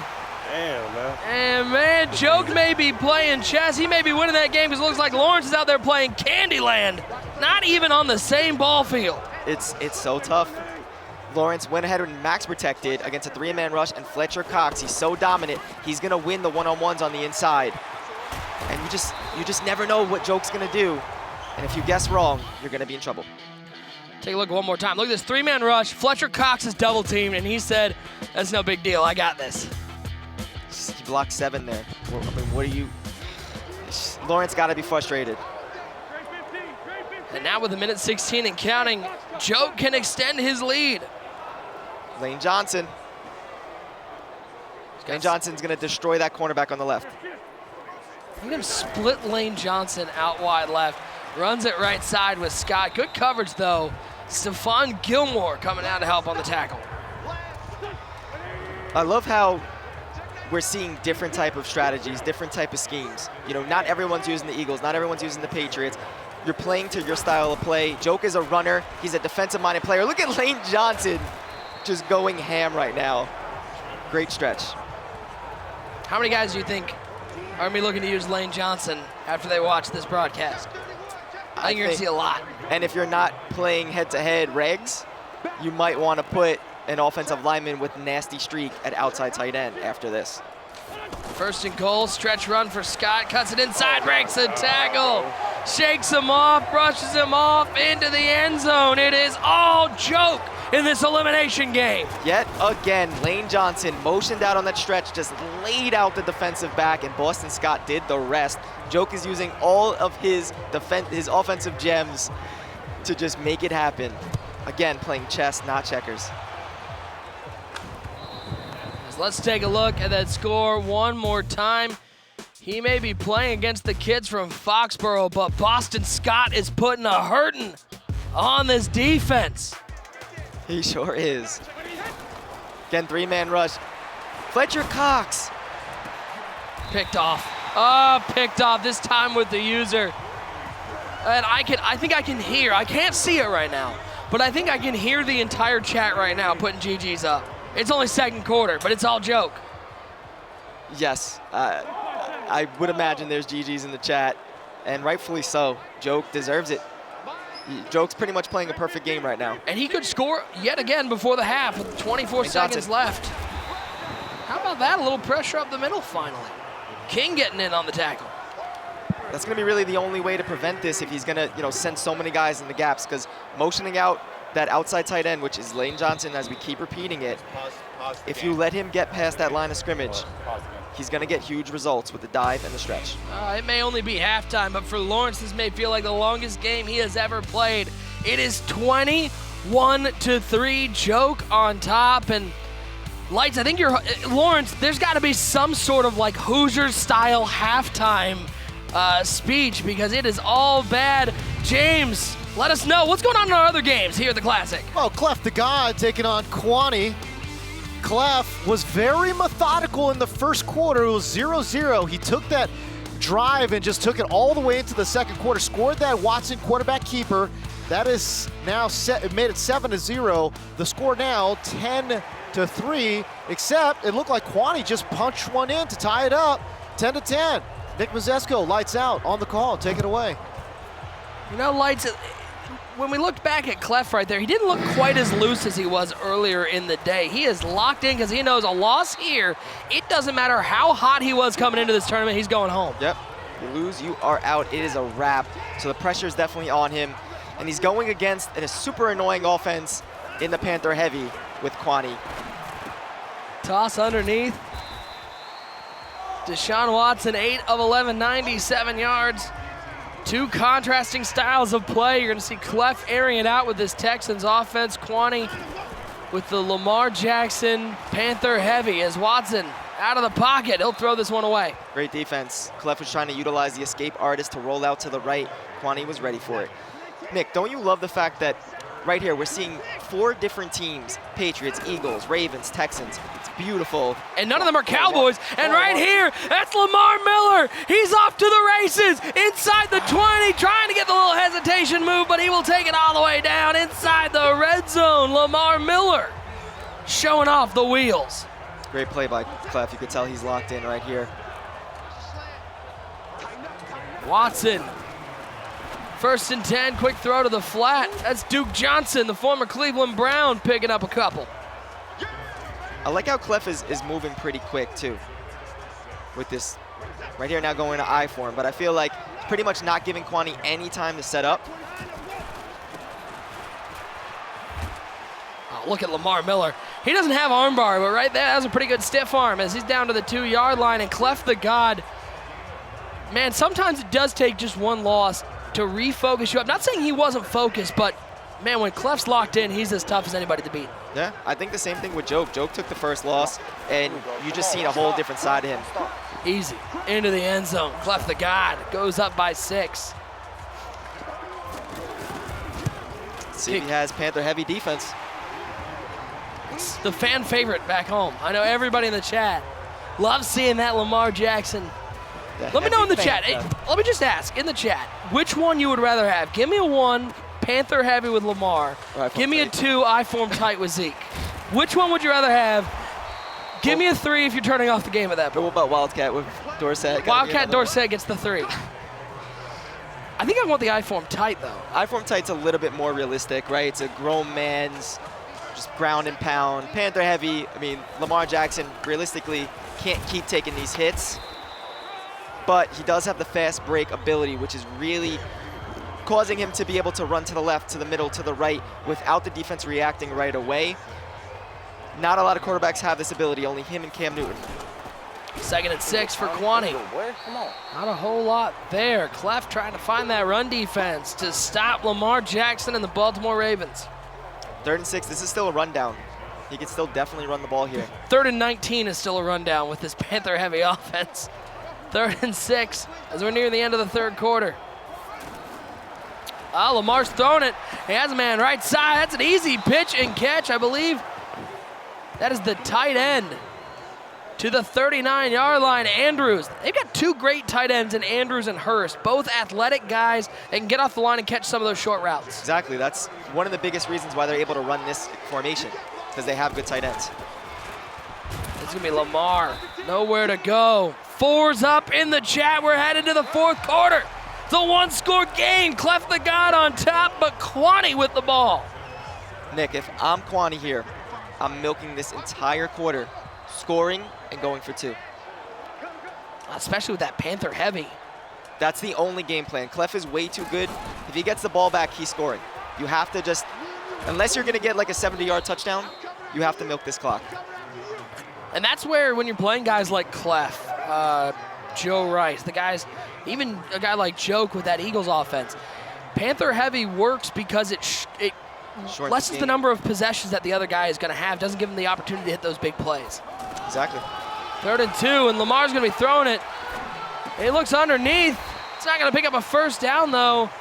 And how about a 4th and 2 now, and I think I know what's coming. That was tremendous defense, especially on a rundown situation. I was very surprised that he had every single route covered there. So we appreciate you guys hanging out with us. Happy weekend, happy Saturday. So much going on here in the Arlington area, but we are here for the Madden NFL 20 Classic from the Arlington Esports Stadium.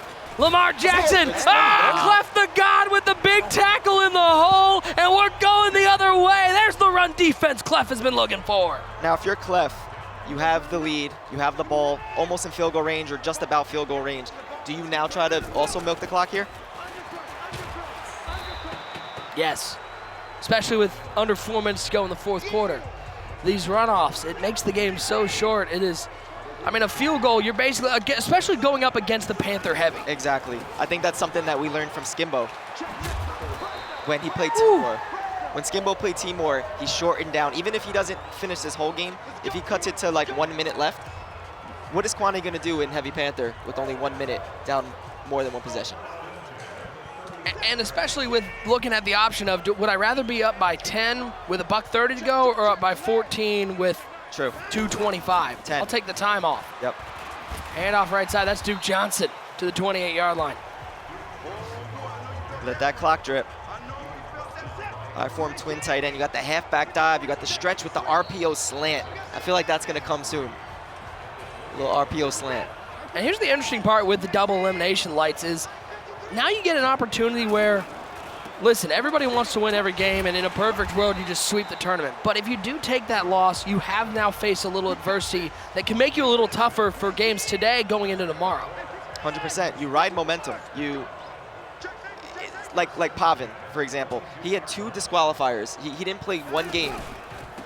And then the second day, he lost both of his games. sometimes it's better to lose and then just go on a tear. Because at least you get played. hot. Yep, you just literally get hot, and you start feeling unstoppable. And we saw Cleft. Cleft was blowing through opponents left and right as Duke Johnson. Good decision. Or Lamar Miller, excuse me. He's going to go down.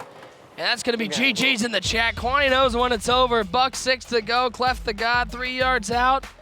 And he moves on. He staves off elimination and gets to the top 16. It's a big win for him. Huge win for him. It's always annoying to play against the Heavy Panther. All you need is that one stop. Cleft got it done. Moves on to the next stage. What do we got right here? Let's head back. It's Lawrence and Joke, and this game not over yet. Joke stormed out to an early lead. Lawrence been able to keep it close, 28-10, and a stop here. I know it's an 18-point game, but you get a stop, you get a quick score, you're back to 2-score game. It's not over until there's zeros on the clock. He's gonna need some help. He's gonna need a quick score. He's gonna need Joke to mess up somehow. But I think, knowing Joke for so long, I feel like the reason why he's punting here, as soon as he gets the ball back, even if Lawrence scores, he's just gonna make sure Lawrence doesn't have that ball back. He's gonna waste the clock. So let's see what Lawrence has figured out offensively in the second half. It was all Joke early. But Lawrence has been able to fight back and stay in this game with that New England Patriots offense. Shotgun spread. Brady on 1st and 10 finds James White. Trying to get out of bounds, but a good tackle to keep him inbounds by Joke. As this clock continues to run. Screamer left side, down goes Brady. 3 sacks for Jones, and that's not even talking about what Fletcher Cox has done in the middle of that defensive line. It's just so hard when you're in a spread set against this defense. All Joke has to do is blitz the opposite side of the running back, and Lawrence isn't going to be able to block it, as you see right-sided pressure. It's a quick pass to Dorsett, and if you're Joke, you are completely happy watching him go for 3-yard passes. Yep, I feel like he's going to continuously do this. Running backs left, blitz right side, have coverage everywhere else, keep him in bounds. 4th down, even if he gets the 1st down, Joke wants that clock to just keep running. 4th and 11, Lawrence trying to stay alive. Waiting, looking, taking a shot, one-on-one, tipped. And that's gonna be GG's in the chat. 2:04 to go, it's a 3-score game, and it looks like the back-to-back Browns Club champion, the man looking for his first belt, Echo Fox Joke, is gonna be on to the top 16. Are you getting a slight feeling that it's gonna be Cleft versus Joke in the losers bracket finals? Can I stay here for that one? Yeah, that's gonna be amazing if that happens. Both of them want the belt. They're just as hungry as each other to win this. I don't know who would win that game, honestly. I still got a little bit to get through on the loser side of the bracket, and don't forget, there's still a whole winner's side of the bracket, so still plenty of players looking for that belt here at the Madden NFL 20 Classic. Run right side. Lawrence looks like he's playing to the final whistle. He knows it's an elimination game, and it's been his last chance to play on the main stage, so might as well enjoy the time while you have it. Yeah, Joke actually put in Jordan Howard just to wrap up the game because he has like 97 carry or 96 carry. He ain't fumbling. He's not going to fumble. Boston Scott might be better. That's the best part about Madden, by the way, is watching the handshakes afterwards as GG's in the chat.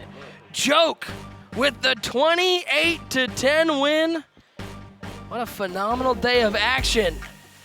James, what a day so far, and it's still rolling. Oh, it's been crazy. It's been absolutely insane. To see some of these stars, really establish themselves, almost reestablish themselves in a way, especially when we're talking about Cleft the God, who suffered his first loss in a real long time, actually, right? To young Kev, and then to get back. And I think you're right. He was very methodical on offense. A lot of ball control. But when he finally got control of that game, we started to see him open it up just a little bit and I think get that swagger back. Yeah. Do you think that it was a reality check, losing? I think anytime a top player takes a tough loss, one they're not expecting, I mean, these guys don't expect to lose. Right. Anytime they take a loss, it wakes them up, it gets them locked back in, and that's why you're seeing guys like Joke and Clef. We could have lost both of them right there in an elimination game. How crazy is they that? both moved on. Yeah, there you go. It's going to be incredible. All right, let's take a look at the other game in this featured round here. Mr. Hitstick taking on Got 'em Coach. Mr. Hitstick rocking with Houston. Got 'em Coach rocking with San Francisco. Here's Mr. Hitstick. This was basically his offense. You know, Little a lot pop of little pop pass sweeps and jet sweeps and of that nature. It was kind of a unique offense, no doubt about it. He's actually my lab partner, real quick. Hitstick is my lab partner. He runs spread playbook, and he's so hard to stop. Very unique, as you said. RPOs. Yeah, he's known as a guy that nobody wants to play. Exactly. Kwani taking on Cleft the God. And Cleft, again, it's a win or go home type situation right now. And Cleft milked that entire first quarter down, scoring his first touchdown about a minute into the second quarter to make it 7-0. Kwani wasn't going anywhere though. Tough competitor. He tied it up there, 10 apiece. That's what it was in the third quarter. And then Cleft basically took control really with just clock control. I thought he did such a tremendous job controlling that clock. And he's using the Texans, which you would assume is just pass, pass, pass. But Cleft is such a good player that he knows that when he has to slow it down, he's going to establish a run regardless of what team he's using. And let's point out, what shows the level of competition here at the Classic is a guy like Kwani, maybe somebody that people don't know a lot about, putting up that tough of a game against a guy like Cleft that everybody expects to be one of the guys to win this tournament. It shows how deep the Madden community really is. Kwani was a tough out. That was a very Panther tough heavy. game. It's true. Speaking of Cleft the God, we go to Evan Rayner, who's waiting on stage with Cleft. Evan, take it away. Thanks, James. Me and Clef here, you were able to get through Lamar Jackson. It was a tough one there, but obviously you have brought a lot of confidence to this. Your second Classic round. How does it feel in this one? Are you a little more relaxed, a little bit more prepared? Way more relaxed. The first one kind of was pressing too much. I was one of the favorites last year, too, and everybody was saying I got caught up in trying to win a belt so bad that I didn't really appreciate the day-by-day game and just playing each game like it's the biggest game of my life. So that's the biggest difference, experience. Well, you just won your 64 round. You know, last year you were 9th in the Classic. But young Kiv, that game earlier knocked you into the losers bracket. It's a bit of a different challenge. How have you stepped up to the plate to adapt to those circumstances? Really, you just gotta embrace adversity, man. Nothing you want really ever gonna come easy. So of course I want to just win out and do that, but it's only gonna be one person who does that. So the chances of you doing that are unlikely. So now I gotta make do with what I have. You know what I'm saying? So can't complain, can't cry, can't sulk. So on to the next one. Now, we've seen Ezekiel Elliott dominate in many ways, 6 touchdowns and a half between both teams using him. But you've really done well with the pass. I've been watching a lot of your games. How do you feel your team is going to match up in the final rounds against a very run-heavy offense we're seeing here in Madden? I think it's fine. I've been playing a lot of runners pretty much the whole time, all year. Everybody's running the ball. That's kind of the meta this year. So my biggest thing is hold the 3 and get 7. It's that simple. All right, Clef. Well, you've done well. Congratulations on your tournament so far. We hope to keep seeing you do well and improve. Let's send it back to James to keep the tournament running. Evan, thank you so much. Cleft the God, of course, one of the 15 of the 16 finalists remaining. But Clef in the losers bracket. Taking a look at some of these names here, Rage, Young Tony, they move on as well. Young Tony, obviously a very, very good player. Echo Fox, Joke, Mills. It's a pretty good looking losers bracket, no doubt about it. All right, let's take a look at the winners bracket now. Some of the notable names here in the winners bracket. Serious Mo, we haven't seen enough of Serious Mo, but let me tell you, the games I'm watching him play, he's dominating. James, I don't know which side of the bracket I'd rather be on. Both of these sides have some big power names. No doubt. I'm actually been very impressed by Henry as well. Young Kiv, obviously a superstar in the MCS space as well. If I had to pick any of those two, Serious Mo and Henry are my favorites. You talk about some of the previous belt winners still in this tournament. Take a look on your screen. Kurtobin is in. Skimbo out, Drini out, Goes out, Pavan out. Serious Mo is in, Beast Mode, of course, still in as well. Of those 4 belt winners that have been knocked out, Lights, who's the most surprising to you? Drini.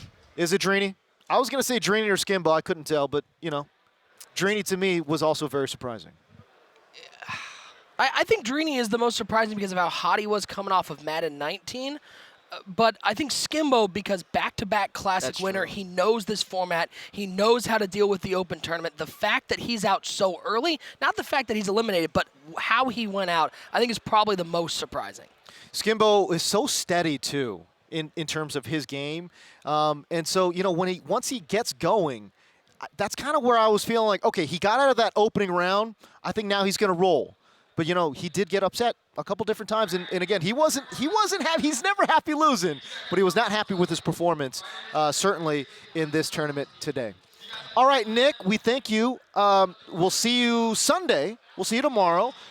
Peter is going to hang out. Lights, you're going to hang out. Scott and RG are going to be joining us here for some featured matches as well. All right. It is now time for a Starbucks Nitro Cold Brew break. Rico is so happy. Rico Williams? Yeah, he's so happy. Look at him. He's chilling right now.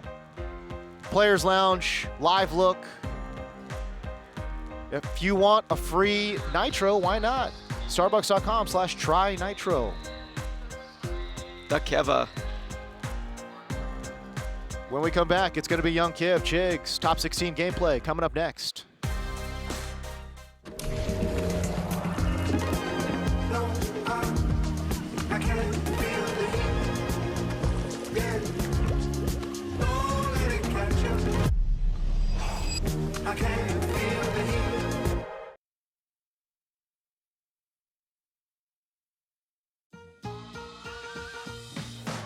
Pull, dip, pop, like it's your J-O-B. Cheesy Bites Pizza from Pizza Hut is back, people. Time to go to work on them before they're gone. No one out-pizzas the Hut.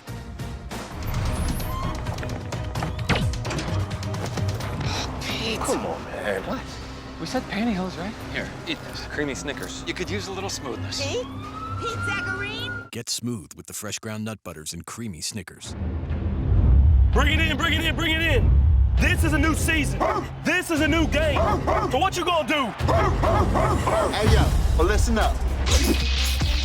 I'm gonna win a national championship so I can draft the #1. Your boy's back. Y'all want to see a show? Yeah! I'll be the X Factor so I can break every tackle. Yo, Malik, how long you been trying to tackle him? Like 3 months. Ooh, he needs some milk. All right, Lobo. I'ma hit stick my way to the Hall of Fame. Come on, little go! I'ma create the greatest scrambling QB1 ever so I can juke everybody. Be impressed! I like that, but it's we the best. Whoa. That's nothing. Y'all need to dream bigger. I'ma be the greatest QB1 scrambler. College championship winning. Dope kicks rocking. Nice. X Factor impacting. Hall of Fame making superstar in the game. This is Madden season, baby. Let's go.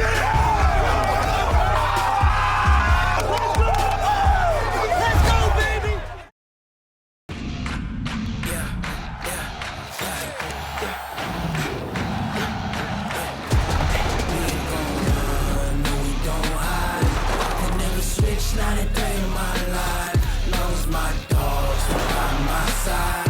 Yeah, we gon' ride till we die. No hesitation. We ain't gon' run, no we don't hide. I can never switch, not a day. No, I can't feel the heat. Yeah. Don't let it catch you. I can't feel the heat.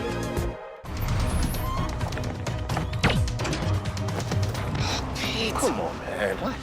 We said pantyhose, right? Here, eat this. Creamy Snickers. You could use a little smoothness. Pete? Pete Zacharine? Get smooth with the fresh ground nut butters and creamy Snickers. Pull, dip, pop, like it's your J-O-B. Cheesy Bites Pizza from Pizza Hut is back, people. Time to go to work on them before they're gone. No one out-pizzas the Hut.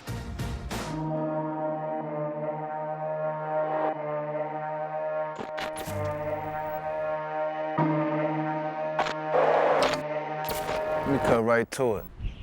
Y'all need to wake up. Those of y'all still ain't listening, we the next wave they told y'all about. You know, superstars. Ones you wish you taken.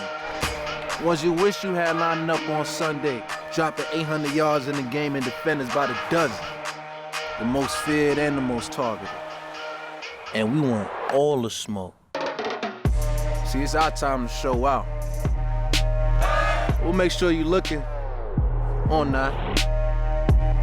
We here to rewrite it all. Every season is our season.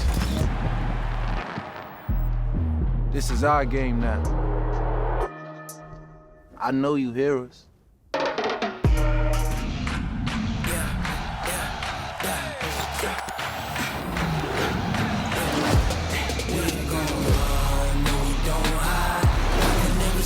Not a day in my life. Long as my dogs, they by my side. Yeah, we gon' ride till we die. This is no hesitation. We ain't gon' run, no, we don't hide. I can never switch, not a day. No, I can't feel the heat. Yeah. Don't let it catch you. I can't feel the heat.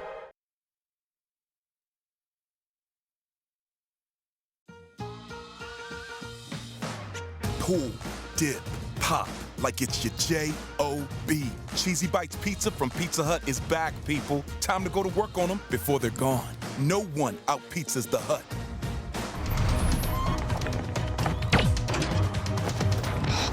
Come on, man. What? We said pantyhose, right? Here, eat this. Creamy Snickers. You could use a little smoothness. See? Pizzacharine? Get smooth with the fresh ground nut butters and creamy Snickers. This is Madden 20 rookie ratings.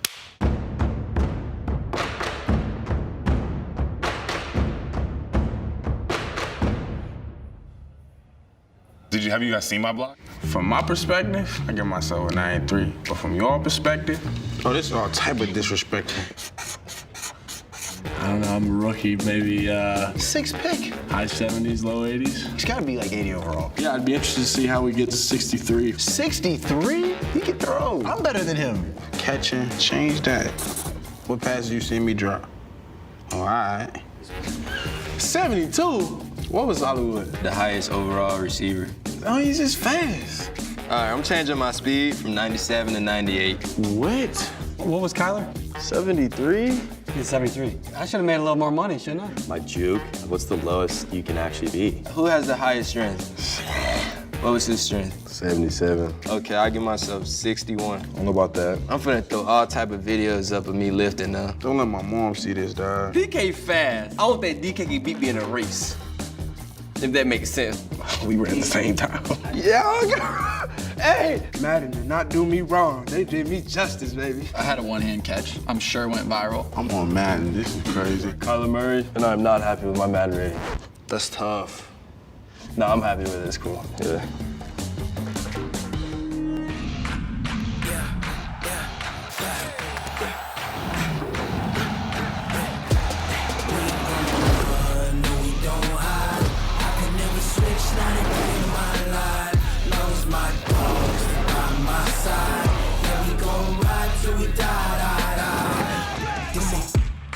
No hesitation.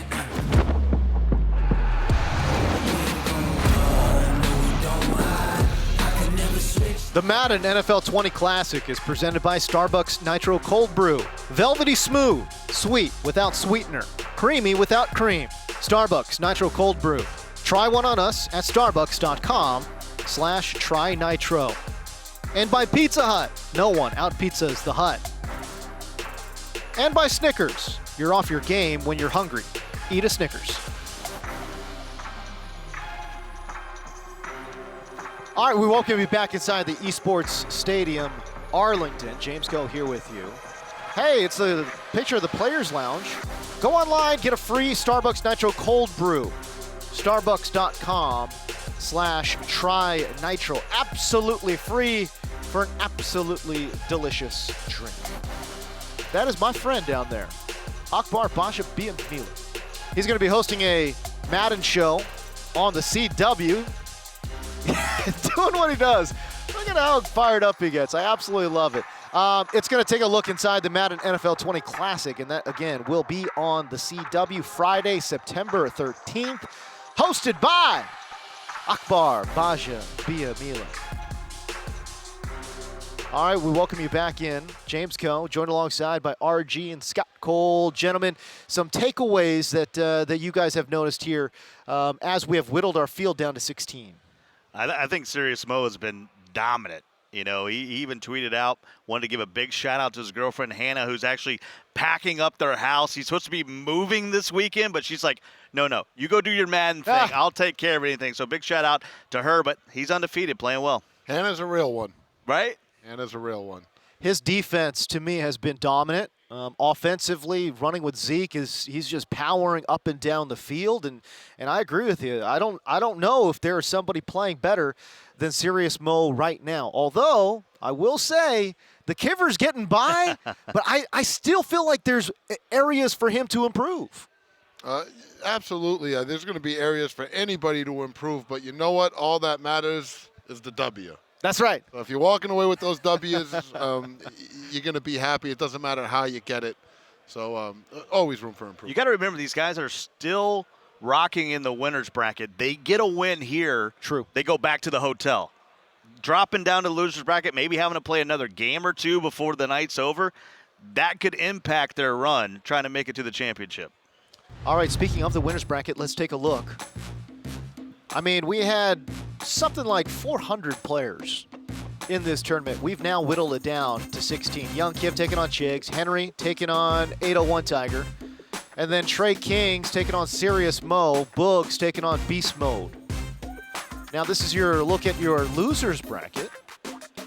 Remember, it's double elimination. Cleft the God, Echo Fox Joke. That's going to be a matchup, man. Oh, my goodness. T-Box, Vilma taking on Fancy. Young Tony taking on Rage. Another great game right there. Mr. Hitstick with his very unconventional offense taking on Mills. Be interested to see how that one plays out. All right, RG, when you take a look at this, the Sweet 16, if you will, what jumps out to you? I got to give a shout out to my guy Boogs, man. Reginald Brown, he's putting on for the 30 and over crew at 32 years old to still be in that winner's bracket. No doubt. Rocking. He's been doing the Road to the Classic commentary, a lot of the Friday Night Football commentary, but he's still showing that he's not just about being in the booth, unlike me and this guy right here. He can actually still get it done on the sticks. Yeah. And, you know, he's a guy, he deals with some criticism for his friends. They give him a hard time about his gameplay. You know, they bust his chops a little bit. W, I'm talking to you.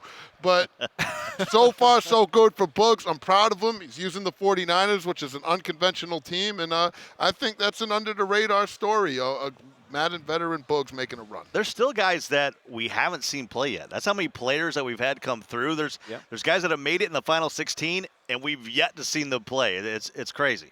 Boogs is one of those guys. Yeah.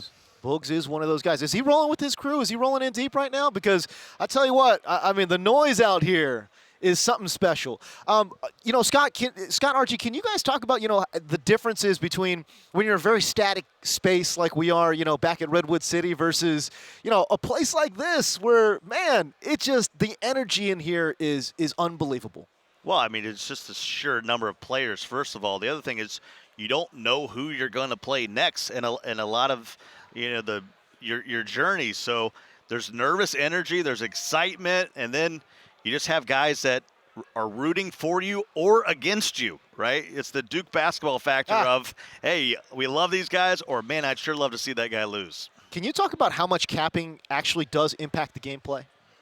It depends who you are. I mean, you take a guy like Serious Mo, for example, right? He grew up in this environment. He thrives in this environment, and we've seen him thriving so far, as Scott mentioned, and that it works to his advantage. But then you got guys like Henry, where we've never seen him in this environment, but so far so good. But has he got put into a match against a talker yet? You know what I'm saying? So yeah, no doubt. It can definitely throw you off your game. I've had games where it's fueled me, and my friends have fueled me to play better, but I've also played in games where I've been rattled by that trash talk, and it can impact you, especially when you know if you make a mistake, there's people watching that game that are going to let you hear about it. I think what we have seen, especially early on, is if you get rattled, it intensifies. If you get locked in, that intensifies. This crowd, whatever you're feeling, your emotions just get ramped up. And that's, I think, what we've seen, because we have seen some wild comebacks, stuff that I don't really see in the MCS play. So I've been very interested by that factor, no doubt about it. All right, as we wait for our first matches in the top 16, it is time for our latest installment from our Fuel the Grind series presented by Starbucks Nitro Cold Brew. This weekend, our Evan Rayner has been following stories of Madden competitive pros who put in the hours to perform their best and finding out what fuels their grind.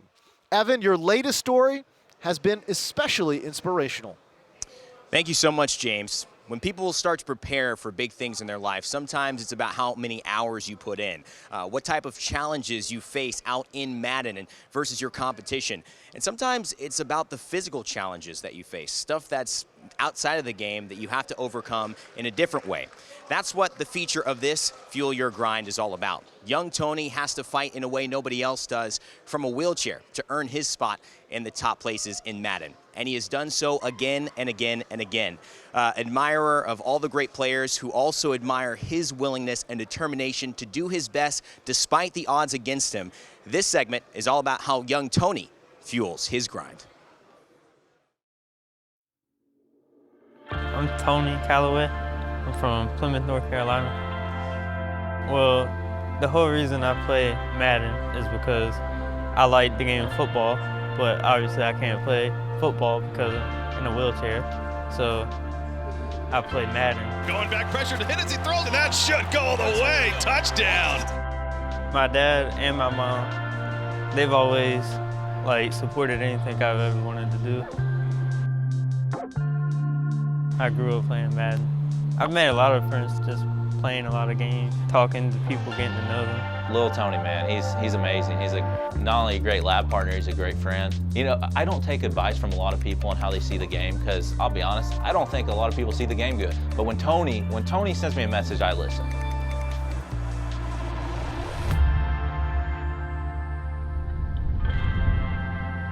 My mom and dad always tell me if I'm passionate about something, to just keep pursuing it till you reach your goal. To get ready for the tournament, I just play a lot of games. You got to play good people, obviously, but then it's also good to get games in against people who are not as good so that you are not surprised when someone plays randomly. I put in the hours and the time, so hopefully I do well. Obviously, you can't always control if you do well or not, so just gotta have fun. That's what my dad always tells me to, just have fun. Man, that was great. That was great. I feel like I didn't get enough shots of his shoes, though. You know what I mean? Peter Califato over on the far side, a.k.a. Lights Out. You know, you see a feature like that, Lights, you know, what are some of your thoughts on young Tony? It's just so inspirational. I actually was in EMB last year. I've been in EMB for a long time. And Tony was just the best crew member you could possibly have. I mean, I didn't really compete too much last year, and he still helped me every chance that I got. You know, if I had to play against Skimbo, for example, he would pretend he was Skimbo. He would use his offense, his defense. He would make sure, you know, whoever you had to play, you were prepared. And I'm so happy to see that he finally has a chance for himself to get that shine and possibly, you know, win a belt. Yeah, the crazy thing is we all have talents, we all have gifts, and he uses his to the utmost ability. A lot of us take a lot of things that we've been given for granted. He doesn't do that. And so he makes us better people. He makes Skimbo not only a better Madden player, but a better person. And there's no one in here that doesn't love Tony. You know, we heard Skimbo shout out young Tony last year. I believe it was during the Madden Challenge. I'm trying to figure out when it was, but it was their bowl. Yeah, it was. Oh, that's what it was. It was the bowl. So they were labbing, and you know, Skimbo had hit that long touchdown, and he was shouting out Tony. Man, that was a great moment. Yeah, he said that is all Tony, and here's the thing, like Lights mentioned, when guys like Skimbo or Lights or Joke or whoever it is are labbing with Tony, that's not charity work. You're getting a lot from that young man. He is extremely talented. He puts a lot of hours into this game, and despite a clear disadvantage, he can do anything that we can do on the sticks, and in some cases more. And to me, it's just what competitive gaming and esports is all about. And real quick, you heard him talk about not having the opportunity to play real sports. And that doesn't only mean a lot to him, that means a lot to his parents. I remember getting to talk to his dad, who, never got to see his son play any sports. And he said, you know what, when I see him out here and catch these guys by surprise and cross that goal line and scores those touchdowns, I need to fight back tears every single time. And that's what it's all about. That's the inspirational stuff. And he's a legend, and he's a good person, and one of the best stories I've ever seen. In a game, in a video world where all we do is make excuses. Yeah. Even us up here, we make excuses for the mistakes we make. I've never heard him make an excuse once. That's true. That is at very all. And true. that is a rarity in what we do. How interesting. All right, let's take a look at his positioning in the bracket right now. It's the top 16 left in the loser side, I believe. I think that's what we got. There it is. Losers bracket, top 16. Cleft the God, T-Box, Vilma, Rage, Young Tony there, Mr. Hitstick, Mills, Echo Fox, Joke. I mean, we were talking about it just before you guys got on set, but I don't know what side of the bracket you want to be on. Do you want to be on the loser side? Do you want to be on the winner side? Because, man, you want there to are be on some the winner tough side, matches, James. man. James, you want to be on the winner side when you Yeah. see that list right there. Yep, no doubt about it. All right, let's take a look at some highlights from earlier in the day. Tony, young Tony in his matchup.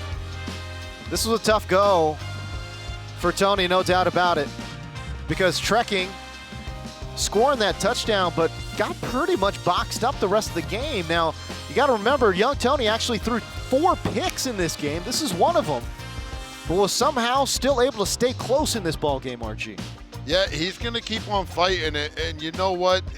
He's the real deal. We remember, we started off with 512 registered players in the biggest Madden tournament of all time. Yep. And now here's a young man that fights through adversity and finds himself in the final 16.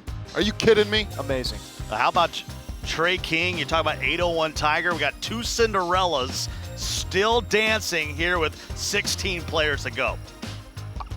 I love Trey King's, mental fortitude as well, because it was 7-3 for the longest. I mean, 7-3 for the longest, but he was still just hanging in there, and playing tough D. I truly did appreciate that in terms of his gameplay. And he didn't get the ball first in overtime after forcing that field goal. He made a stop, and then that would cap it off for the win. Incredible. Our first overtime game that we saw in Pizza Hut Stadium and in the Madden Classic main stage. And you see Trey right there, just a sign of relief. Like, you when you play Tony, that's a hell date, man. You could tell he was glad that one was over. He's got serious Mo next, though. Oh. That's going to be straight-faced real quick. It's a real test right there. All right, let's take a look at some of the notable players that have been eliminated. Skimbo, Drini, Pavan. I mean, 3 of your 4 belt winners from last year eliminated. Not in the top 16. It's craziness. Blocky, who's been in so many Final Fours, goes a belt winner. Joe Rice knocked out. IB Strafing knocked out. I thought Strafe was going to make a deep run. I really did. Just because he's so unconventional. How do you get ready for this guy? But knocked out pretty early. And Kurtobin, also a former belt winner, knocked out as well. It's just, man, oh man, what a list. And that's how tough this field is. That's how tough it is to get out of a field of about 400 players. I think this Cleft the God, Echo Fox Joke, losers bracket matchup might decide who's going to be in the final. Interesting. I agree. In terms of these eliminations, I mean, I know that a lot of folks are going to be pretty surprised, but who jumps out to you and you're like, wow, I thought this guy was really going to make a run and got knocked out a little earlier than I thought? Drini. Skimbo. Why Skimbo? Back-to-back champion, looking for the three-peat. Only player with 3 belts, fully sponsored, does this full time. High expectations for him every single time, and it's a gift and a curse. But he comes in, and he expects to win. He expects to be there around that championship, Final Four, or it's usually championship or bust for him. So for him to be out of the tournament already, I mean, it's a big deal. Lights, what is it about, this tournament? How are these guys getting knocked out? I mean, again, I think about somebody like Drini, who's such a talented, special defensive player. I really thought that was going to carry him deep into this tournament. It wasn't the case. It's just a hard tournament to win. You have over 500 players here. They're all, you're traveling here. You got to be good enough to compete, to feel confident winning. This has got to be one of the hardest tournaments to win just because of the amount of good players in it. And, even if you're a great player, that doesn't mean you're going to be able to win, 10 games or whatever it takes to win a belt. There's going to be times where you take losses, and Drini, Skimbo, it happened to him.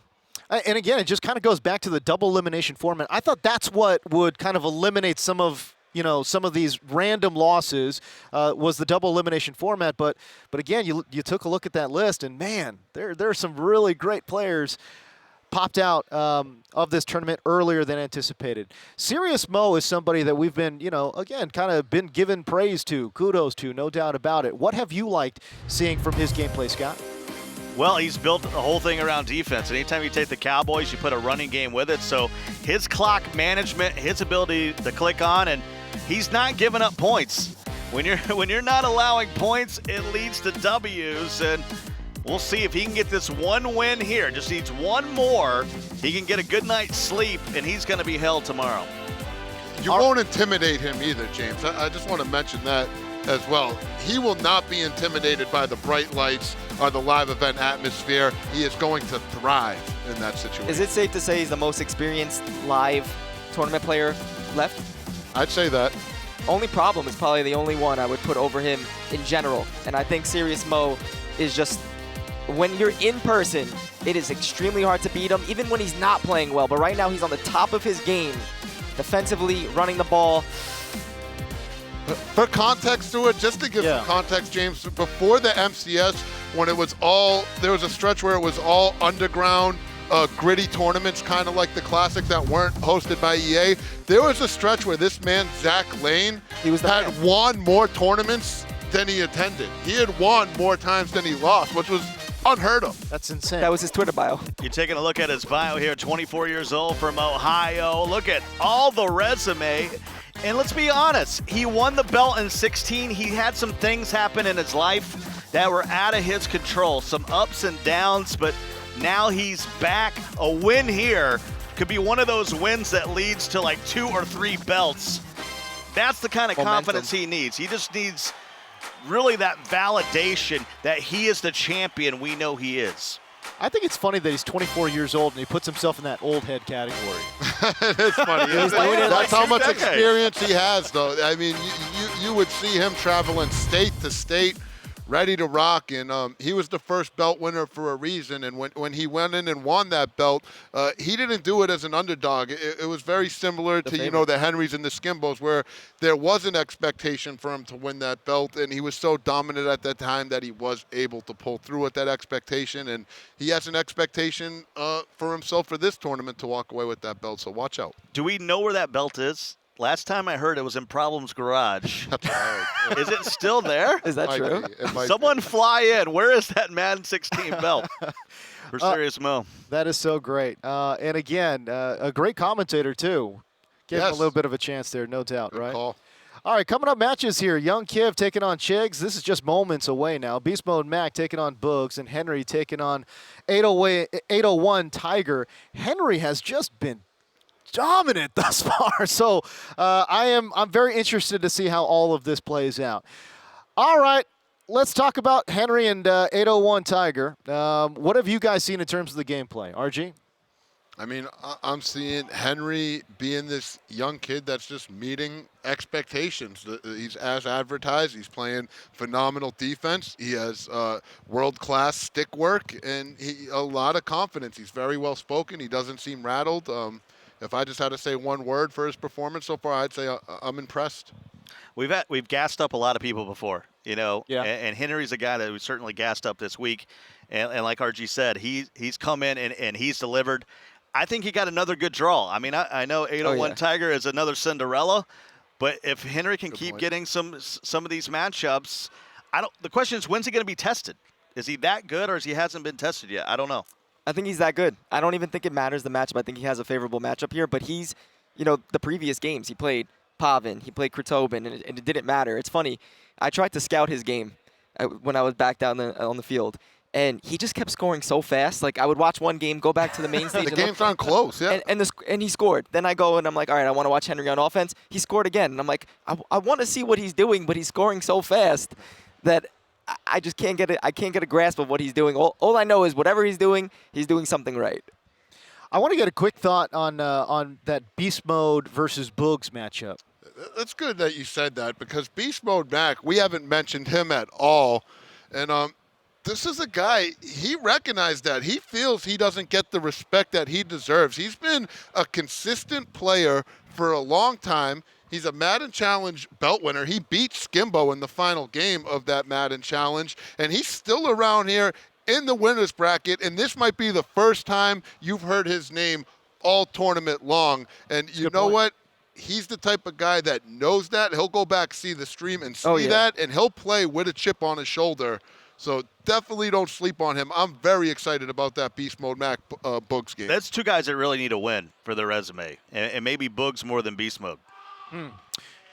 All right, so let's get it ready for Young Kiv. This matchup certainly has a lot of intrigue, no doubt about it. On the call, it's going to be RG, Scott Cole, and Lights Out. Gentlemen, take it away. Well, here we go. We got Chiggs. We haven't seen him in a while. I don't think I've seen him since the Arizona Club Championship 2 years ago. But he's going to be taking on Young Kiv here. And the question is, does Chiggs have the cool glasses on? No glasses, Chiggs. All right.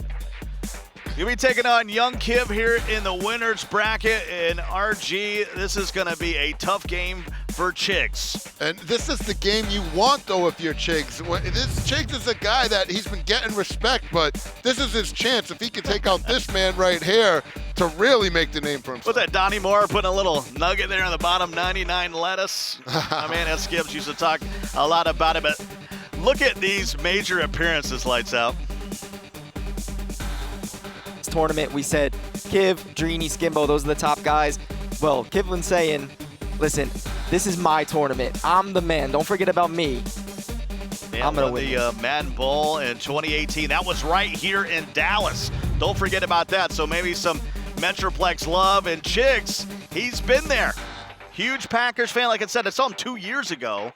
I believe it was the Arizona Club Championship. Yeah. We were doing that together. We took him out for steaks. The thing we took him out for steaks, him and Papa Chiggs. The thing I love about Chiggs' story is back when he made that Arizona Club Finals, he wasn't 18 yet, so he showed up with his pops. His pops had never seen anything like a competitive Madden tournament. And ever since that event, his pops is all in. Papa Chiggs loves watching his son compete. He's asking him, when are we going to the next event? He gets into it, and that's the type of story I love to see. From the state of Utah, we talked a lot about snow skiing last time we met, and he's got a little bit of a resume, but there's certainly, if he can get a win here, that would add a line to his resume. Beat Young Kiv here in the winner's bracket. He'd be 7-0 for this tournament, beating Young Kiv, and with the most momentum you could possibly have. I mean, Kiv just took out Cleft. So if you just beat someone that took out Cleft, you got to feel like you're one of the favorites. One of these players that we haven't talked about a lot is going to make a little man kind of run. Well, we didn't talk about little man a lot last year in the Classic. Next thing you know, he's in the finals against Skimbo. But you gotta, if you want to be the man, you got to beat the man. And here's Young Kiv, and Chiggs will kick it off to start the round of 16. Only 16 players remain. And let's kick it off here in Pizza Hut Stadium. One more time, we're going to have the Texans and the Cowboys, another Lone Star State battle. We've seen it all classic long. As Young Kiv with the Texans will kick it off to Chiggs, and Pollard will take it out of his own end zone past the 10-yard line and won't get to the 20. Not sure what Chiggs is going to bring out offensively. I do know that Kiv runs West Coast with the Texans. It looks like he's going to be establishing the run here. First and 10 from the 18-yard line. How big is this drive to start the game here for Chiggs? Every drive's going to be big here, Scott. What I wanted to say is you called it out. We're in the final 16. Remember, there's $190,000 worth of prize money going on in this tournament. And once you're this deep in a tournament like this, every win is going to give you a nice little cash infusion towards that prize money. I believe each of these guys has already guaranteed themselves over $3,200, but each time you get a win now, you're going up into that next, you know, 4,000, 5,000, 7,500. So you really have a chance to not only capture the glory and the belt, but to start getting some of that guap as well, those nice cash infusions. Yeah, really 2 wins away from being near 5 digits. 2nd and 7 here for Chiggs. He's in the Navy Cowboy uniforms, and Prescott will hand it off to Zeke Elliott, and Young Kim's had run defense all day. Great defense right there, and he's in a pass blitzing formation, Big Dime 146. If he could stop the run out of this formation, this is gonna be a long day for Chiggs. So they'll have to get to the 28-yard line to continue the drive here on 3rd and 7. Prescott doesn't have a clean pocket. Scream team. Here comes 4th down.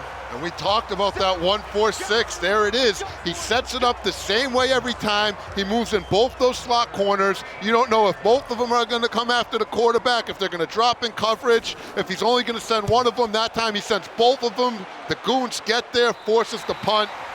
Young Kiv looks tough on defense so far. You like the punt there? Yes, I do. It was a shaky first drive, just punt the ball off. Hopefully you can play some defense here. You are playing one of the best passers ever, so I don't know how the result's gonna be, but I think the punt was okay. So 1st and 10 at the 49-yard line. In Kiv standards, this is a bit of a short field. First time with the rock. Pay attention where Hopkins is. And he hands it off to Duke Johnson, and he makes a man miss.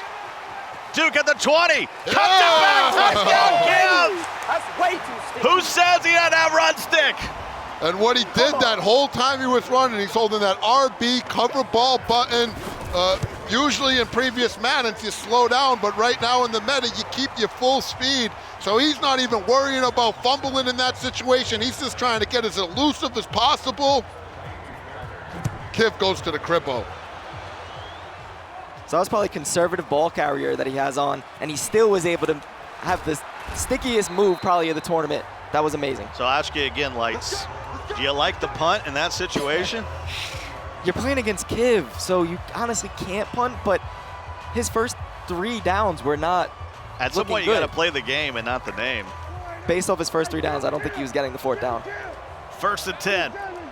See, if I'm going up against this dollar defense. There you go. There you go. Zeke, one man to beat, and he will beat him. That's Zeke once again for the 9,000th time this tournament will score a touchdown. Cole Higgs, AKA Chiggs of 300, back up against the wall. You get stopped, you let up the big run, but then you respond against one of the top 3 players in the world, and Young Kiv with a big run yourself. Way to step up on the main stage, and I know Papa Chiggs is back at the hotel watching this stream going bazonkas.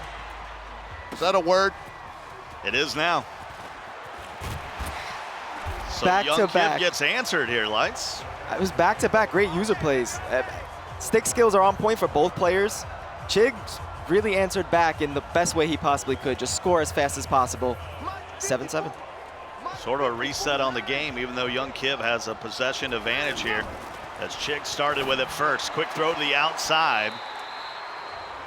So with this offense, I really want everyone to pay attention to where Hopkins is. The West Coast bunch, they have mesh post, they have deep attack. They're gonna wanna use Hopkins on a post route. Right here, he's out wide to the right side. That probably means it's deep attack. Watch him on a post route. 1st and 10. Watson has all day, and he'll go up top. He'll get picked. That's picked. And Heath. He's up. The best defensive kicker in the history of Madden. Will pick it off, and just like that, Chiggs playing coverage, and it paid off. What I like about Chiggs, too, is This is a young man that's very mature. I never see him get frustrated. I never see him really make excuses. He kind of just locks in and plays the game. And if you want to come back against a player like young Kiv where he stops you on your first drive and then scores right away, that's the type of attitude you need to have. And you see it paying off right there for young Chiggs. He couldn't have answered back better. One play touchdown, pick, has the ball. I believe he gets ball at half. So what are we calling our formation here? When we had Skimbo, we were in the bunch. Mo, we were in the little tight end bunch maybe. Are we Panther heavy up here now? It's hard to be Panther heavy with lights up. Am I Lamar Jackson? Lights might be He's our running back, though, running right? back. Yeah, he could be the running back. I'm all right. I like it. That's what you want to be in Panther heavy. You want to be the guy toting the rock. 2nd and 10. Cobb. We got a lot of run swerving going on right now after the catch. All the way down to the 45. These dudes got stick. It's tough, and we talked about it. In this year's Madden 20 meta, tackling is not easy. In previous years, you could just run in the open field, you mash that A button until you match a conservative tackle. This year, there is an extreme skill gap in making those plays in the open field. And it's really opened up the offense for a lot of players because it is not easy to make these open field tackles. Zeke right takes a big hit at the 34, but 5 carries for 94 yards already for Ezekiel Elliott. I'm gonna be honest, I haven't watched much of Chiggs at all, not just this year, but any year. I'm so impressed with him, especially with his run stick. I think in that Arizona club, he either got beat by K-Mac or Volterax. 2 great players. So he can play. He made a run in the Packers club last year too. Lost in Las Vegas when they had all those club winners out there rocking around. I remember seeing him out there with Papa Chiggs. And again, he didn't get the results he wanted, but he didn't let it discourage him. He didn't complain about it. He said, back to the drawing board. I'm going to continue to grind. And here he is in the top 16 in the biggest Madden tournament of all time, going up against one of the best players of this generation. Papa Chiggs just sounds like a great place to get some chicken wings. 2nd and 11. Try the dry rub. It's fantastic. A little max protect here. Prescott picks up the blitz. Still doesn't have time. It's Joseph. Gets to the quarterback. That's troubling right there. You max protected against the blitz, and the block shit still came in. I would not feel good about that. What's scary about max protecting against that 1-4-6 is a lot of time they're running, that DB sting, which is an all-out man blitz. And sometimes when you keep those guys in the block, that's just going to send more pressure because the man coverage guy that's on the guy that you're left blocking, he just goes after the quarterback anyway. Green dog blitzing. 4th and 15 at the 39. This is going to be a 56-yarder for Chiggs. Nice kick. Nice kick. It is up, and it is good. That would have been good from 60. Oh, man, you seen that? That was full power right on the button with the accuracy. Nice kick right there from Chiggs to get this lead back against the Kiva. Hey, that's 10 unanswered for Chiggs. After giving up an early touchdown, he's settled in. Do you feel concerned if you're Kiv right here? I mean, I know you stopped him for a field goal. Do you feel like, I feel like in his mind right now, he knows this is going to be a hell game. He knows it's going to be a hell game, but the good news for Kiv, if anybody's battle tested, has played on the bright lights, has had to fight through some tough games, it's him. So he's not one to shy away from a hell game. Look for him to put a drive together. It's loose, and Howard, big old number 71, scoops it up. And that's a big note on young Kivis. He is a guy that will take a lot of sacks. He doesn't throw a lot of interceptions. He doesn't force the ball downfield, but that results in a lot of sacks, a lot of hits on the quarterback, and that's what we saw right there. All of a sudden, Chiggs has all the momentum. 2nd and 24 at the 9-yard line. Here in our opening game of the top 16 left here in the Classic. Watson. Nothing open. Has time. You got to make sure you don't take a sack here. He'll escape artist and then throw it up for a first down. And ironically enough, me and Lights talked about this off camera earlier in the day about young Kiv's willingness to take sacks time and time again. And Lights is like, yeah, because he knows he can just pick up the yardage again right on second down. He's got 15, 20-yard dots for days. That time he just, you know, improvises, makes it happen, and when you're that good, you can take that. You can take sacks and not force the ball downfield. A normal player doesn't have the confidence to pick up second and 22. You know what I'm saying? At some point, Chiggs is going to have to think about mixing in some pressure. When you drop 8, eventually Watson's going to find time. Lawrence gets in there, forces Watson out of the pocket, and he'll just run out of bounds. So, if he's not going to send the pressure, do you think he should start using the double team feature? Because Lawrence is really having a field day on this 3-man rush. We have an issue right here. Kiv was trying to throw the ball away. He was saying as he's running away, you can see him visibly clicking in the right stick. I don't know what happened. But the quarterback wouldn't throw it away. And Kiv smartly immediately pauses the game and gets the admins involved. Yeah, that was a loss of 18 on that play. I'm not taking that sack. I would have thrown the ball away. All right, so they're trying to figure it out up there. Maybe a quick trip to Radio Shack to. I'm trying to tell if Kiv's playing with the controller adapter, Scott. Yeah, you see that. Yeah, he's not on the Xbox. He's got the adapter here. So it'll be interesting to see that the admin team, I mean, their job's not easy. These are tough situations to be in. You got to assume they're going to the specialist Justin Chow somewhere up there. Help him make a call. This is a big call here, too. Well, it's 10-7 right now. You've been in these situations several times. I think regardless what happens here, Kiv just proved he could get the long down situations, I couldn't do anything. as RG explained. But you don't want, if he feels like he threw the ball away and he wasn't able to, Kiv's going to be a little bit mad. But like I said, if they don't give him that ruling, he is definitely someone that can still pick up the first down. Well, let's take a quick live look in. We talked about the belt winner. Beast Mode Mac had won the challenge, and the beltless Boogs going at it here. 7-7. We got a timeout here in the second quarter with 4:09 to go. But you can see we are all knotted up at 7 apiece. So that's what's going on over there, and we resume with young Kiv and Chiggs. Bunch to the right, Solo to the left. Still a ton of conversation going on up there. And there is the throwaway. Yeah, but I know that's what I'm saying. I didn't want you to waste it down, so I was going to have you play home there. Yeah, they're just checking out. They wanted to make sure that it was actually possible. But you heard the game admin said, I didn't ask you to waste it down. I just want to know if it was working. And now yeah, you might this is going to be an extended. Yeah, you might as well. It's going to be extended downtime in this ball game. Yeah, they're going to have to figure this out. This is going to be a complete reset. It should be 1st and 10. See, right now it's 2nd and 28, so it should be 1st and 10 from about the 46-yard line, just shy of midfield. Well, if he threw it away, it would have been 2nd and 10.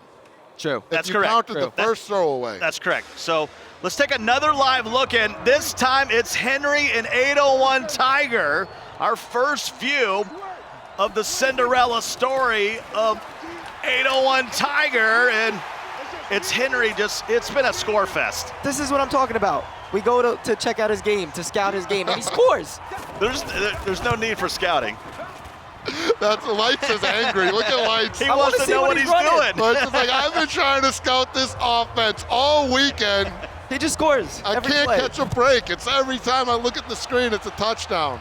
I think if Henry had his way, you'd watch his games all day, every day, Lights. Well, we got a rivalry right here between these two teams. We can talk about Eagles and Cowboys.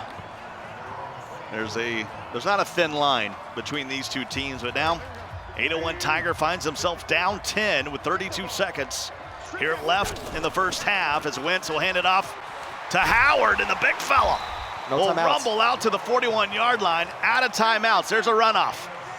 15 seconds now left in the half. Don't give up the big play and you're good. This is where I think you spike it.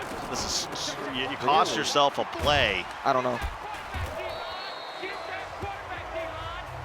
And that's how the first half will come to a close. It's the first time we've seen 8-1 Tiger.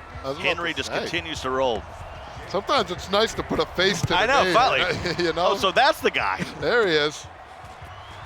And Henry will start with it first here in the second half. So we got a 10-point game there, and over between Boogs and Beast Mode Mac, tied at 7 apiece. We're at the 2-minute warning. Beast Mode Mac with the ball, and all of a sudden we're seeing a lot of Eagles, and it comes to that offensive line. So I was just going to note that this was Joke and Little Man's offense. Beast Mode was not running this in the beginning of the tournament. He's seeing how successful Joke is having with it. Single back wing flex close with Lane Johnson at outside tight end is such a pain to stop. You see that Boogs is trying 5-2 to stop it. A little motion to the outside. Wentz will hand it off to Scott. And look at Boogs getting tough on the edge. 3rd and 9. Boogs putting on for the 30 and over crowd. Boogs is a funny cat. I'm telling you, Scott, when we were talking about, you know, trying to find casters for the events, I had called Boogs. I said, hey, Boogs, you interested in maybe doing some casting this year? How you feel? And he said, don't insult me, G. Going for the belt. And it's a true story. I mean, this is a guy who has a lot of confidence in his game. He has a lot of expectation, and he's in pursuit of that belt, and right now he's looking good on defense. He'll use a timeout. It's going to be 4th and 20. Boogs is going to get the ball back. Can he hit this field goal? 56. That's interesting. You see he's screaming in again. Snickers replay, sacked up. Throw your Boogs emojis in the chat. I know there's a bunch of Friday Night Football supporters out there, a lot of Boogs supporters. That might be off. Show them some love. It is up, and it is good. A long field goal by Beast Mode. That'll put him up 3 with 1:15 to go here in the second quarter. Boogs is going to get a shot at it with 1 timeout. And the real reason a lot of these guys, I was talking to Boogs before this game, he really likes this Niners offense. He got Goodwin, who's like a baby Tyreek Hill out there, a lot of speed. They like Garoppolo's release and his pass lead ability. You got this tight end named Kittle, who's pretty good. So look for Boogs to be explosive on offense here. He says he plays with this team mainly for the offense, not the defense. I like Coleman as well. He's got a lot of top end speed, a lot of speed on the San Francisco team. 1st and 10. Jimmy G will go to work for Boogs, and there's a block shed. And remember, Lights, you told us early in the tournament, watch out for Fletcher Cox. Yeah, they're preaching it, man. Fletcher Cox, they're saying he is the best pass rusher besides Donald. The power specialist is what you want in this game. Doesn't take a timeout here. He'll have a quick throw to the sideline. It looked like he didn't get out of bounds, and here's the timeout. And Lights is right. Part of what makes that power specialist so good is whether you put that pass rusher on the edge, if you put him in the middle, it doesn't matter. He's going to be a factor where some of these guys that only have those edge threat abilities can really only cause havoc from that 9 technique. Also, what about if they max protect? That doesn't mean that Fletcher Cox isn't going to get single blocked still. Yes. There he is. Well, right on cue, and it's a fumble. That could have been disastrous. And now Beast Mode's thinking about getting the ball back. It's just harder to double him. When he's on the inside, it's a lot easier if you have an outside rusher where you could use the double team mechanic or you could slide protect to that side. When you have an inside rusher, it's a little bit more difficult to get that double team block. And if it's a single team block, he's going to eat all day, just like that. Boogs will punt it away. And hey, when you're over 30, if you can't punt, you can't punt by now, you might never be able to punt. I can't punt. 1st and 10 for Beast Mode, and Lights, he's still got 2 timeouts. In the I form close. This is going to be interesting. See what he does here on 1st down from the 37-yard line. Wentz, motion across the formation, and he will hand it off. Make a man miss. Got to the second level, and he'll use a timeout at the 49-yard line. Don't be greedy. Funny enough about this Boston Scott, our own fantasy guru, James Coe, he told me earlier in the day, he said, you know what's ironic about Boston Scott? I said, what? So I think the Eagles cut him today. They did cut him. They did cut him. I was gonna tweet joke about it. There's a wrap up at the 23 that'll use his final timeout. Out of timeouts, 23 ticks to go. You see Boogs up there on top, Beast Mode Mac. There on the bottom. These are two guys that have played a lot of Madden football. One of the things I like about the Raiders playbook, you know, you could use the single back wing flex close. You could go to I-form tight, I-form close. But when you need to pass in a passing situation like this, 23 seconds left, you could go to trips tight end or bunch tight end and still be effective on the passing. It has tons of money. It's got bunch. It's got bunch tight end. It's got trips tight end. Like you said, a lot of running formations. As we were developing the game and playing, the Raiders playbook was definitely one of our favorites. It's so versatile. Whoa, Bugs is screaming. Book said enough of that as Witherspoon comes in for a huge sack, and Beast Mode Max says, maybe it's time for halftime. I think he'll take one shot, one like half back dive, try to break. He's not going to the air here. No. Look at all those stars on that right side of the line. And there's Scott will just plow ahead, and that's how the first half will come to a close. Beast Mode Mac with a 10-7 lead here after the first 10 minutes of play. And he'll start at the 20-yard line. We got all kind of games going on. We got to figure out what's going on in all these different games, especially with that Kiv game. James Coe, what's going on? Well, the controversy started when Kiv's controller got unplugged. When they plugged it back in, the new controller, he says, made him throw it away when he didn't want to. And so now they're just trying to resolve that issue. It seems as if they're moving in the right direction. We're hoping that game will be back up and streaming in the next few moments here, but certainly a little bit of an odd situation, not one that you see all the time. And we'll send it back to you guys, Scott. And we've certainly seen a lot of resets in our days, and that's what they're doing right now, trying to get the score and the ball at the right position, number of timeouts, all that kind of stuff. So they're working on that right now. We can see it on one of our extra screens here. Henry's having a huge game. Back to Boogs and Beast Mode Mac. Two OGs trying to make it happen. Big 3rd and 1. I'm interested to see if Beast Mode is going to start slowing the game down now that he has the lead with the ball. Wentz. Quick drop. Can't get rid of it.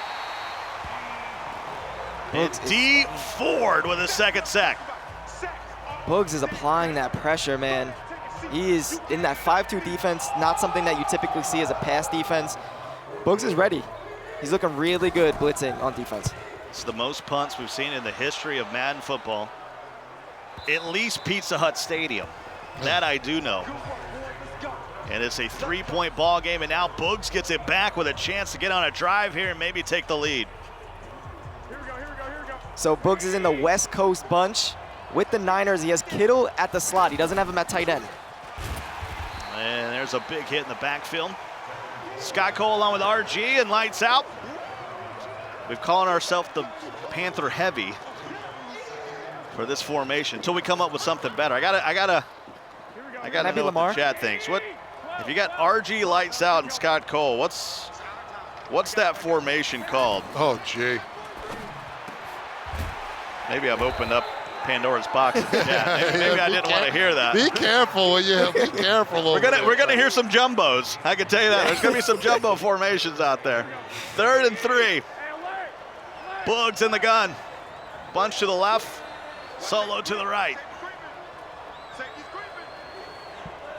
Got to watch for Goodwin here. He's got all kind of wheels. And there's the motion. Has time. Jimmy G buying time, and he'll just throw it away. No escape artist on Jimmy Garoppolo. If he was the Texans, he would be able to escape out. A lot of people that use the gun bunch formation go with the Texans because of that. The fat boy wide formation. I don't know what playbook that's in. It must be a custom playbook I haven't got down into yet. Fat boy wide. I got to holler at my guy A-Dub. Get that formation added. Basically, the formation is 10 offensive linemen in Lamar Jackson. This is close. Huge. Yeah, first down. Huge first down right there from Booksy. Kittle now with 3 receptions for 14 yards, but that was a big one. Coming up on 2 minutes to go here in the third. In the top 16, we'll find out who the final 6 players is when we conclude play here tonight. Quick throw by Jimmy G, and that'll pick up the first down. It's really interesting. Beast Mode is showing his defensive play art.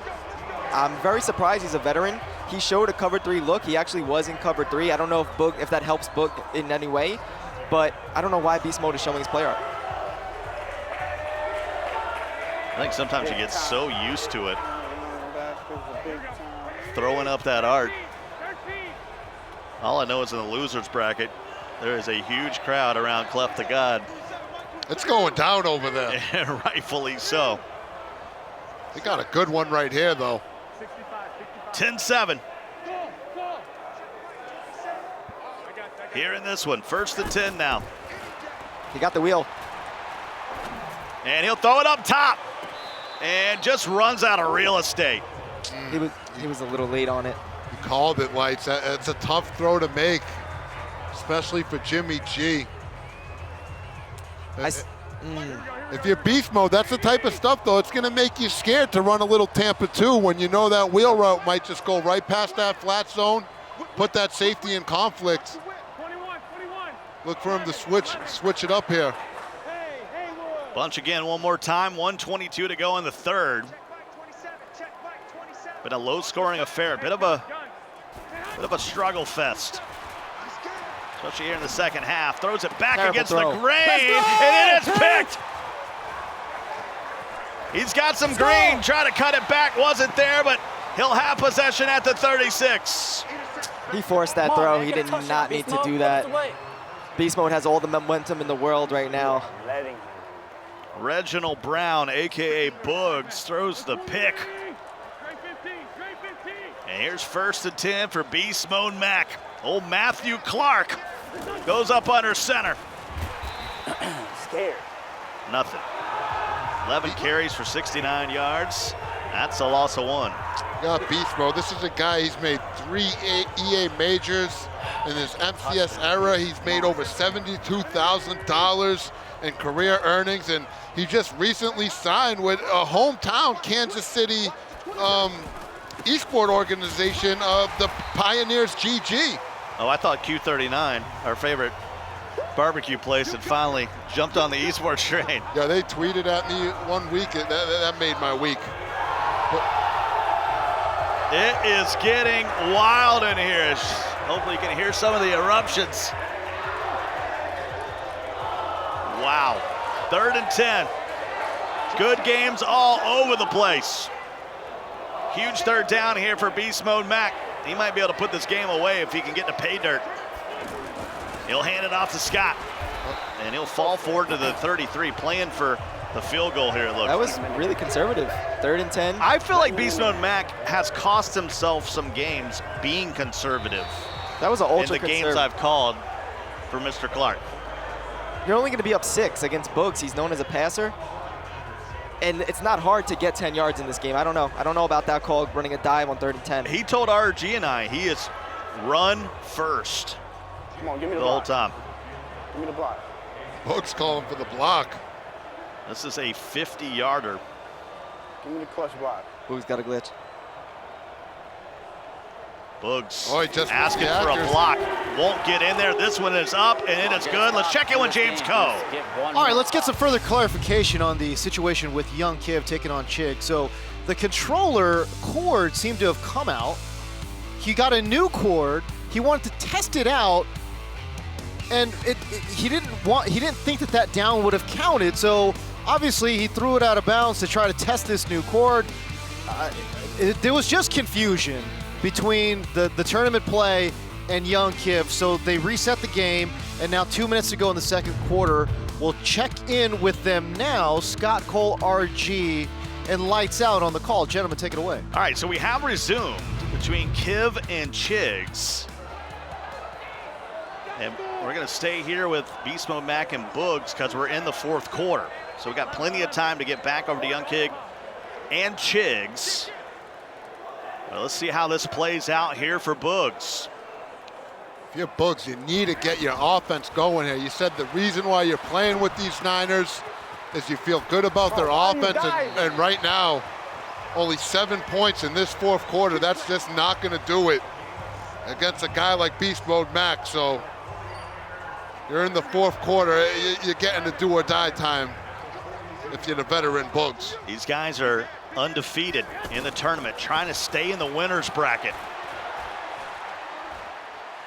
And there's nobody there. So you know Beast Mode has a run-first offense. If you're Boogs, should you try to milk this clock? Or do you want to even score and make it 14-13, but you know Beast Mode could get that last possession and kick 3? Is it too much time on the clock? That's a mental pretzel. At some point, I don't know if he's thinking that far. At this point, you haven't scored in the second half. You're just trying to get something. You had B. Gets it to Kittle, who hurdles. This is going to be a close marker. It will be a first down.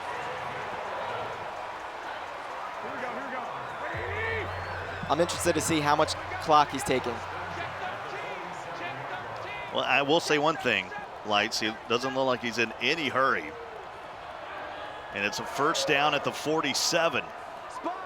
I think that's the smartest thing he could do, is just milk this clock as much as possible. Beast Mode's a runner, so even if you give 1 minute left, up 1, you're kind of forcing Beast Mode to pass the ball a little bit more than he would want. The concern here would be if Beast Mode's able, you don't want to milk yourself. You got 3 timeouts. You want to give yourself, it's a double-edged sword, but you do want to give yourself a chance. If I'm not able to convert this, give myself time to get a defensive stand, get the ball back at a guap drive. It's the other side of it. If Boogs does that and clocks out the whole game, he's putting it all on his control. If he messes up and gets a stop, he could say, hey, I didn't play my best Madden. That's a good point, Lights. Goes to the flat. Good point. Quarterback. Big fullback. Charge ahead to the 46-yard line. That's going to bring up a 3rd and 8. 2:42 to go in the ball game. Both players with 3 timeouts remaining. This is not a win or go home matchup. Huge third down. Whoever gets defeated will move to the loser's bracket and have to fight their way down there with some juggernauts. Big and 3rd and 8. Throws the same route. This time it's Kittle. 1 down. Come on, Beast. 1 more down. Get a stop right here. Come on. 1 time for the 1 time. He went to his best player in Kittle. Is he going to go back to him, or is he going to run right here on 4th and 2? He's got that high-low concept. It's a post route coming over the top with that mesh post on the bunch side, and then you got Kittle on that drag route underneath. Really put the user defender in conflict. It's just on you to make the right read. See what Boogs can come up with here. This is everything. This 4th and 2 here at the 2-minute warning at the 40-yard line. He needs a touchdown. He'll bunch it up once again. Good one on the outside.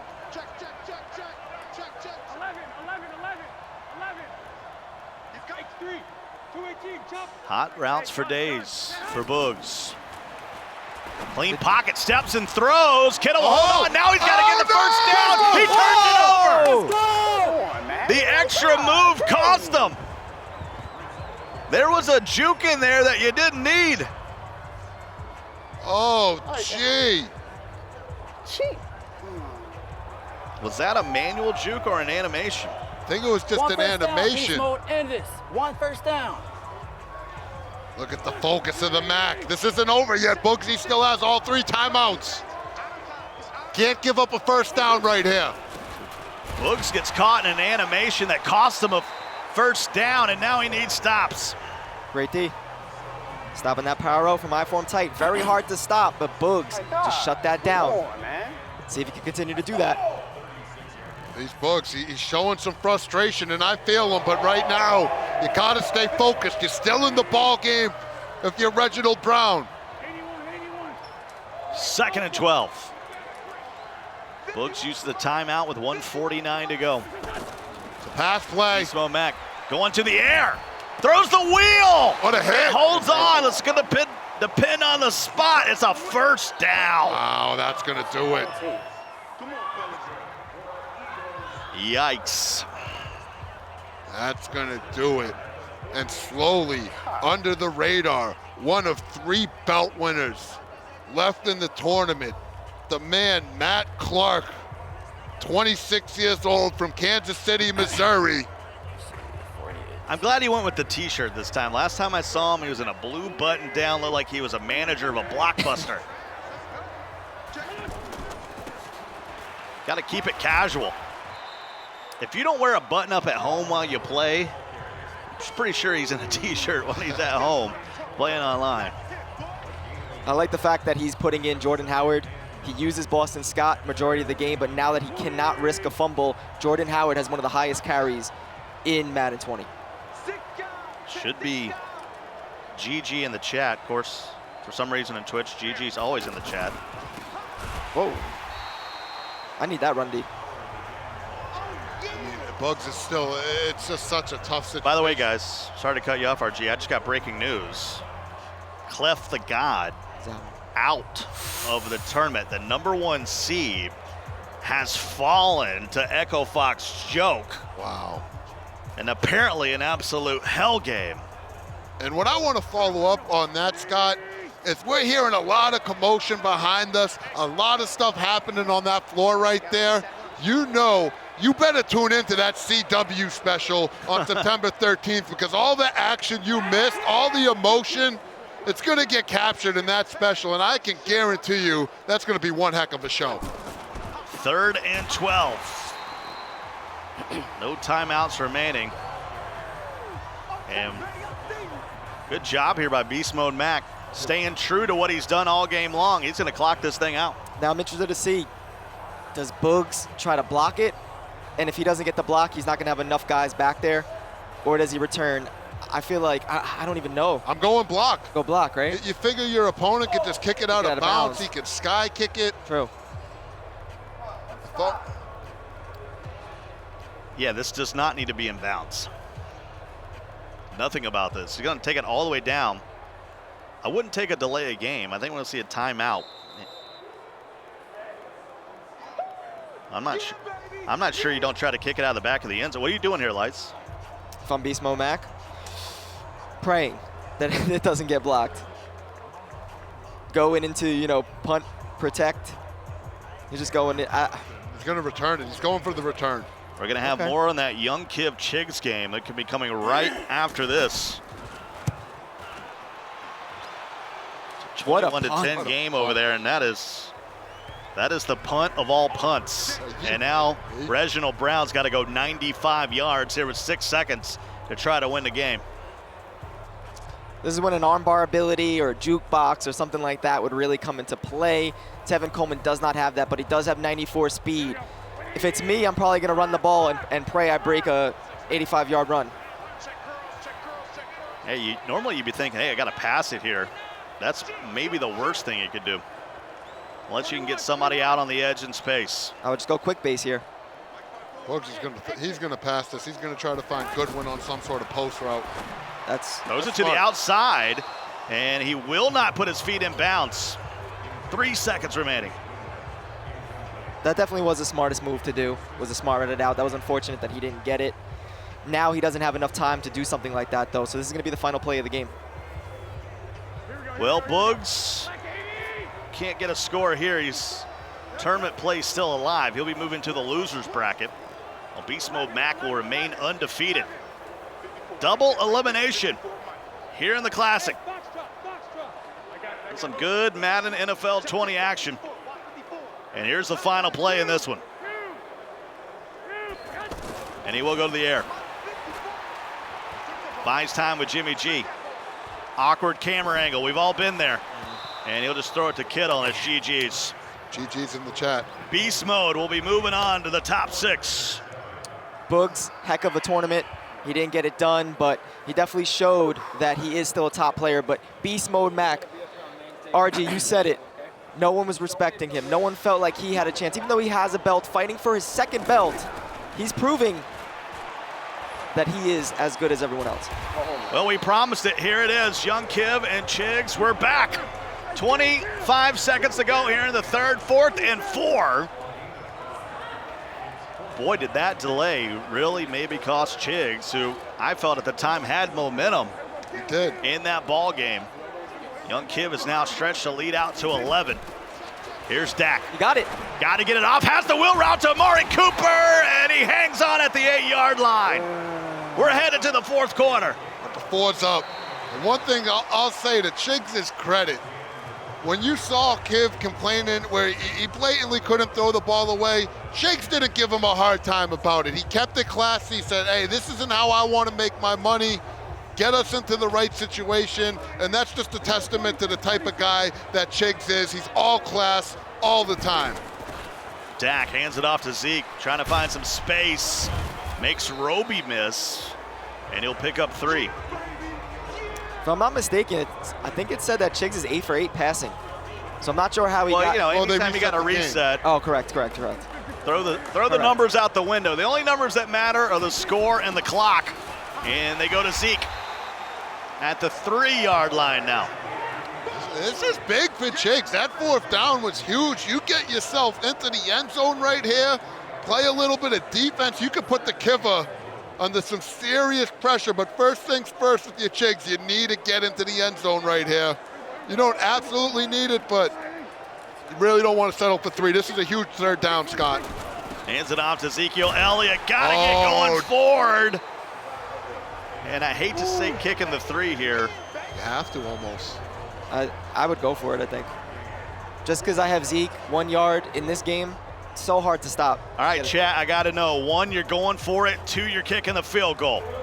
The problem is this yard is usually a gimme, but this isn't just anybody. This is the Kiva. Chat says go for it. Surprise, surprise. And that's why you're watching, because Young Kiv blows up the play, and he'll have the ball here in the 4th quarter. That's what it is when you're going up against, you know, your friend or random Joe Schmo online. You're thinking inches a yard, that's all day, no big deal. But then you go up against a top 3 player in the world. You got to think they're going to have defense for that situation, and Kiv blows it up 2 yards into the backfield and now put Chiggs in a very, very awkward situation. I formation. Kiv's going to throw. Max protect and drops it off to Nuke Hopkins. Gets it out to the 7-yard line. A little breathing room. I think that's all he needed right there. Just get a pass just to get a little bit of breathing room, like you said. Now I think he could run the ball. I don't think he wanted to run the ball in that previous play just in case he got hit in the backfield and it would be a safety. Hands it off to Lamar. Had daylight for a moment. They got bottled up at the 11. It's going to bring up a 3rd and 2. That clock is ticking away. Big play after big play. Right now, 3rd and 2. You're really going to have to get a stop if you're Chiggs. You have all 3 of those timeouts. You can stop him here. You're still in the ball game. This is huge. What do you got, Chiggs? He's blitzing crib. 3rd and 2. Fuller with a little bit of motion. Scream! And there you go. Jalen Smith comes flying through. And here comes a punt. And he can't take it to the 2-minute warning. Chiggs will still get the 2-minute warning. I guess after the punt regardless, but still, with the ball, all 3 timeouts, he's still in this ball game. If it was a 1-score game, I would use a timeout there to save that 30-some seconds. But he needs 2 scores. You got to hold on to those timeouts. Here's a rare punt for Kiv. You'll tell your grandkids, I saw a game where young Kiv punted the football. Imagine being the guy that made young Kiv punt the football. And Daniel punted away. Good punt. And it'll go out of bounds at the 46-yard line. No return. Big time punt. So if he would have just took 3, would he be in this situation, or was he in that situation because he didn't get the 1st down? It's tough to say, right? No time to reflect on it now if you're Chiggs. What you got to focus on is this drive right here, and the key is getting yourself some points while maintaining all 3 of those timeouts. Prescott standing tall and is a sack. J.J. Watt. Come on. 2nd and 16. Here's the 2-minute warning. Prescott, you got to just get yourself in field goal range here and kick the 3. And then trying to nice pass. Play defense. He's going to be in field goal range here at the 35-yard line. What a throw. That's huge. It not only gets you in the field goal range, you stop the clock, you get a big chunk. Chiggs staying very poised right now, making the best of the situation he's in. Oh, that's a screamer. That ain't it. That ain't it. I think he had verticals open. He just didn't have enough time. Great blitz. Hands it off to Zeke, who's got all kind of room. I kick it right here. Yes. There it is. And that's what he's going to do. 49-yarder incoming. And the question is, Lights, after this goes through the uprights, are you on-siding it, or are you playing defense against Kiv? Playing defense. Defense. Every time. You have 3 timeouts, kick it deep. You don't want an onside kick because then it's really easy for Kiv to get a field goal and then it'll be game over. Just kick it deep, get your stop, get the ball back, and somehow, some way, try to score on Kiv. Kiv will bring it out. And stopped at the 22. Exactly 60 seconds remain in this one. Remember, this is in the winner's bracket. This will not be the end of the road for Chiggs if he happens to come up short here. But he's going to need 3 diabolical defensive plays right here. Watson in the I formation. Hopkins will come in motion. He'll put it on the ground. Lamar Miller. And we got a timeout at the 25, 56 seconds to go. Good defense. Commentating the Rangers Prodigy game, they had no answer for I form tight. Both of these players have really good D for it. I think they could go far. Even if Chiggs loses, he's going to make a run. I feel really confident about his game. 2nd and 7. They hand it off to Lamar. And he fights for extra yards. And now here comes the biggest play of the game. 3rd and 3 from the 30. 52 seconds to go. This is it. You're going to stand up for yourself if you're Chiggs, or are you going to put him away if you're the Kiva? He's in his bunch. Does he go hard flats, which will leave the corner out open? It's really difficult. Can't give up the tight end flat. 3rd and 3. B coming across the formation. He's got nobody open. It's a sack. Timeout, Chiggs. 4th and 23. You got to punt it away. Great defense right there. I don't know about the call by Kiv. You know, went with a mesh concept against man defense. Maybe he didn't think man was coming, but the blitz came in. Kiv tried to escape, couldn't. Sack. Chiggs has a chance. How about the resiliency of Chiggs? If I get blown up on that 4th down on the goal line, so many people are getting discouraged or throwing in the towel. Instead, look at him. He stands up for himself, gets the 3 and out, and now has himself with the ball with 40 seconds and a chance to tie this ball game. 1st and 10 for Chiggs. No timeouts. He needs to score and get the 2-point conversion. And he's got a long way to go. I formation. He'll move Ezekiel Elliott to the other side. And he'll keep him in the block. Picks it up. Prescott having time all day. Throws it to B. B's got room. You got to get out of bounds, but maybe too early. Dude, Chiggs is really good. He is a really good player. That was a heck of a move. Stepping up in the pocket. Getting that, he pretty much made something out of nothing. He had a little bit more space, though. He wasn't anticipating Kiv's user to kind of mess up, but he did get out of bounds, which is all he needed right there. Clock stops, 32 seconds to go. Can Chiggs come back and tie it up against the 2018 Madden champ? Amari's to the left. Prescott, nope, serve. Clock on the move.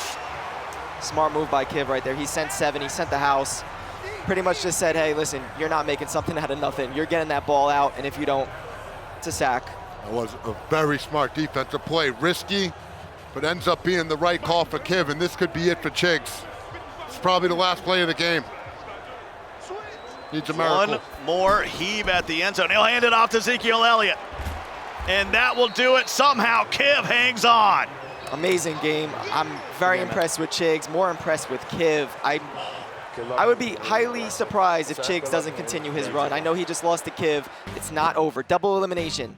He's going to continue to go. 21-13, young Kiv, even after the delay, able to right the ship and hold on here for the victory. He'll stay in the winner's bracket. The pictures are starting to become oh so clear as we reach these final games. Once again, 21-13, young Kiv able to hold on. Let's bring back in James Coe with all the highlights. What a wild set of games we've had today, gentlemen. Yeah, I mean, you think about what happened after the break, right? After the reset, Chiggs only scored 3 points. To me, I think that's pretty interesting. You know, I don't know if he was able to lock in or if that break where it was able to kind of reset Kiv, but something happened there where his defense, Kiv's defense, was able to now just box up Chiggs, and just 3 points after the reset. To me, that was surprising. Well, young Kiv's been through that situation, I'm not saying hundreds of times, but he's been there. Sure. For Chiggs, that was new. Yep, no doubt about it. Let's talk about some of the other matchups we saw on the featured stage here. Henry taking on 801 Tiger. And the Henry playing with Dallas. 801 Tiger playing with Philadelphia. Henry, as we know, has been dominant in his run up until this top 16. And he continued that dominance today. That touchdown made it 17-7. He'd tack on a field goal as well. That would make it 20-7. I want to see Henry versus Kiv. I need to see it. That would be incredible. Good defensive play from Henry right there. And Henry would go on to win 23-7. He's dominant. All right, Boogs taking on Beast Mode. You saw this one a little bit earlier. There's Beast Mode. Like that Avenger shirt, by the way. That was tight. Boogs. This one intercepted. Beast Mode taking it all the way back. He applied the pressure right there. Got the pick. Pick 6. Pick 6, baby. Huge play. That would not be the last we heard of the defense, certainly. But Boogs, he's not going anywhere, man. He's a crafty veteran. Ties it up right there, makes it 7 apiece. Score now 13-7 in the fourth quarter. Well, I tell you what, mistakes for Boogs. That's another one. I know that might not be his fault. Right. But that's 2 mistakes that maybe cost him the game. So this is it. Last play of the game. He needed a miracle. Was searching for it. Couldn't find it. Falls harmlessly to the turf, and that was your final. Beast Mode Mac beats Boogs 13-7. All right, and then in the match we just watched, Young Kiv taking on Chiggs. Obviously, there was a huge break in the middle of this game. We'll get to that in a moment. But this right here, how about after the interception, Duke Johnson. Nasty stick work from Kiv. Let's go, baby. That's way too sticky. There it is. I love it. That was nice, though. But then Chiggs answering right back. This is incredible. Those were arguably, like I said before, the best 2 run plays back-to-back in the whole tournament. So Chiggs ties it up there, 7-7. He went on a 10-0 run, right? Made it 10-7. And this is where kind of things got a little haywire. Things got a little wonky. He tried to throw it away, Kiv did, but then it didn't work. And then testing his controller, wasn't sure what was happening. I think there was a miscommunication between Kiv and the staff. I don't know what happened. We got to figure that part of it out. But after the break, Kiv got back on and was lights out. He was. That touchdown made it 14-10. This touchdown made it 21-10. And then from there, he basically just held on, as you saw, to close out the game. Should he gone for 3 there? Well, he'll be asking himself that question for a long time. All right, Evan Rayner standing by with young Kiv on stage. I'd love to know what happened during that break, Evan. James, so would I. I'm here with young Kiv. Got to be the highest career Madden earner still left in this tournament. It has been crazy, but we all got to know what was going on in the technical timeout. So something happened, either the game lagged or like my controller lagged or something. My controller didn't disconnect, but I was trying to throw the ball away, so I was running backwards with Deshaun. and I was spamming the button, and somehow I wasn't hitting the left stick, but he was still running, and then he ran out of bounds, and I'm like, Chow, help me. So I called over Chow. Chow was like, can't help you, man. Like, they didn't know like what caused it. I tried to explain that it wasn't my controller, but basically we had to replay the game, get to that point, and then luckily I was able to score a touchdown like right after it. Yeah. So maybe it was meant to be that we had to reset or something. It almost feels like destiny that you're still standing. We talked about how the classics have this notorious kind of thing about them where all the big names drop like flies one after another. Pavan and Drini and Skimbo. Is it kind of a relief to still be alive and made it so far in the winner's bracket? Oh, it's definitely a relief. It's definitely a relief. But the job's not done. The job is not done. My one goal is to win the tournament. So I'm glad I made it to tomorrow, and I could take a little break. My mind is manned out for the day, but as soon as tomorrow hits, I'm locked in. I want to win this tournament. Me and you were talking a little bit. You haven't eaten since 9 a.m., and you've been competing. You forget what day it is, how many games you've played. But looking towards tomorrow, after you get some rest, what do you have to bring to the table in order to get that win, the championship, the belt that you're looking for? I just have to focus. I feel like I'm prepared for everything right now. I feel like I'm really prepared on defense, almost more than I've ever been. For the popular formations and everything and the popular runs. So I feel confident. I just got to execute. That's like the biggest thing is come out, play smart, play your game, and then hopefully the chips fall in your favor. All right, young Kiv, thanks so much for the interview. Thanks for your time. I'll let you go get some rest and some food. We'll see you tomorrow, big guy. James, back to you. Evan Rayner, thank you so much. Joined alongside RG, Scott Cole, and Lights Out. First of all, I wanted to hit on the fact that he actually never eats during tournament play. That's what he told me. I was like, tournaments are all day. How could you not? He doesn't eat anything during the tournament. It's just insane. If it's not broke, don't fix it. I guess so. I want to get back to that controller issue, though.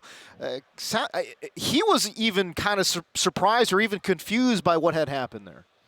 One thing I want to call out about that issue is there are a lot of unsung heroes behind the scenes here at the MCS, and one of them, Chow. It's Chow. You heard him when he set it up there. As soon as something went wrong, I called for my guy Chow. Chow is a seasoned Madden veteran, and when he's on the case, you know you're in good hands, and the players know that too. If it's any other admin, they get a little nervous, but as soon as Chow gets into the mix, it really brings that comfort. So show some love to Chow in the chat. He really is truly one of the unsung heroes of the MCS. Doesn't get enough love, and that was cool of Kip to call him out as well. Yeah, I agree. As players, we know that Chow is going to do the right thing. So if some issue happens, it's going to get addressed the proper way. So you could tell how Kiv was. He was like a little upset about the situation, but he was like, hey, Chow, like, help me out here. Like, this is what happened. I need it fixed. It got fixed. Kiv got it done. Well, I mean, sometimes these things happen. We've called a ton of games, and for some reason, things are always worked out the right way, and Justin Chow's been at the end of a lot of those. I'll say this as well. Well, first of all, I need that shirt. I need that shirt in my life. I'm digging it, man, no doubt. But no, you think about Kiv moving on and beating some tough names, and certainly he can add Chiggs to that list as well. But he beat Cleft the God in what I thought obviously has now turned out to be such a pivotal game, because he sends Clef into the loser's bracket, and all of a sudden, Clef's out. And up until that point, up until that game against Kiv, Clef looked like an absolute unstoppable juggernaut. Here's the thing. At this point in the tournament, you get out, you're not going to get a sweet game to warm up. He had to go up against Joke, and that's what you're looking at when you're this deep in the tournament. Every date is going to be a hell date. All right, let's take a look at the bracket here. Who remains? Who's moving on? Young Kiv taking on Henry. Come on, give me that game. I want to see what that's all about. Is Henry going to be that MCS hunter that we talked about? I mean, look at that winners bracket. You have 3 belt winners and the rookie Henry at his first ever live event. What a story that is right there. Henry and some elite company. That is one heck of a bracket you got right there in the final 4 of that winners bracket. All right, losers bracket. You saw Boogs drop a game, and he drops down into the losers bracket. He takes on Echo Fox Joke, who just beat one of the hottest players in Madden today, Cleft the God. That's going to be no joke for Boogs there. Trekking taking on Fancy. 801 Tiger taking on Rage. Chiggs is going to take on Mills. Yeah, I mean, you want to be in that winner's bracket because you're going back to the hotel. That's you're right, and you're chilling. Shut-eye. Yep. These other guys got a battle. It's time now to take that Starbucks Nitro Cold Brew break. Here's a live look at the Players Lounge. A lot of folks just kind of hanging out, lounging in there, right? They got that sweet Nitro Cold Brew on tap.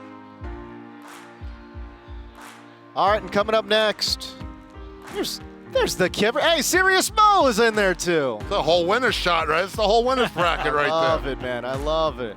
All right, more MCS play on the backside of this break. We'll see you then.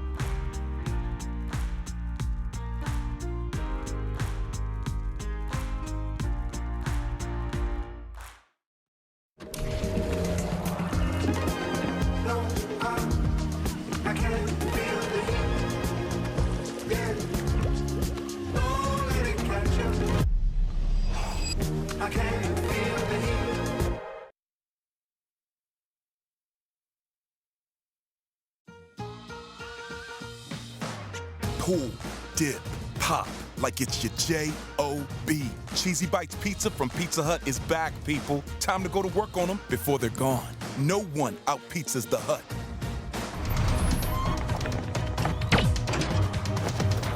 Pete. Come on, man. What? We said pantyhose, right? Here, eat this. Creamy Snickers. You could use a little smoothness. Pete? Pete Zacharine? Get smooth with the fresh ground nut butters and creamy Snickers.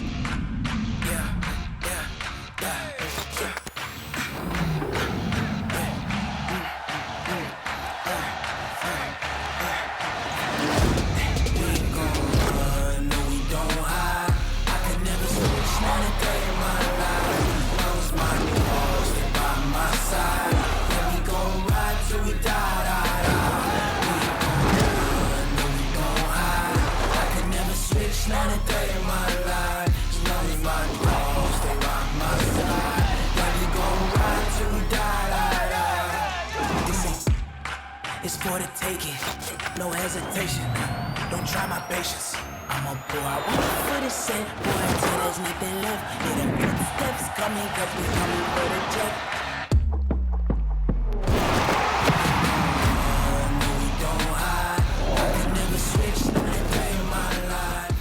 The Madden NFL 20 Classic is presented by Starbucks Nitro Cold Brew.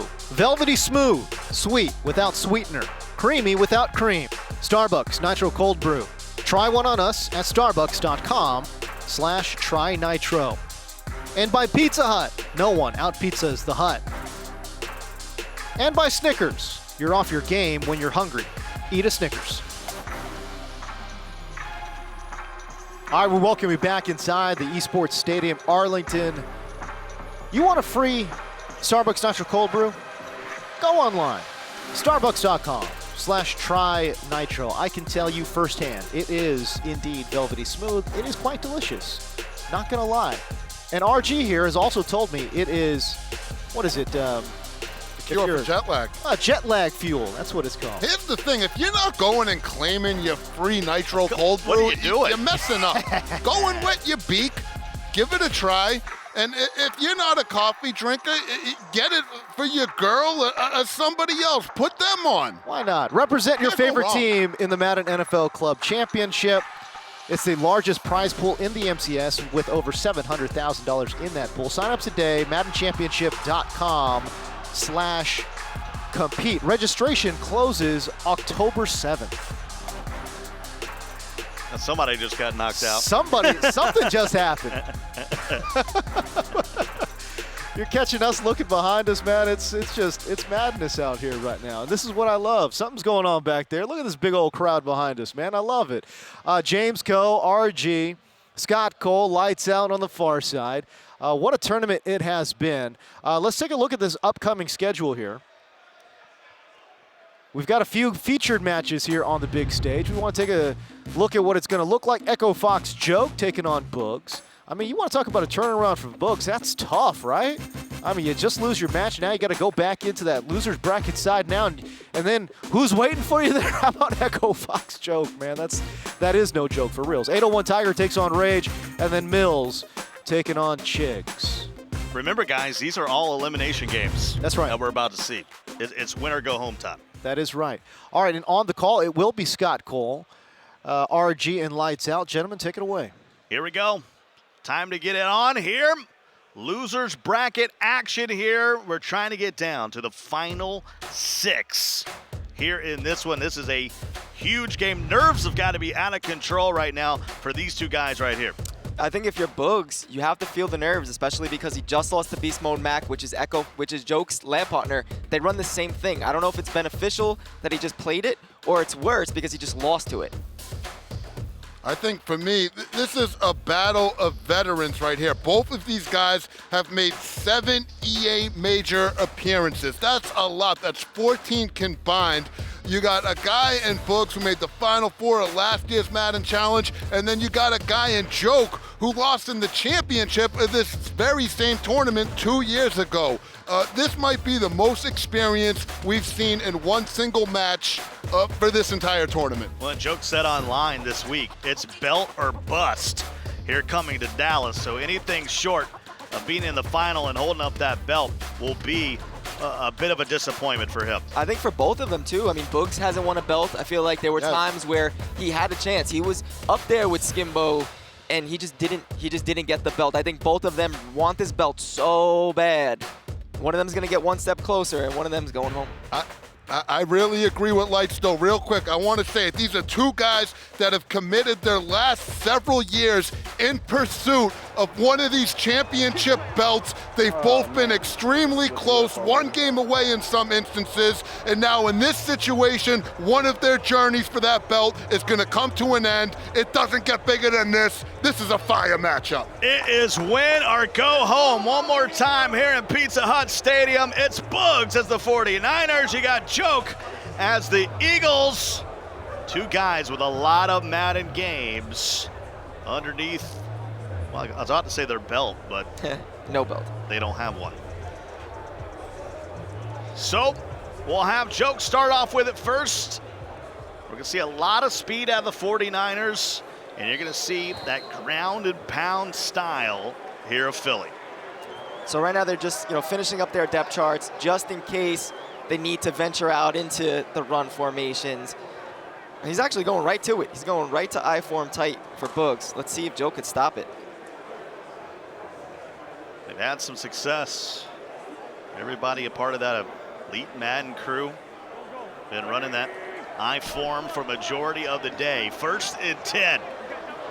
Let's see who can set the tone here early. Joke in the all-white Eagles uniforms. Bugs comes out in the all-black uniforms of the 49ers. And who would have thought, if we were this deep in the tournament, who would have thought that the two teams you would be seeing are the Eagles versus the 49ers, huh? And we'll have to say again, look at all those superstar abilities over on the right side of that line. That offensive line is incredible, and you have Zach Ertz right next to them to have that extra routes with the TE apprentice ability. And RG, just like you said, Eagles, Niners. This year, more than any other year, you're seeing such a variety with teams, and it's such a great, as a viewer, as a commentator, it's just awesome to see not the same teams against each other. Yeah, I'm going to go out on a limb, and in 16 years of doing this, this is the most diversity I've ever seen in the team selection, bar none. Playbooks, teams, different styles of play. It's been fantastic. Been so enjoyable to watch. 2nd and 8 as Joke and Bugs have a side conversation. Here before this 2nd down. Quick throw to Ertz. Ertz will pick up the 1st down and more cross midfield to the 48. And I love what Joke did right there. He's going to run the ball, motioning Lane Johnson, and instead of running it right there, he shows Bugs, hey, I can pass when I motion him. So now if you're Bugs, you need to be on the lookout for that. That's a great move right there for Joke to establish the pass in that situation, so now Bugs has to respect it. Usually double A is a bad thing. On a snap, it worked out there. Yeah, it's either an accident or maybe Beast Mode told him, listen, when he's in 5-2 and he's playing run D, he's blitzing those linebackers. He's sending 7. So Joke knew, I'm going to fake the run and just hike throw. Ertz is going to be wide open. Well, you forgot about that whole backstory. You just play Beast Mode Mac, you get the inside scoop on the scouting report for Joke. Needs to have that inside information. 2nd and 9. Carson Looking downfield. Has a man, and it's a touchdown for Joke. Ooh. Talk about a game of inches. Boogs clicks on, gets over there, no old man stick, but just misses it. And instead of a pick, it's a TD for Joke. And with that, I think that was Richard Sherman on the left side. That was cover 2. That motion verticals beats cover 2 every time. But the fact that Richard Sherman has that zone out ability, it forced Joke to wait a little bit to throw, and that was almost an interception due to that. So 7-0. Boogs is going to have to answer. It was so sweet, guys. We got to look at it one more time. Right there, you see the motion vertical route. Richard Sherman got beat. Colbert almost made a play, but Aguilar, at the end of the day, got the touchdown. And for anybody that might be criticizing Boogs about, you know, why the 49ers, why even go with them? An interesting stat is they have the second best win rate in all of online head-to-head for Madden this year. Somebody asking in chat is, are these the regular teams? Yeah, we're playing regs here. Head-to-head play, shoulder to shoulder.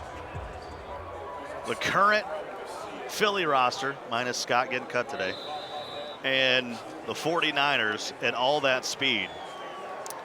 And I like the fact that, you know, online, on Twitter, everyone's complaining, armbar is too effective, escape artist is too effective.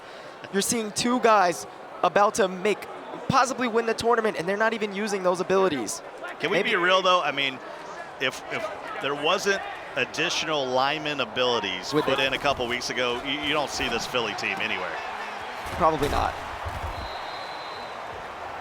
Garoppolo. Quick 6-yard pass to the outside. That's going to bring up 2nd and 4 for Boogs. Trying to answer after that 72-yard passing performance in the opening drive there by Joe. Jimmy G. Got to get away from the pressure. Pick up 2 yards, but that was risky. Here's the thing. Boogs, he might be having flashbacks of Fletcher Cox. You remember, he just played against this Eagle teams like you talked about in Beast Mode Mac, and he had some trouble against them, but here he is. And there's Kittle. Nice job on a drag, and maybe that's some of the adjustments, Lights. Close iPhone on my earbuds. They keep saying close iPhone. That's a needed. Connected to. I've seen Skimbo running that exact same concept. You're running a mesh drag concept, but then you have additional blockers. Really something very hard to beat when you're running a zone blitz. I think the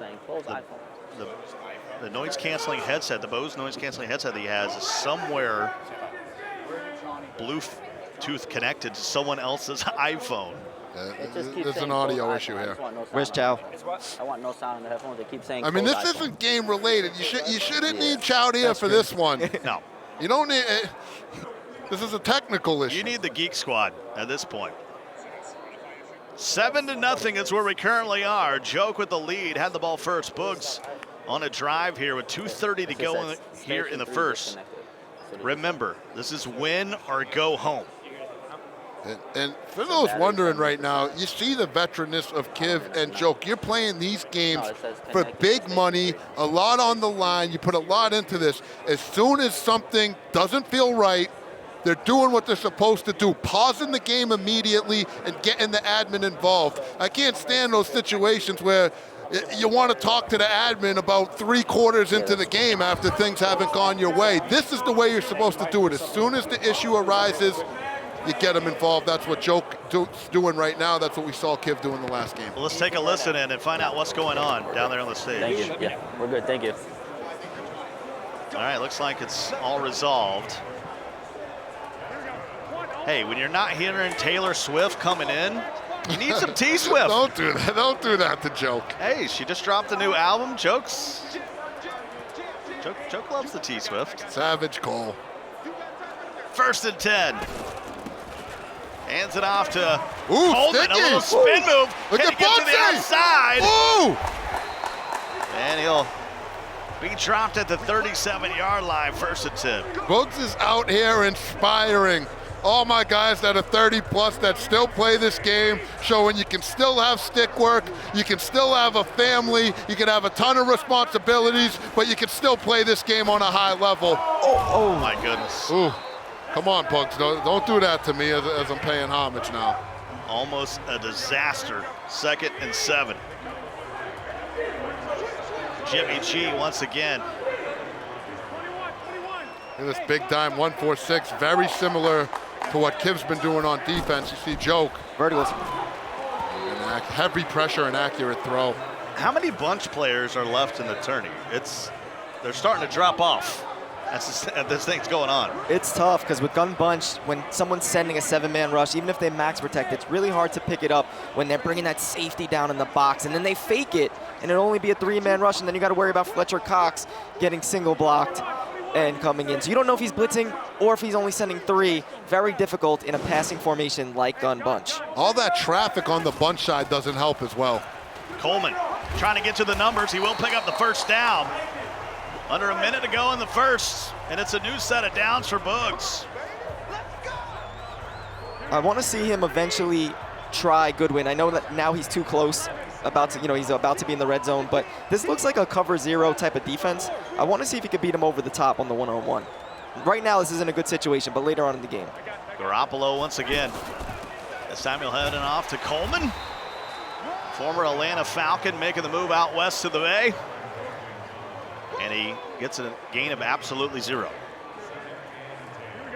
Good defense by Joke. Every time that Boogs was running the ball and had some success, it looked like Joke's defender was shooting the gap and Boogs was running away. That time, it did not work so well for Joke. And for Boogs. That will be the end of the first quarter. Joke, for the opening score, leads the ball game 7-0, but Boogs on a drive.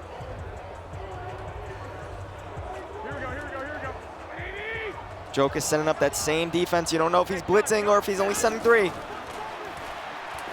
Bluffed it.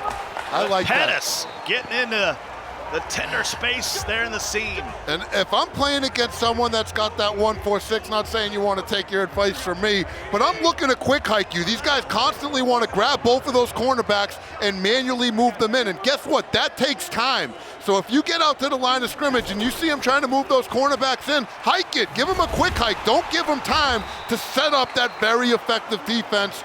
Got that from Books right there, and he got a big gain because of it. I like that adjustment. I take my steakhouse advice from you, and I take my Madden advice from Lights. Fair enough. Is that all right? Lights, back me up on this one. No, RG is right on that one. But listen to me from now on besides that. Jimmy G, low throw, Kittle. Take it down the 4-yard line. It'll be a 3rd and goal. So one of the negatives of bunch is this situation. You're going to run gun bunch in the red zone. It could be difficult. You got to mix it up. Maybe go with like a spacing type of concept or run the ball. Coleman gets to the outside, and he will just walk in and pin in the PAT. We're going to be tied here at Pizza Hut Stadium. You know, I'm looking back there on the floor, and one thing I want to call out is how cool it is that so many players are sticking around.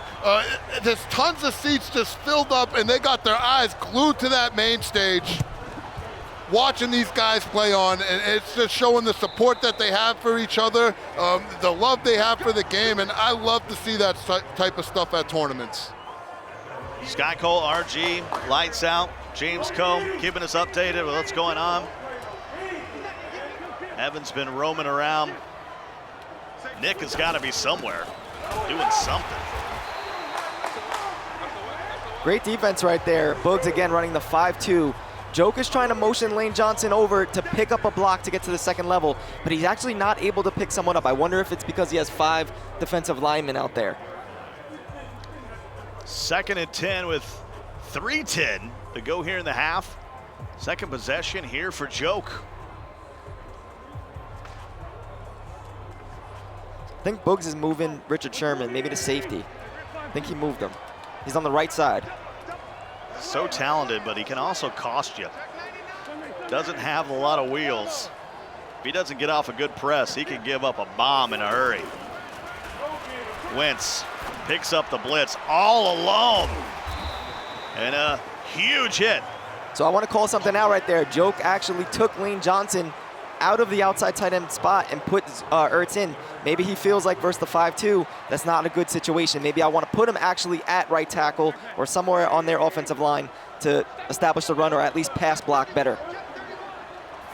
Showing blitz once again. This time Scott will pick up the first down. And we'll have a new set of downs at the 36. And he's starting to eat this clock away, RG. Yeah, probably going to get to the 2-minute warning here. These are two veterans. I mean, it's going to come down to maybe 1 or 2 mistakes being the difference. And when you talk about the veteranness, we talked about the 7 EA majors that each of these guys has made, but you got to understand too, these are accomplished players. You have Joke has made over $100,000 in prize money in this MCS era, and Boogs has made over $76,000 in this MCS era. So these are guys with a lot of experience and a lot of credential to back it up. 2nd and 10. Ertz. Hand it off to Scott one more time. How interesting has it been, guys, this week of not only are we playing with the regular teams, but we've had a lot of movement around the NFL. So Jadeveon Clowney no longer with the Texans. Would that be a team that people use? Scott getting cut by the Eagles. Would they be still a liability? Doesn't matter. Rosters are locked here for the remainder of the tournament. And there's a big hit, but not before Joke's able to get all the way down to the 31. It's a great corner out right there. Definitely a big hit, nice hit. Joke doesn't matter though, as long as he got the first down. Hands it off again. And Scott cuts it back against the grain. Touchdown, Joke. We'll get the ball back. Great adjustment, putting Lane Johnson back at right tackle. Ever since he's done that, he's running the ball much better. Not to mention he had great user skill right there with Boston Scott getting 7. You're Bugs in this situation. You want some points, but you also have to be careful not to get too greedy. The most detrimental thing you can do here is turn it over and let Joke get points before the end of the half. I've seen that happen one too many times in this situation. Bugs is a veteran player. He should know this. He's got to be careful. He could double dip the chip here, though. Look at it again. A little high kick, a little celebration. Was a cute little jump animation into the end zone, wasn't it? Hey, when you're listening to T Swift, sometimes you just, you know. The troll train has taken form. 1st and 10, 52 seconds ago. Does have all 3 timeouts. But this is a white glove situation. Coleman. Ooh. What are you doing here, Lights? You got 48 seconds to go, 2 timeouts now. Looks like based off that run, Bugs is okay with maybe just getting 3. Like RG said, you know, you don't want to force it. You don't want to just pass just to pass. If you get a pick 6, it's going to be terrible. It's going to be a game over. So you got to be a little bit cautious of that. If you're going to pass, maybe sometimes settle for a flat pattern. We'll see what happens. Wheels open. Jimmy G finds Goodwin. And it will be a timeout taken down in bounds right at midfield. It's not the time for the bend don't break defense, I can tell you that. Might need to send some heat. Bugs is focused. I mean, I'll be honest with you. Old Reggie Brown's sick of losing. Maybe Choke is too. Garoppolo buys time and then goes up top. He's fortunate. That's just an incomplete. I was going to say that was phenomenal pocket presence, and then he goes and just chucks it. Bad decision. Yeah, in that situation, you simply want to click in the right stick. What that's going to allow you to do is throw that ball away, play it safe, live to fight another down. Right at midfield, right there on the Madden NFL 20 Classic logo. By the way, I'm digging all the new graphics here in the new season. And Pettis will get to the 44, and he will burn that timeout. Not a timeout now for Bugs. It's that Pizza Hut Stadium, Scott, with that Madden Classic logo right in the middle. And all I'm waiting for is when they're going to add the red roof. They got to get you on the design team then. Yeah. 3rd and 5. I don't know what your Photoshop skills are, but something tells me it's a low rating. Donnie Moore would maybe give you maybe a 20 out of 99. That's the shade. Classless. Whoa, whoa, whoa. Tight window there, 22 seconds to go. And now you got 4th down. What do you do? All right, I mean, he's punting. I think that's fine. That's fair. Get the boot out. I don't like that throw, though. If he got a pick, that could have been a pick 6 going the other way. Difficult throw. Push the stick over till you feel the rumble and then punt it away.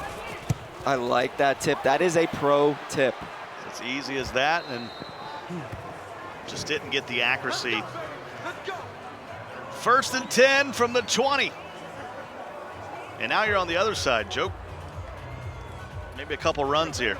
Yeah, I think he's just gonna run, try to get lucky. I mean, he has 3 timeouts, though. That's what I'm saying. Hand it off and see what happens. See what happens. You see the push those old linemen are getting on that right side of the line. They just threw those D linemen backwards. Look at this. Ooh, big hit. Baby! Boston Scott could lay that on the ground with a big hit like that. He's a small guy. He's like 5'6" or something. Fortunate to hold the ball. This might be the final play of the half. After that hit, that would have been my final play ever. Scott, though, gets some room. Colbert will force him out of the 42. He's got 1 second to take a shot, unless he's got a 59-yarder in him. One more run for good measure? Or do you take that shot? If I'm Joke right there, if you're not kicking the field goal, I'm trying to cut that run back to the middle. He's got Jackson all alone. Deshaun Jackson. Fly, Eagles, fly. Touchdown, Joke. Boogs made a terrible mistake. He sent the whole house, probably thinking that Joke was going to be running. Joke blocked everyone, only had 1 vertical route and a wheel, hit the wheel to the right side, and scored with no time remaining. That was a backbreaker. Look at it again. Vertical. Yikes. Big time play, big time call here at the end of the half.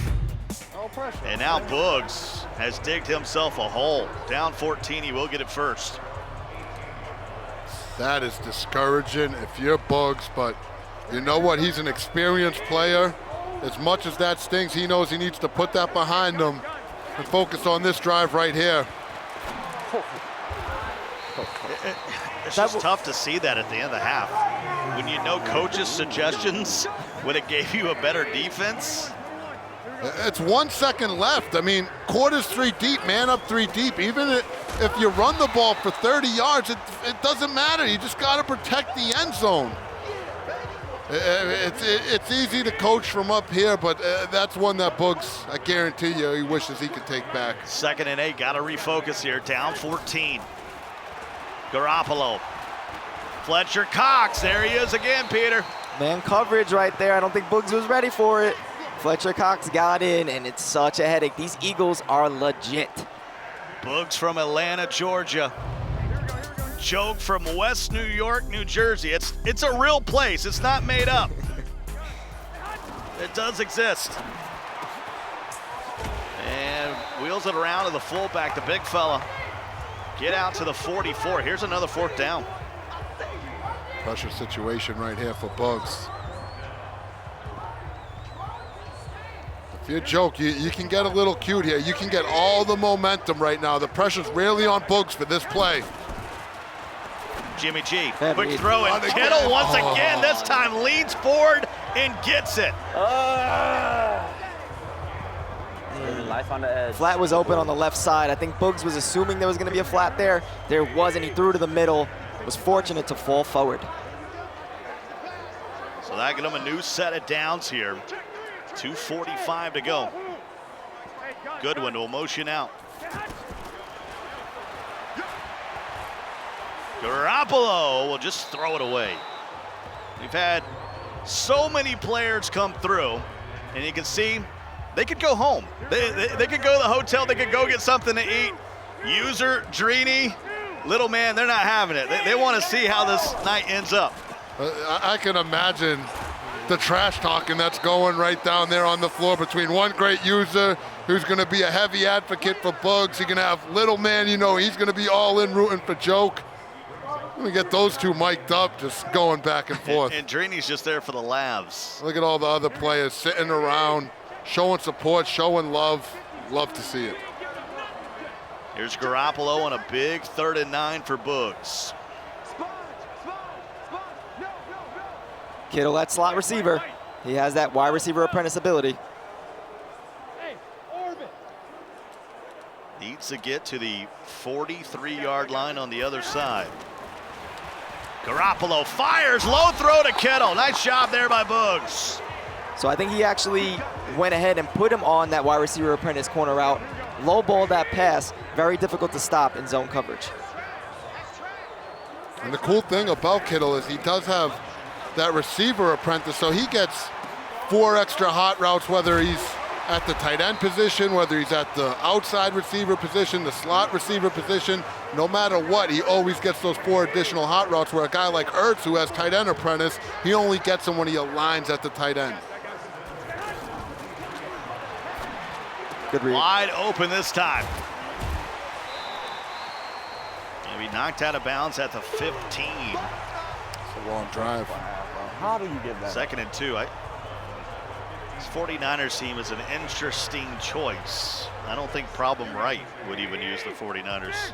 I want to call something out. Joke just went with man-aligned defense that he put in coaching adjustments. So it looks like he's going to probably run zone, but make it look like man.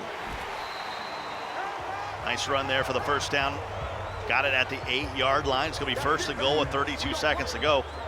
This is a lot of time that has gone away here in the 3rd. It's exactly what Joke wants. If he's going to score, make him waste that clock. Motion out. Fletcher Cox forces him to throw it. A block shed right in the middle of the field, especially when that X Factor, you know, flashes at you. You're like, I got to get rid of it. It's about to get nasty. End of the 3rd quarter, 21-7. Joke in a commanding lead. Got to put your 4s up. Remember, this is a win-or-go-home situation. Joke, even if he holds on here, has to win another game to make it to tomorrow. Off topic, can we be called near jumbo as he goes into near jumbo? I like it. Hey, if you need us to block, we're ready. I have a high zone block rating. Good play. Oh, Good better hit. Huge hit. Should have been a touchdown. Instead, it's going to be 3rd and goal. That'll wake you up a little bit, a long drive. Now you got yourself in a 3rd down situation. This is 2-down territory, though, for Bugs. And Coleman will break the plane. Oh, Lord, are you fucking kidding me, game? Are you fucking kidding me? 21-13. And Bugs will kick the extra point. And we're back to 1 score with 4:54 to go. How about that drive? Was that 14 plays, 93 yards? I mean, what a drive by Bugs. Now, Joke needs to keep his composure here. Based off history of Joke, we know that when he starts getting mad, he could just kind of throw himself out of the game. And you could tell right there he was frustrated. Let's see how he bounces back and answers on this drive. He's gotten, to his credit, he's gotten a lot better at that. And since that is something he's improved on, the results have worked wonders for him. Have been amazing. A couple years ago, I mean, it cost him games. Games, money, potentially belts. I don't know how many times he lost to Skimbo in big games. But here he is with a chance to flip the script, up by 7. There's the motion from Ertz. He'll hand it off. Moore's right there, misses it, but gets some help on the outside, and that's going to force a 2nd and 11. Great. Coming up on 4 minutes to go. That was great D right there. He's blitzing those linebackers, though, so I think Joke might go back with that quick pass because he is in that 5-2. I think Joke realized that. The way he's stopping the run is just blitzing those inside linebackers. It's going to get exploited up the middle on a pass play. Either the quick pass, maybe the stretch. When someone blows up my dive like that, I say, let me see what you can do with my stretch. Fake motion. Back to the dive. Back to the dive. 13 carries, 95 yards, and a touchdown. But here comes third down. Will he go to the air? Stays in this running formation, this 12 personnel.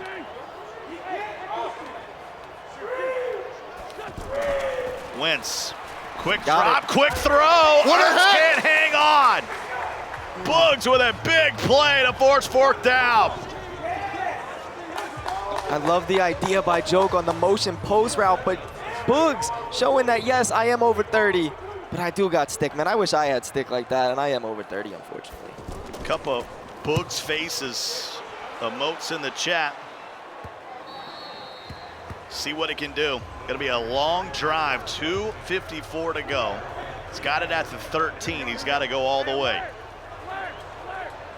Looks like Joke switched up his defense, got out of the 1-4-6. He's a nickel normal pinch defensive line. He's got to have a blitz. He's got to have something to dial up one time here.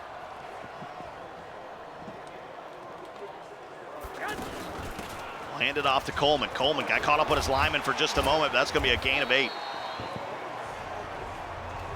2nd and 2. Clock on the move. 2:30 to go now. Garoppolo. Kittle, he's been the security blanket. And he'll pick up the first down out at the 30. That willingness to just check down and take that drag when it's there, it may seem simple, but I see so many players just, they take it once and then they just get stuck just looking downfield. Boogs, he's a stubborn cookie. He's just gonna stick with it, and if you give it to him, he's taking it, and so far so good for him as he's still in this ball game.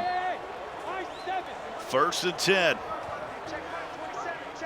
2-minute warning. Boogs still with all 3 timeouts to work. Jimmy, here comes Fletcher Cox. Quick throw to Kittle. He'll drag the toes out at the 47 near midfield. Great throw right there, great read. Got over the flat zone, had just enough time to get that pass before the pressure was coming in. Great job by Boogs. Kittle, so versatile. That's great run block. Of course, you see Bill Bickle, number 74 there as well. Joe Staley, as he's able to hold the edge. Coleman will get outside, can't get out of bounds. And so the clock will be on the move. I think it's better that he didn't get out of bounds right there. I don't think he wants to have Joke have this last possession. Swings it outside. Big tackle. That's a big tackle right there. And we will see a timeout here by Boogs with 1:20 to go. Big 3rd and 4. And what that confirms, that timeout right there, is now this is officially going to be the last drive of the game potentially for Boogs. He's in a do-or-die situation right here, not just for this game, but for this entire tournament.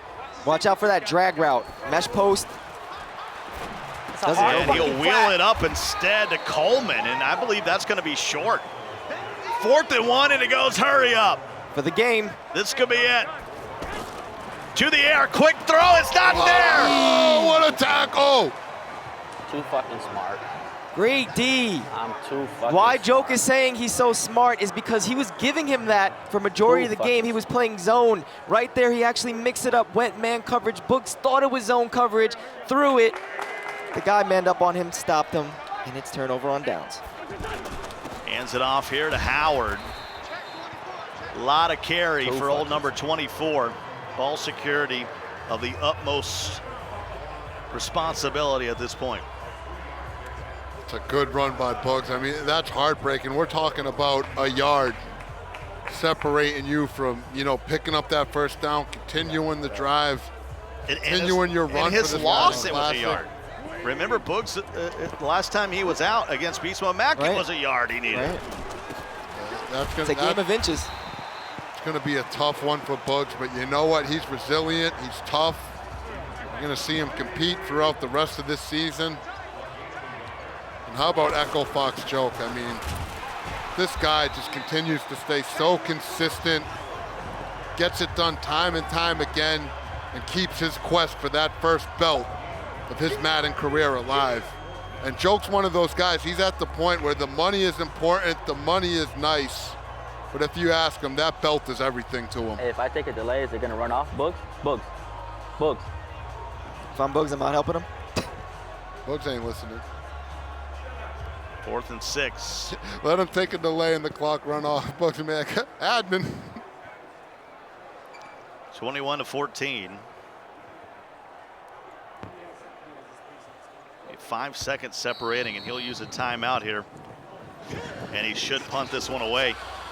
I punt this thing out of the back of the end zone. You know, a good thing to lab in this situation, if you're Joke, is how much time gets taken off the clock if you sky kick it. Yep. Because that could be an option. If you know that a sky kick's going to give me 5 to 6 seconds if I max it out, that might be where you want to go. It's going to go to the sideline here. I think he did go sky kick. And that'll be it. Yeah, that is a boomer. Ooh, 1 second. I think he needed to kick it straight instead of out of bounds with the sky kick in that situation, and that's ball game. Really too far out of bounds. You saw when it swing back down, he gave so much error to that sideline. That's going to give Boogs one more shot at it. I'm going quick base right here. I'm praying. If you look quick back, base. If you look back at it, boys, that touchdown before the end of the half for Joke, looking like it's going to be the difference unless Boogs can pull off a miracle. Yeah, Boogs had a blown coverage at the end of the half. Really shut him down in the second half. Just couldn't put up enough points. Last shot here for Boogs. He's not going to be able to reach it. Overthrows, good one, and Mills will haul it in, and Joke is a game away from playing tomorrow. GG's in the chat. Spam those GG's in the chat right now.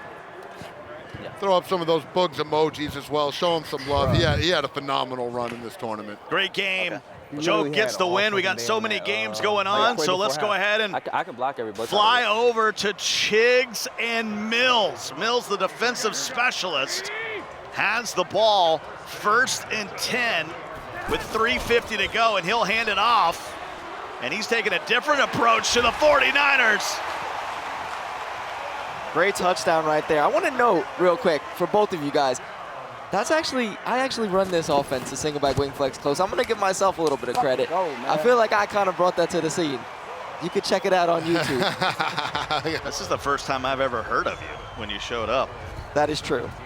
Good Mills. Have we ever called a lights out game? Yes. I've called the lights out game. Yeah. Jumbo specialist. 16. Come on now. He was running dollar. He was running two-man unders, screaming up the A-gap. He had all kinds in LA or something like that? All kinds of scum maneuvers by lights out over there when he was on the sticks. Real quick, I want to call out my guy Bandana Mills. I mean, this guy is an entertaining player. He's got stick work out the wazoo. He's a defensive specialist. He can run the ball very well.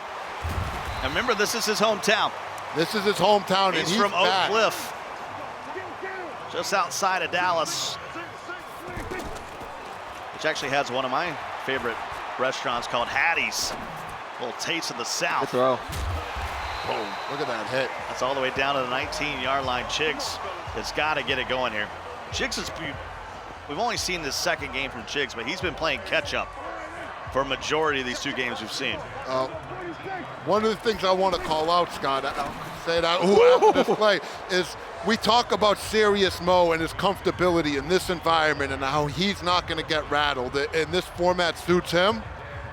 Mills is in that same category. This is Mills' zone, being right next to you, playing on the same couch, hostile environment. He thrives in this situation. That is a young man that you are not going to rattle in any way, shape, or form. You're going to have to strictly beat him on the sticks.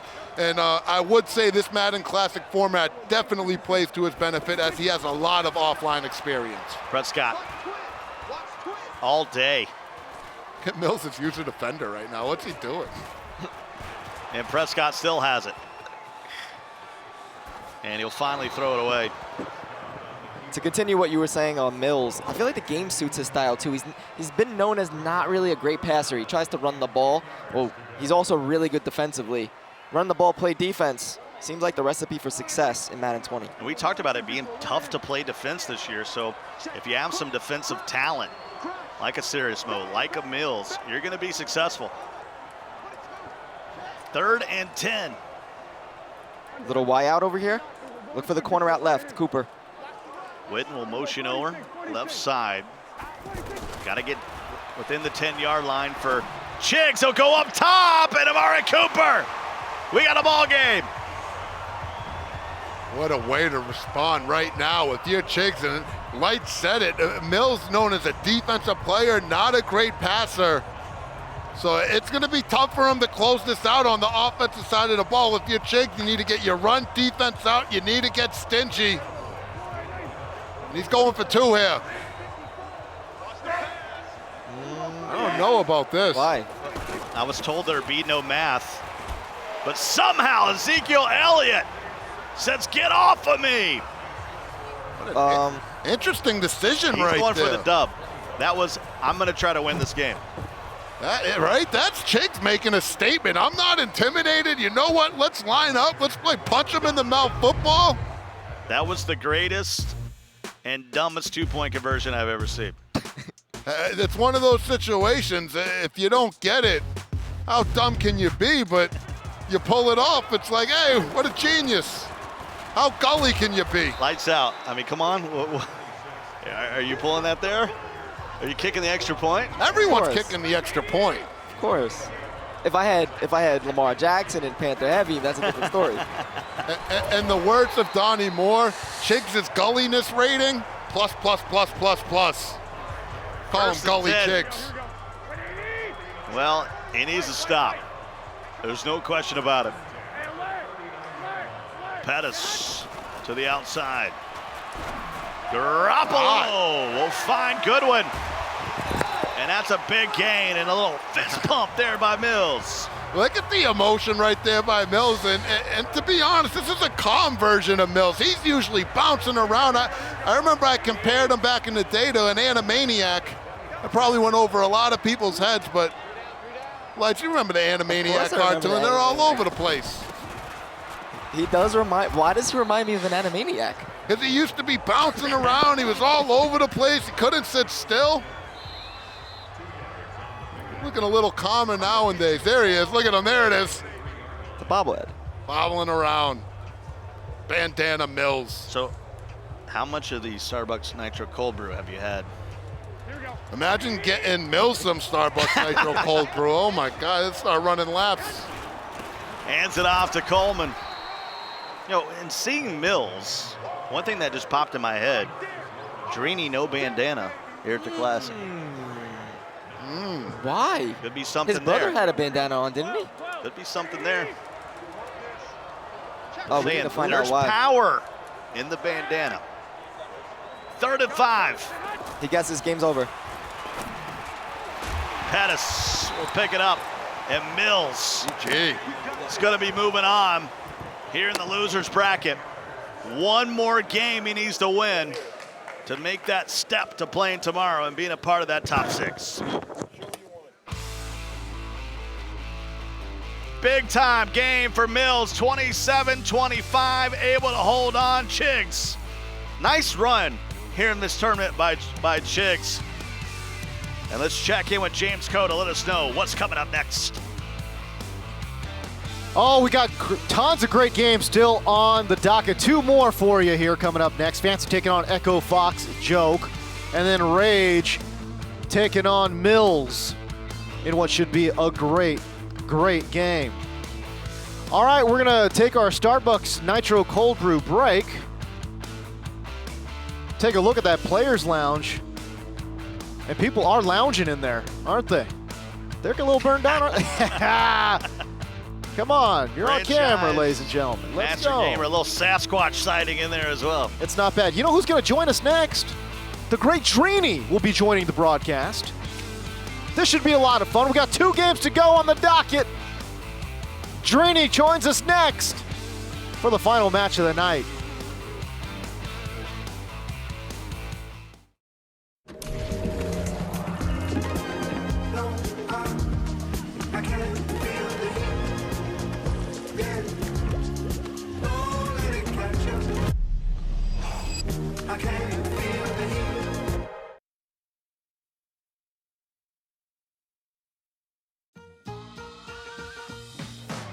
Pull, dip, pop, like it's your J-O-B.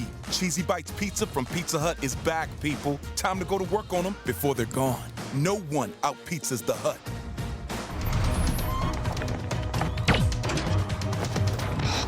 Come on, man. What? We said pantyhose, right? Here, eat this. Creamy Snickers. You could use a little smoothness. Pete Zacharine? Get smooth with the fresh ground nut butters and creamy Snickers. This is Madden 20 rookie ratings.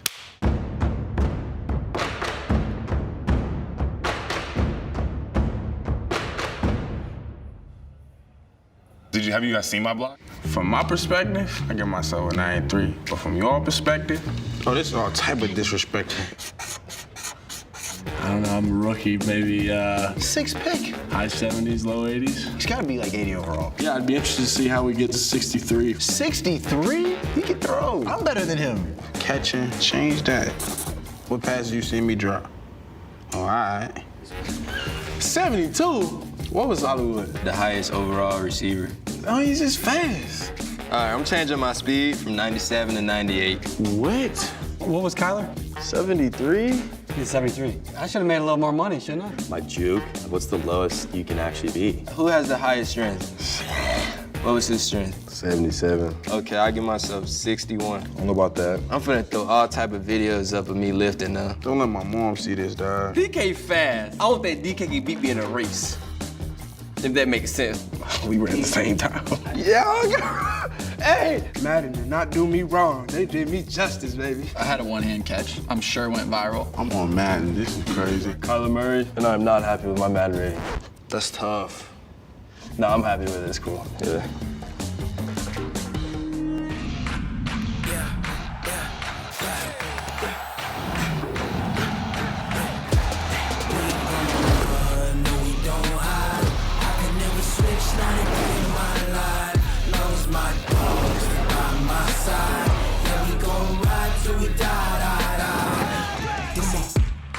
No hesitation.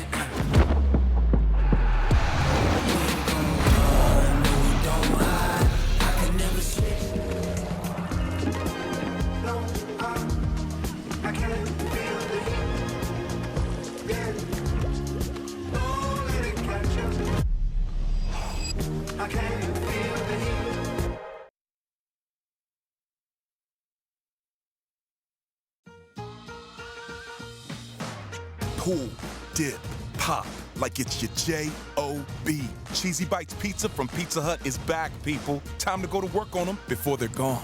No one out-pizzas the Hut.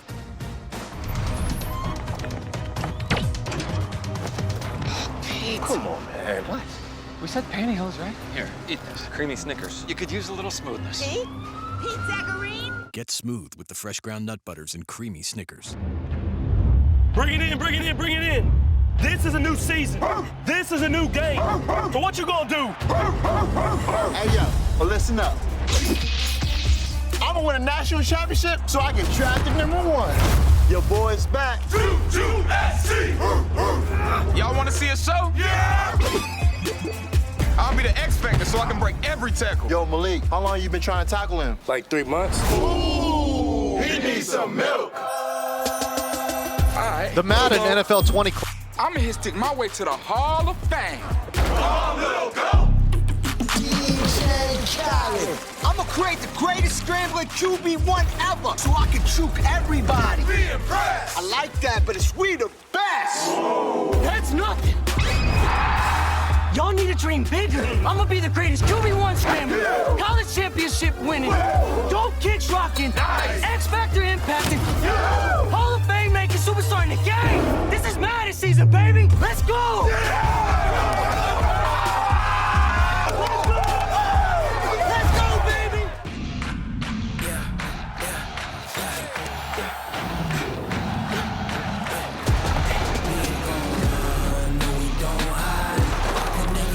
Not a day in my life.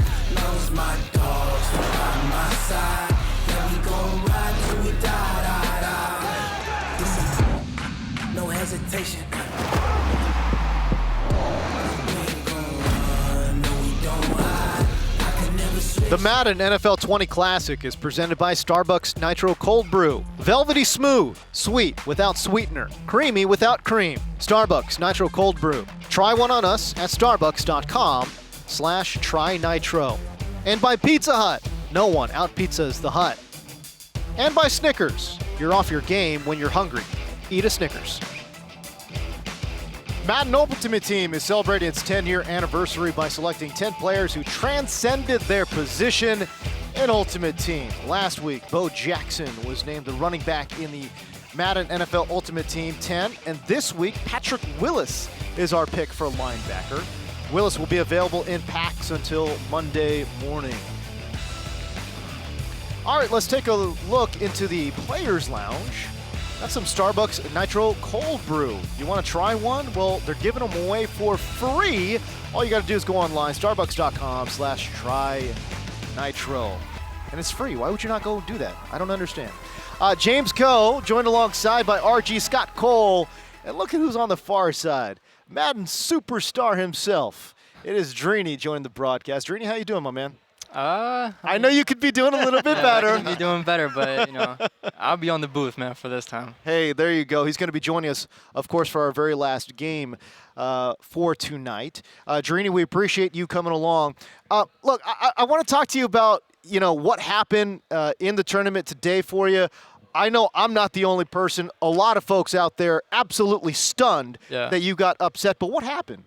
Ultimately, a couple things didn't go my way, but ultimately, I didn't play my best Madden in this tournament. I forgot my bandana at home, and it really does feel like magic. I don't know, every time that I have it off. Wow, come on, man. Every time that I have it off, I just don't win as often as I do with the bandana. So, next tournament I'm bringing out the bandana 100%. I'm calling Jason Lake, who heads up complexity. We got to get some complexity head, bandanas or something going on. Yeah, I mean, sure. I really didn't believe in the magic until today, and I'm fully convinced. I mean, you're in you're in the complexity hometown. Like, you got the Dallas Cowboy star on the chest, right? Can we get this man a bandana, please? What is going on? I don't understand. Maybe you should have used the Cowboys. I'm just saying. Oh, no. I definitely should have used the Cowboys. I've seen a lot of Zeke in this tournament. I'm totally, I definitely messed up picking the Patriots over the Cowboys. I feel like they're the best team to use right now. Well, the players that are left in this tournament, who are we watching out for? Who do you got in the finals? Before the Cleft game, Joke won, but I thought Cleft was going to win it all, even from the losers bracket. But now I really do think Henry or Mo is probably going to take it home. Just Henry's playing balanced offense. He could pass, he could run, and then Mo has this crazy unstoppable scheme that he's running with Zeke. And, no one stopped him from what I've seen. And, those are the two people that we'll look out for. Speaking of Henry, you can relate to him a little bit because you were in the same position where you were really good at the game, but you had to sit out due to the age restriction, and you came in with a ton of expectation and were able to deliver. Can you talk about how you dealt with that a little bit, or what was it like coming in even though you haven't officially accomplished anything, but everyone expects the world out of you? Henry might be the most feared 16-year-old that I've ever seen. People don't want to play him, and I feel like that was the same way when I was coming up when I was 18, going to tournaments. People didn't want to play me, and he's showing out right now. He's showing why people fear him. He's playing good on both sides of the ball. He's balanced on offense. He's just handling the pressure really good. So young, so talented, and we've seen what he has done against MCS belt winners, just blowing out guys like Kurtobin and Pavan, which is just unbelievable. All right, let's take a look at this bracket here. You see on the winner's side, Young Kiv taking on Henry. And listen, man, if Henry's going to win against Young Kiv, Pavan, Kurtobin, give this man his props, no doubt about it. Serious Mo, Beast Mode Mac. Drini, I'd love to get your take on those two semifinal games. I heard Young Kiv and Henry play each other a lot online. They're like lab partners, so they both know what each other do. And people that watch them play say it's a 50-50 matchup. They both win, they both lose. So, that's a good game right there. But, Mo and Beast Mode, like I said, I feel like Mo's unstoppable right now. I feel like he's playing good defense, and I like Mo to win that game. All right, you take a look at the losers bracket there. Echo Fox Joke, Fancy. That's the game that we're going to be seeing shortly here. And then Rage taking on Mills. Again, Drini, you look at those four, who do you like? With Joke and Fancy, they're like two opposites. Joke wants to control the game, run the ball. Fancy wants to air the ball out. So I feel like that game, is going to play more to Joke's hands. So I think Joke's going to take that one right there. Rage and Mills, I actually practice with Rage a lot. So I flew in the defense for Mills. Hopefully it works out for him. I think Rage is going to take that one. All right, there you go. You're going to get that incredible insight throughout that Echo Fox Joke Fancy game. And to take us home, basically, last game of the night, it is these three gentlemen to my left, Scott, Cole, RG, and Drini. Gentlemen, take it away. Well, James, it's been an absolute pleasure. We've had so many games here over these last 2 days, and we aren't done. You see Fancy on the left, but there is Echo Fox Joke. This is his time. RG, he said, bell or bust, and here he is. Yeah, and if you're Joke, this is a tough matchup. You see 26 years old from West New York, New Jersey, 10th all-time on the money list, and a lot of people are going to have you as the favorite going into this matchup, but as Drini will tell you, just because a lot of people don't know who Fancy is doesn't mean he's any type of slouch. He's been on the underground scene for a little bit now, a lot of buzz around his name, and best believe he's going to want to take advantage of that. Yeah, for On sure. the other side, we got Fancy, and you gave us a little bit of the scouting report. What do we need to know about this guy, Drini? And he has really good reads. One of the best I've seen in this tournament. Like everybody else is running the ball, this dude is just completely airing the ball out, and no one can stop that passing game that he has. It feels like if anyone can, it might be Joke. This is going to be contrasting styles, and that always causes fights. Here in the losers bracket, win or go home. They're just trying to play tomorrow and have an opportunity. It's still a long road when you're over here on the losers bracket, but there are some Madden magic. We'll kick it off once again for the final time here in Pizza Hut Stadium on a Saturday. We'll be back tomorrow with so many great matchups, and we will crown a champion. If you're just tuning in, Scott Cole along with RG. Madden champion Drini is with us as well, and Fancy's going to start with it first. You like having the ball first, or you want to play D? As a defensive player, you definitely want to get that stop first. It'll make your opponent really play aggressive on defense, and it's going to cause them to make mistakes on defense. So getting that stop in the first possession is huge in a game like this. Well, we're looking at the formation substitutions here. I already saw him go into tight I form. Certainly a running formation. Yeah, I feel like he's setting those audibles for like when he goes into the goal line. For the most part, he's going to be in trips tight end, just passing the ball. Yeah, you got Fancy's from McKinney, Texas, and the furthest he's ever made it into a tournament was last year at the Madden 19th Classic. He got 17th place, so this is as big as the stage has ever been for him. Yeah. Did you give him a pep talk, Drini, about how to deal with some of the pressure, maybe? I didn't give him the pep talk, but man, playing in front of the crowd like this, it's gonna be tough. Jimmy G gets all kind of pressure on him, but delivers to the outside. That's a first down. If you don't know where McKinney, Texas is, it's just a few miles north of Dallas. You get on the 121, head out to Sam Rayburn Highway out there in Collin County. So he's only about 45 minutes away. Run play, run. From where we're playing, if he can win tonight, he'll be sleeping in his own bed. Coming back here tomorrow, try to get a dub. Ooh, a little stop and go. That was a little sticky right there. Drini, I gotta ask you, what is it with a pass-heavy offense? Why go with a team like the 49ers instead of, the Texans, the Patriots, some of those other pass-heavy teams? What is it about the Niners that a guy like Fancy likes so much? They basically have a lot of speed everywhere, and then you have that route, what do you call it? The receiver apprentice. Receiver apprentice, where you can add 4 additional routes to your tight end, and George Kittle has that. So, you can be so much more creative with this offense than any other offense, and that's why he picks the 49ers. And like I said, he has a lot of speed out there. He could burn any coverage. 3rd and inches. Joke. Quick throw. Goodwin picks up the first down and a little bit more, and plus territory at the 46. Yeah, I've seen people all year, they're calling Goodwin Baby Tyreek out here. Yeah. Fancy getting him involved early. Like I said, man, his reads are quick. He reads the user so fast. 1st and 10. This is a huge ball game for both of our competitors. Joke has been here before. Fancy new to the scene. He'll be forced out of bounds at the 25-yard line. 4 for 4, Drini, to start the game up here for Fancy. Man, I'm telling you, one of the best passes I've seen so far in the tournament. Everybody else running the ball. He's just total different, scheme from everyone else. And, you gotta appreciate what he's doing. 2nd and 10. First incompletion. That's probably on me. And he'll use a timeout. What's it like, Drini? Fancy, he's going up against a guy like Joke. You know, Joke has a ton of experience. Do you think that's going to rattle him at all, or is this the type of moment he thrives in? I feel like Fancy's made it so far. I feel like he doesn't care who he's playing now. I think he's in the groove. Woo, Look baby, at good one. Starting it up. He is not shook by anybody. He's ready to play anybody. And here he goes, scoring a touchdown. That's the groove right there. Opening score for Fancy.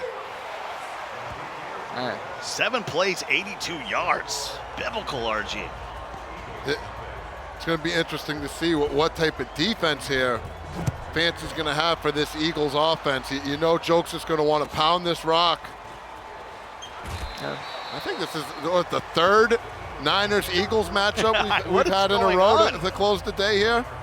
Yeah, but something to know about this offense is it's not really good when you're playing from behind. It's like you want to be ahead and you want to play, control the clock, but when you're behind, you really can't do that. And now you're trying to, you're kind of forced to score 7. I feel like if Fancy could get them down 2 scores, even 10 to nothing, I mean. I feel like it would be over. That could be monumental, yeah. 2:18 to go here in the first. I want to welcome you guys in if you're just joining us, coming to you live from the Esports Stadium here in Arlington, Texas. All kind of amazing things going on. Cowboys preseason game, a ton of Texas Ranger games, and of course Auburn and Oregon right there in AT&T Stadium. As far as complexity goes, this is sort of your backyard. Oh yeah, for sure. I mean, the headquarters is right beside the Star, where all the Cowboys players, eat, train. So it's kind of cool. There in Frisco, Texas. Yeah. Wentz fires an Alshon, the former Gamecock, will pull it in at the 47-yard line. That's on the other side of the 50. That's a beautiful pass lead right there. I feel like if he passed that up, there'd have been a pick. He passed that to the right, and it was just a perfect pass lead. Made him catch it. That's good insight right there from Drini. That pass lead can often be the difference in an interception, a complete pass, an incomplete pass. Yeah. Something we don't talk about a lot, but pass leading is key. Where you're going to aim those passes with the left stick when you let it rip. Yeah. Oh man, look at Stretch that. to Scott, and he'll roll to the 43. That's that nasty streak right there. Lane with that nasty streak. I'm telling you, if you got that nasty streak, and it's not a D lineman in front of you, that defender's getting put on the ground. Yeah, it kind of limits what formations you can run on defense. You really can't run dollar versus you can't run 1-4-6. You have to run like a 3-4, 4-3 kind of set. Yeah, because any of those defenses that put those linebackers in at those DN positions, they're going to hit the ground. It's pancake time. Yeah. Well, that's great defense right there. 4th and inches. Ooh, 4th and 1. Hurry up. Do you call timeout here if you fancy? Get into your 1-yard defense? He'll hand it off, and he gets the first down, and then he came back a little bit. But he will move the chains. That was scary for a moment for Joke. I felt like he was about to shoot the gap, but Joke maneuvered his way around, got the first down. And I will say, we talked about the Cowboys, how they are the best. A lot of people consider them the best team. They seem to be the meta. But here we are deep in the tournament, and you see it, the Eagles and the Niners, 2 teams that you wouldn't have expected. Yeah, I mean, it all comes down to how you want to play. If you're going to want to run first, Cowboys, Eagles are the 2 best teams for that. But passing, you want to use the Patriots, San Francisco, and Texans. So those are the 3. Those are like the 5 teams you're going to see most of the tournament. Wentz all day, just a 3-man rush. Carson will get out of there. You better slide. 7-yard gain. Look at Fancy. Look at Fancy up there. Joke was saying he was trying to slide. I don't know what's going on. 2nd and 3. Wentz will hand it off to Scott. That'll be near the first down. Going to pin on the spot. and it will be 3rd and inches this time. One thing I'm curious about, Drini, from a guy like your perspective, a pro player, when you see the Eagles, get that update and you get all those offensive lineman abilities, how much time do you need to spend preparing for a team like this? Did you hit the lab, get ready for them? Personally, I didn't think a lot of people were going to use Eagles, even though I knew about those abilities. I thought they were just going to pick the Cowboys for the most part, but these Eagles are somebody, it's tough to guard. Look at this. Look at the blocking that they're getting. Like, man. In other words, they're catching people off guard with these Eagles, just like Joke caught Fancy off guard with that touchdown run right there.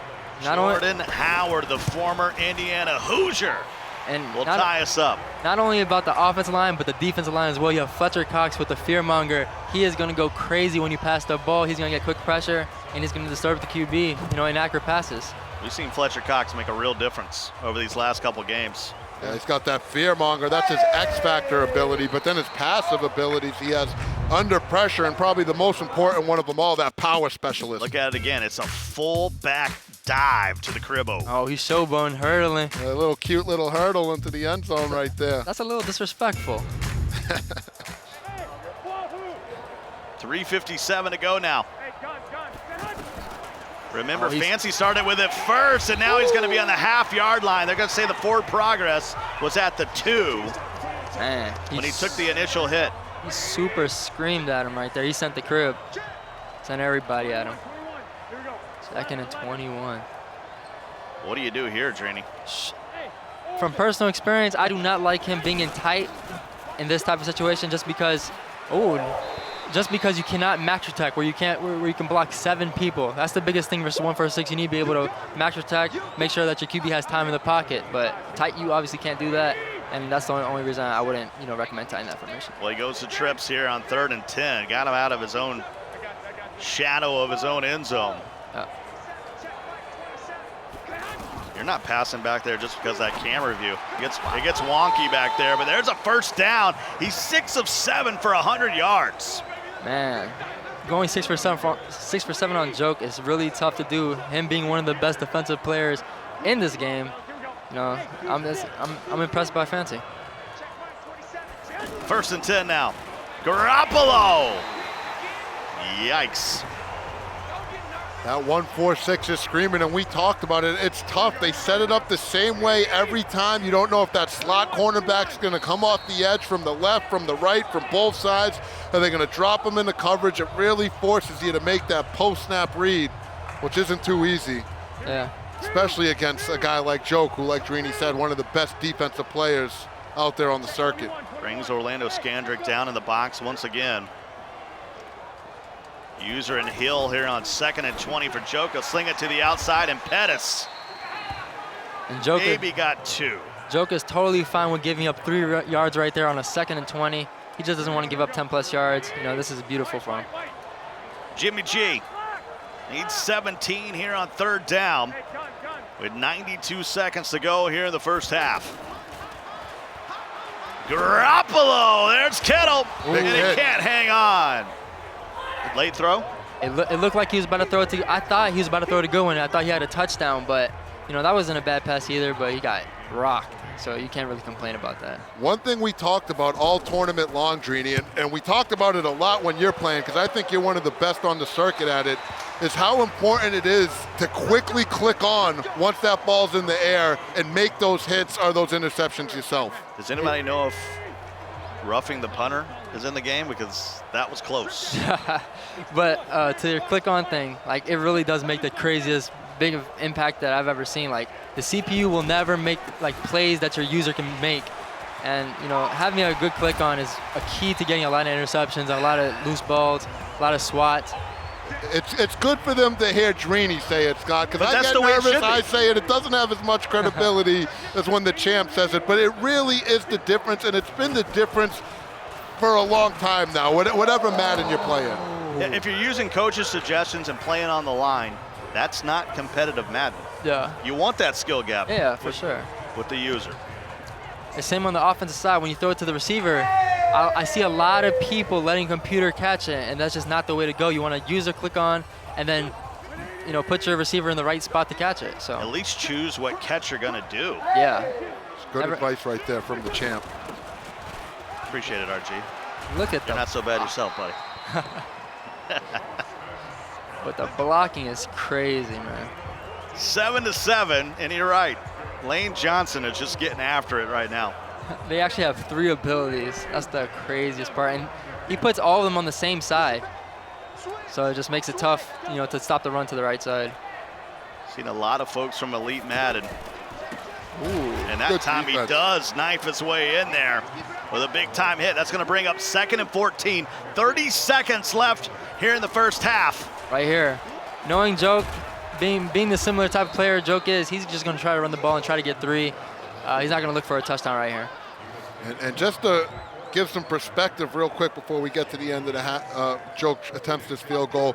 Those Eagles have Jason Kelsey, who has the nasty streak and the power blocker ability. Brandon Brooks has post up and pass block elite, which means he's going to be one of the best pass blockers in the game. And then Lane Johnson also with that nasty streak. So you have 2 guys on that O-line with that nasty streak ability that's going to really help you pound that rock. Yeah. 54-yarder, it's up, and it is good. A 3-point lead here at the half in Arlington, Texas. Scott Cole along with RG, and we are joined by last year's champion, who road ended earlier than you wanted it to.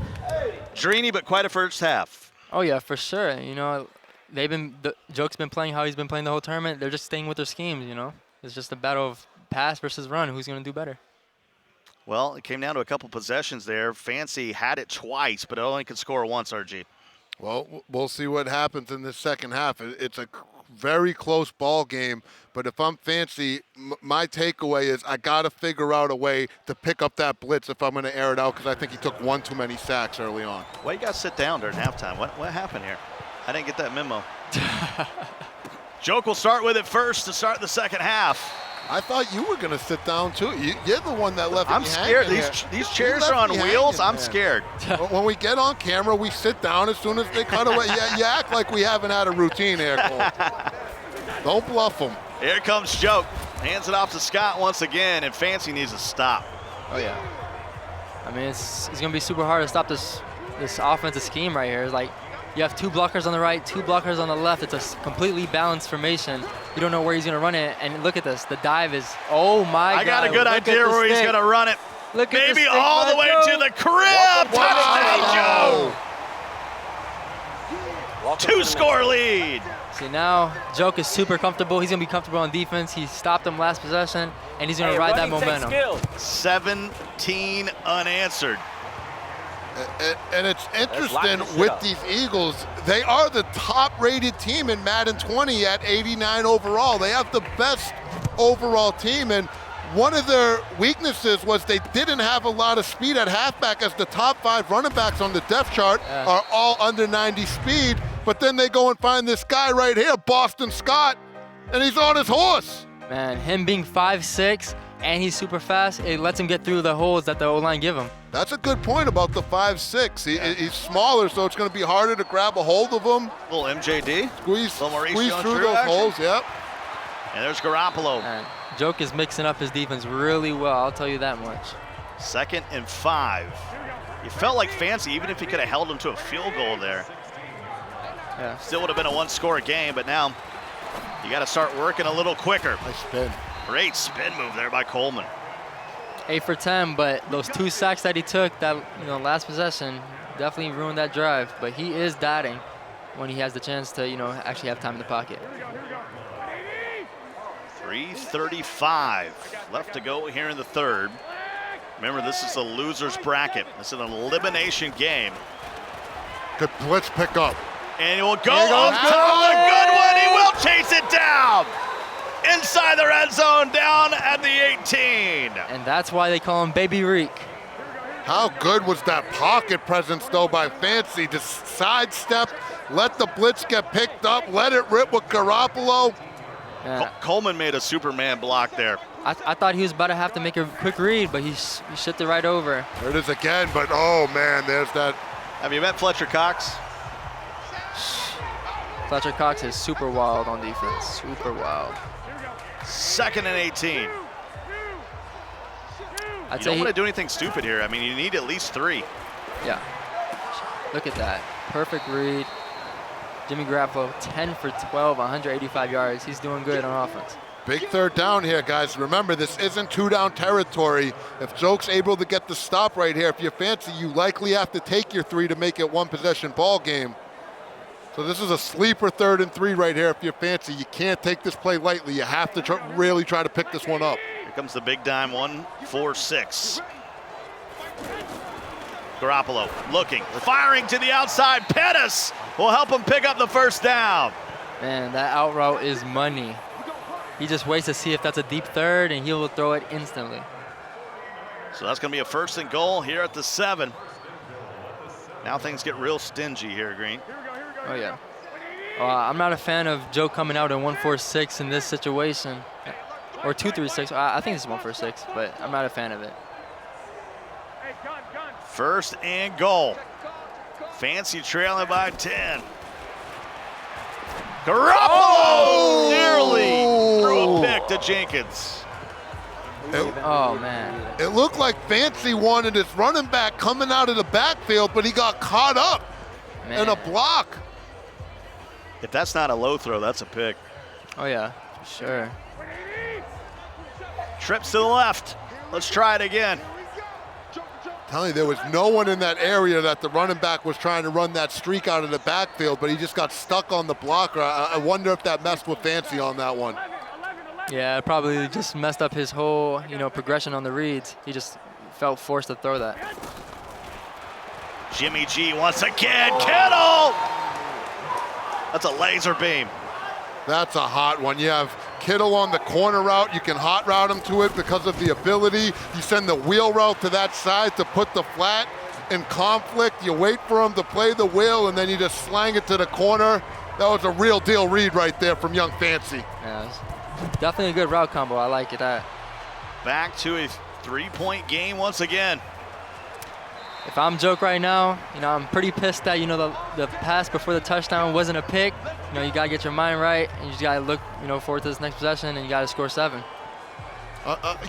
You're a guru when it comes to clock management and running the ball. What's your expectation in this situation, Drini? Is the priority to score, or is it to pick up just 1st downs and slowly milk this clock away? What? Oh, man. Oh man. God. Forget about it. It doesn't matter. I'm going to go throw up. Boston, hey, man. Fancy has to learn some run defense, or it's going to get super easy for Joke. Touchdown, Joke. Back to a 10-point lead, just like that. I think Drini called it out, too. I've been focusing on his speed, but him only being 5'6", you see him. He's squeezing through some of those holes that some of these other backs just might not be able to get through. I mean, it's like a little mouse. Yeah. Joined by the Madden 19 champ Drini, along with our GM Scott Cole. Might have himself a return. Oh, what a and tackle. Somehow caught from behind at the 44. Look at this run again, though. Whoop. Do you see that? He has Lane Johnson at tight end, leading the way, just making sure that he hits a cornerback or a linebacker just so he pancakes him, using that ability to the most that he can. And you know what's funny, Drini, is you know it as much as anyone. Forever there was this consensus that O-line didn't matter in competitive play. And here we go now. We're to the point where guys are picking teams pretty much because of the O-line. You guys can trust me on this, man. Using the Patriots and using the Cowboys are so totally different on the run game. The Cowboys hold their blocks so much longer, and you kind of get shedded when you use the Patriots. So O-line definitely matters. Definitely matters what team you pick, and that's for sure a myth. Picks up the blitz, shakes one off, and then just throws it away. You can't block Fletcher Cox that long. Got to give a huge shout out to Clint Oldenburg and designer Nick Farrer and Mike Scantleberry. They did a good job getting those O-linemen to really be a factor this year, more so than we've seen in the past. It opened up the team selection for sure here in Regs. Yeah, with no O-line abilities, I really don't feel like anyone will use the Eagles. But after these abilities were in the game, it definitely caused some people to change to them. Garoppolo will throw it to the outside, and Pettis fall down at the 41. The interesting choices are going to be when salary cap comes around. What abilities, what cap values are you willing to roll out there? You see how dominant they've been. It's going to be tough. I think that's going to be more. That's going to be more important than anything. Team building. That's going to be as important as how good you are at the game. So that's going to be another skill. This is just our first major of the year, first of 4. And here comes a huge 4th and 14. And I'm not saying it might be 4th in the game, but it is. But it is. Especially versus Joke's run attack, which looks unstoppable right now. Definitely needs to convert this. Garoppolo in the gun. Oh, he's setting the crib. He's setting everybody. Able to pick it up. Throws it up top, and the one-handed grab by Darby. About me, I'm gonna adjust. That's for sure. Just got a paw on it and brought it in, and that's a turnover.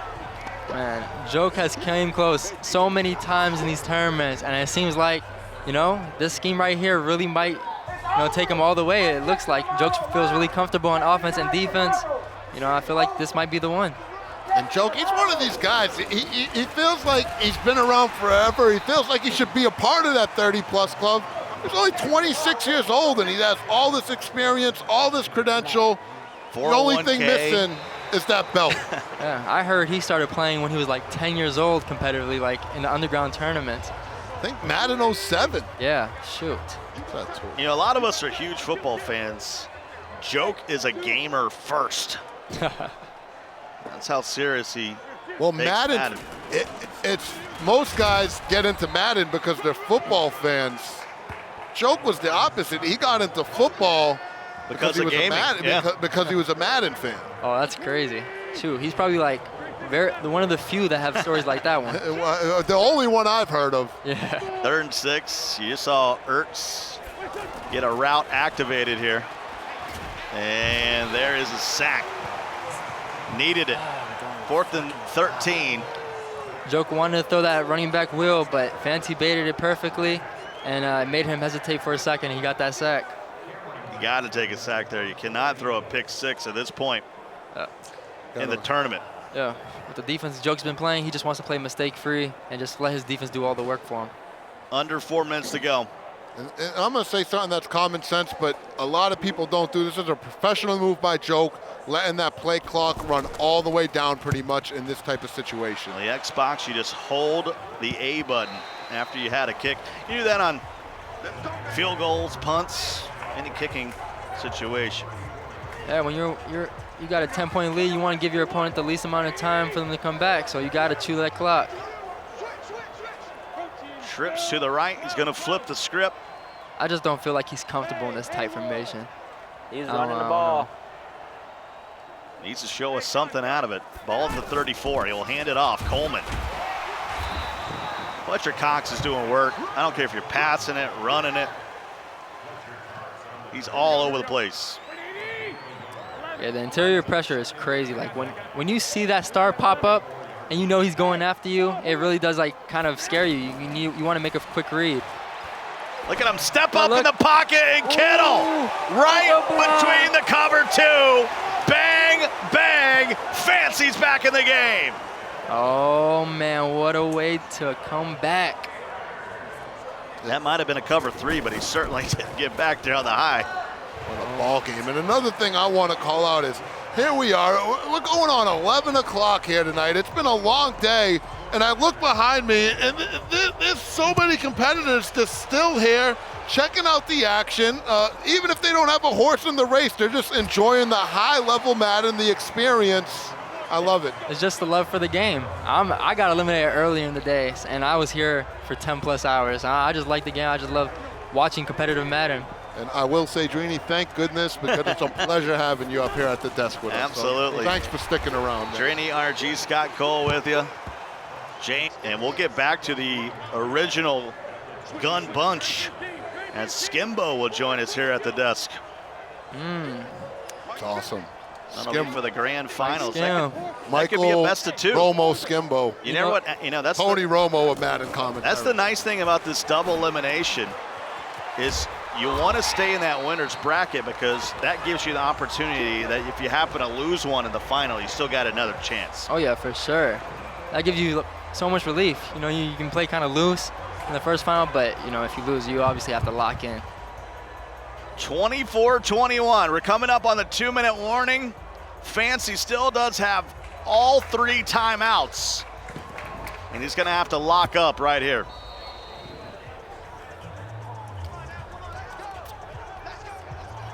Just 2 minutes to go in one of these competitors' weekends here at the Madden 20 Classic. I think Fancy's starting to find defense for that run. It's taken a while. Yeah, it took a while, but he's starting to find it. Second 11, last possession, he's completely bagged it, but now he's feeling it. And I feel like the only way Joke's gonna win this game is if he passes and gets the first down right here. He's gonna have to pass. And if you're Joke, you really want to close this one out. It's been a long tournament. If he can win this game, he'll be 9-1 up until this point in the tournament. 9 wins is a lot of wins to have to accumulate in a couple days against top-tier competition. Haven't seen many RPOs this week. Yeah. And it was such a long night for the competitors. They played like 7 to 8 games today each. You know, it was a long night. You do not want to end that off with a loss. 3rd and 8. This is it. They go to Scott. Scott will pick up the first down. That should be the game and more, and he'll lay down. GG's in the chat. And that's beautiful awareness by Joke, knowing that going down right there finishes the game instead of giving him life, trying to go back on offense, score 7, maybe an onside kick. So that's perfect awareness by Joke, and that seals the game. That's it. Joke's going to be 9-1 so far in this tournament. His only loss coming to Kerry Q, and the quest for his first belt continues. I didn't mean to go offsides, honestly. Like, I didn't mean to. And they're still discussing here. I thought we may have GGs. The game's still over. How many timeouts just nailed out? And they will bend the knee. Great game. And if you're Fancy, hold your head up high. I mean, you're a guy, you've had a lot of buzz around you. You came out to arguably the toughest Madden tournament of all time. That offense is insane. And you put on a show. And he's only going to get better from here. You got to expect we'll be seeing a lot more of Fancy. And if you missed it, he's from McKinney, Texas. 45 minutes away from here. We're on his home turf, and he's had quite a run. And if you could see the game before this, where Fancy was down 4 on his opponent's 20-yard line, 1 second left. He throws a laser to win the game to get here. So, he showed that clutch gene. He was trying to fight this game. So, we see that he has a lot of heart. Who was that against? I forgot his name, but he definitely threw a laser. I was trying to slide, and I kept tapping both buttons. Clutch gene. And then I was stuck. He wouldn't slide, so I didn't know what to do. Well, this is going to be it. Clock will expire. Joke will be moving on. Fancy's road will end.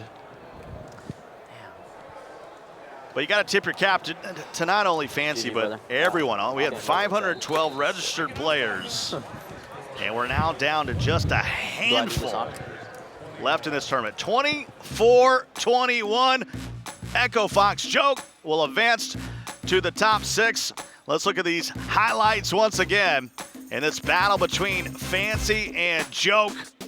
And Fancy got the ball first here, Drini. He looked good. He scored a touchdown, but had no run defense in the first half. I told you guys before the game started, you're going to see a lot of running from Joke, a lot of passing from Fancy, and see how those two go against each other. But look at the stick by Joke going right between. I'm telling you that 5'6" body frame helps a lot, slithing through, the holes. So, look at this. It's so hard to tackle, man. Well, a big run, but we had 2 games going on. We got to find out from James Coe what happened in our other matchup. It was Mills taking on Rage. Mills rocking with San Francisco. He had 5 drives. He had 5 touchdowns. That, my friends, is called efficiency. This, the 3rd touchdown. Mills making it 21-10 right there. Rage would go on to score a touchdown, a 2-point conversion, but man, offensively, I'm telling you, Mills was locked in. You could not stop this guy. We saw a lot of this Tevin Coleman, Matt Breida, the running attack for San Francisco was on point. He would go on to win 34-18. Again, 5 drives, 5 touchdowns. Generally, gentlemen, that will get the job done. James Coe, RG, Scott Cole, and Drini on the far side. An unbelievable set of games we had here. Joke, coming in that loser's bracket, has looked darn near unstoppable. I've loved what I've seen from Joke. I believe he's standing by with Evan Rayner on stage. Evan, what do you got for us? I got the man of the hour, Joke, closing out the day with a win with the Eagles. You said you're 68 running back. He hasn't fumbled yet. Just talk about how it feels to get through to the top 6. So it feels great. I lost an early game where I played perfect defense and I just kept getting stops. The only game where somebody's been able to stop me. Fought through the losers bracket. I think I'm in the losers bracket final tomorrow, so definitely excited for that. Got a few more games and finally get what I've been chasing this whole time, my first belt. Well, the losers bracket, I mean, 9-1, I think RG was saying up there. What a run. This day has lasted forever, but maybe this gives you something for tomorrow. How has this allowed you to prep maybe for the competition you're going to see heading into Sunday? Well, this is the most I've ever played on stream. I usually took the approach where I wouldn't play anyone, I would hide. This year I was out in the open, and I think I've gotten reps against every single defense you could run, except the one Carey ran, and I got a rep against that now. So I think it definitely carries a lot, especially this momentum. Hopefully I can take the momentum into tomorrow and win. I think I got to win 4 more games, and I'll be a champion. Now, there's a guy out there in the crowd named Lil Man who's got a similar shirt as you. He's yelling your name. He's rooting for you. You talk to me a little bit about how much that means for you when you're up on stage. So the great thing about everyone that's part of the EMB is if I'm winning, they're cheering for me like they're winning, and if they're winning, I'm cheering for them like they're winning. So it's like we're like a group, but we're more like a family. Like I see these guys on the weekend, I hang out with them daily. Like Little Man stayed over my house the whole week. And then I also want to plug the website, eliminations.com. If you guys want the offense or the defense that we're all running, eliminations.com, best site by far. Every single thing we run is on there, not hiding anything at all. So definitely check that out. All right, Joke. Well, good luck tomorrow, man. Congrats on getting through the grind of today. Send it back to the guys to close out the show. I'll write down that URL. What was that again? Evan Rayner and Joke joining us there. That was great. All right, let's take a look at the bracket here. Final 6 players remaining. Young Kiv taking on Henry. Serious Mode, Beast Mode Mac, looking to get back into that winner's circle. And then Echo Fox Joke, Mills chasing down their first title. Any of those guys lose on the winner's side, Joke and Mills are in for a tough game. Any of those 4 that move down there. No doubt about it. Drini, you take a look at this final 6. Who do you like? I see a sleeper. I see Mills, man. If he's scoring like he did last game, and with the pressure that he has, that he usually has, I've seen him a lot in Madden 17, man. When he gets that pressure going, he's a tough player to beat. So if he starts scoring, he might make a run at this, but like I said, Mo and Henry are my favorites. I think they're gonna, take it on. They're gonna be in the semifinals. I think Kiv's the only passer left. Oh yeah. Of all these guys, either got defense or running, and he's sort of the odd man out. Good point, Scott. I think you're right on the money with that one. It's going to be a great matchup, no doubt about it. Henry taking on Young Kiv, and Drini gave us a little bit of that insight, saying it might be a little 50-50 hell game. So we'll see, man. I'm very excited. Drini, we appreciate the time. We love the insight, as always. For my broadcast partners here, RG and Scott Cole, it has been an unbelievable game. But let's take a quick look at the schedule for tomorrow. We've got the winners semifinal starting at 1 p.m. Eastern, losers quarterfinal, and all the way down. We got all this coverage for you, and you can find it online, twitch.tv/EA Madden NFL, or of course find us on YouTube as well, youtube.com/EA Madden NFL. All right, day 2 is in the books. It has been a long, arduous road, but it has been so much fun. 256 players to start the day.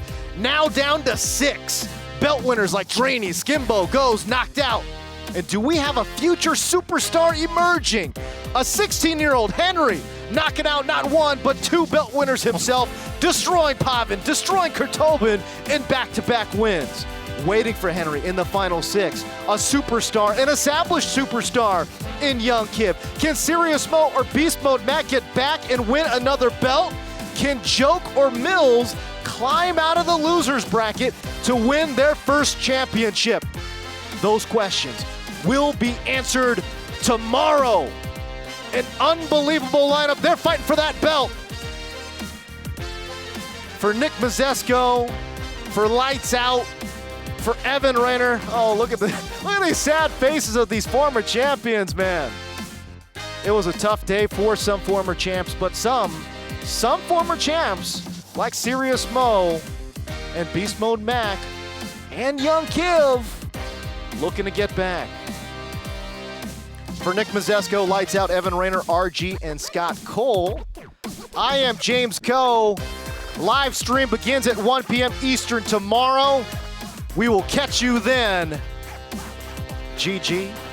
Good night. We'll see you tomorrow.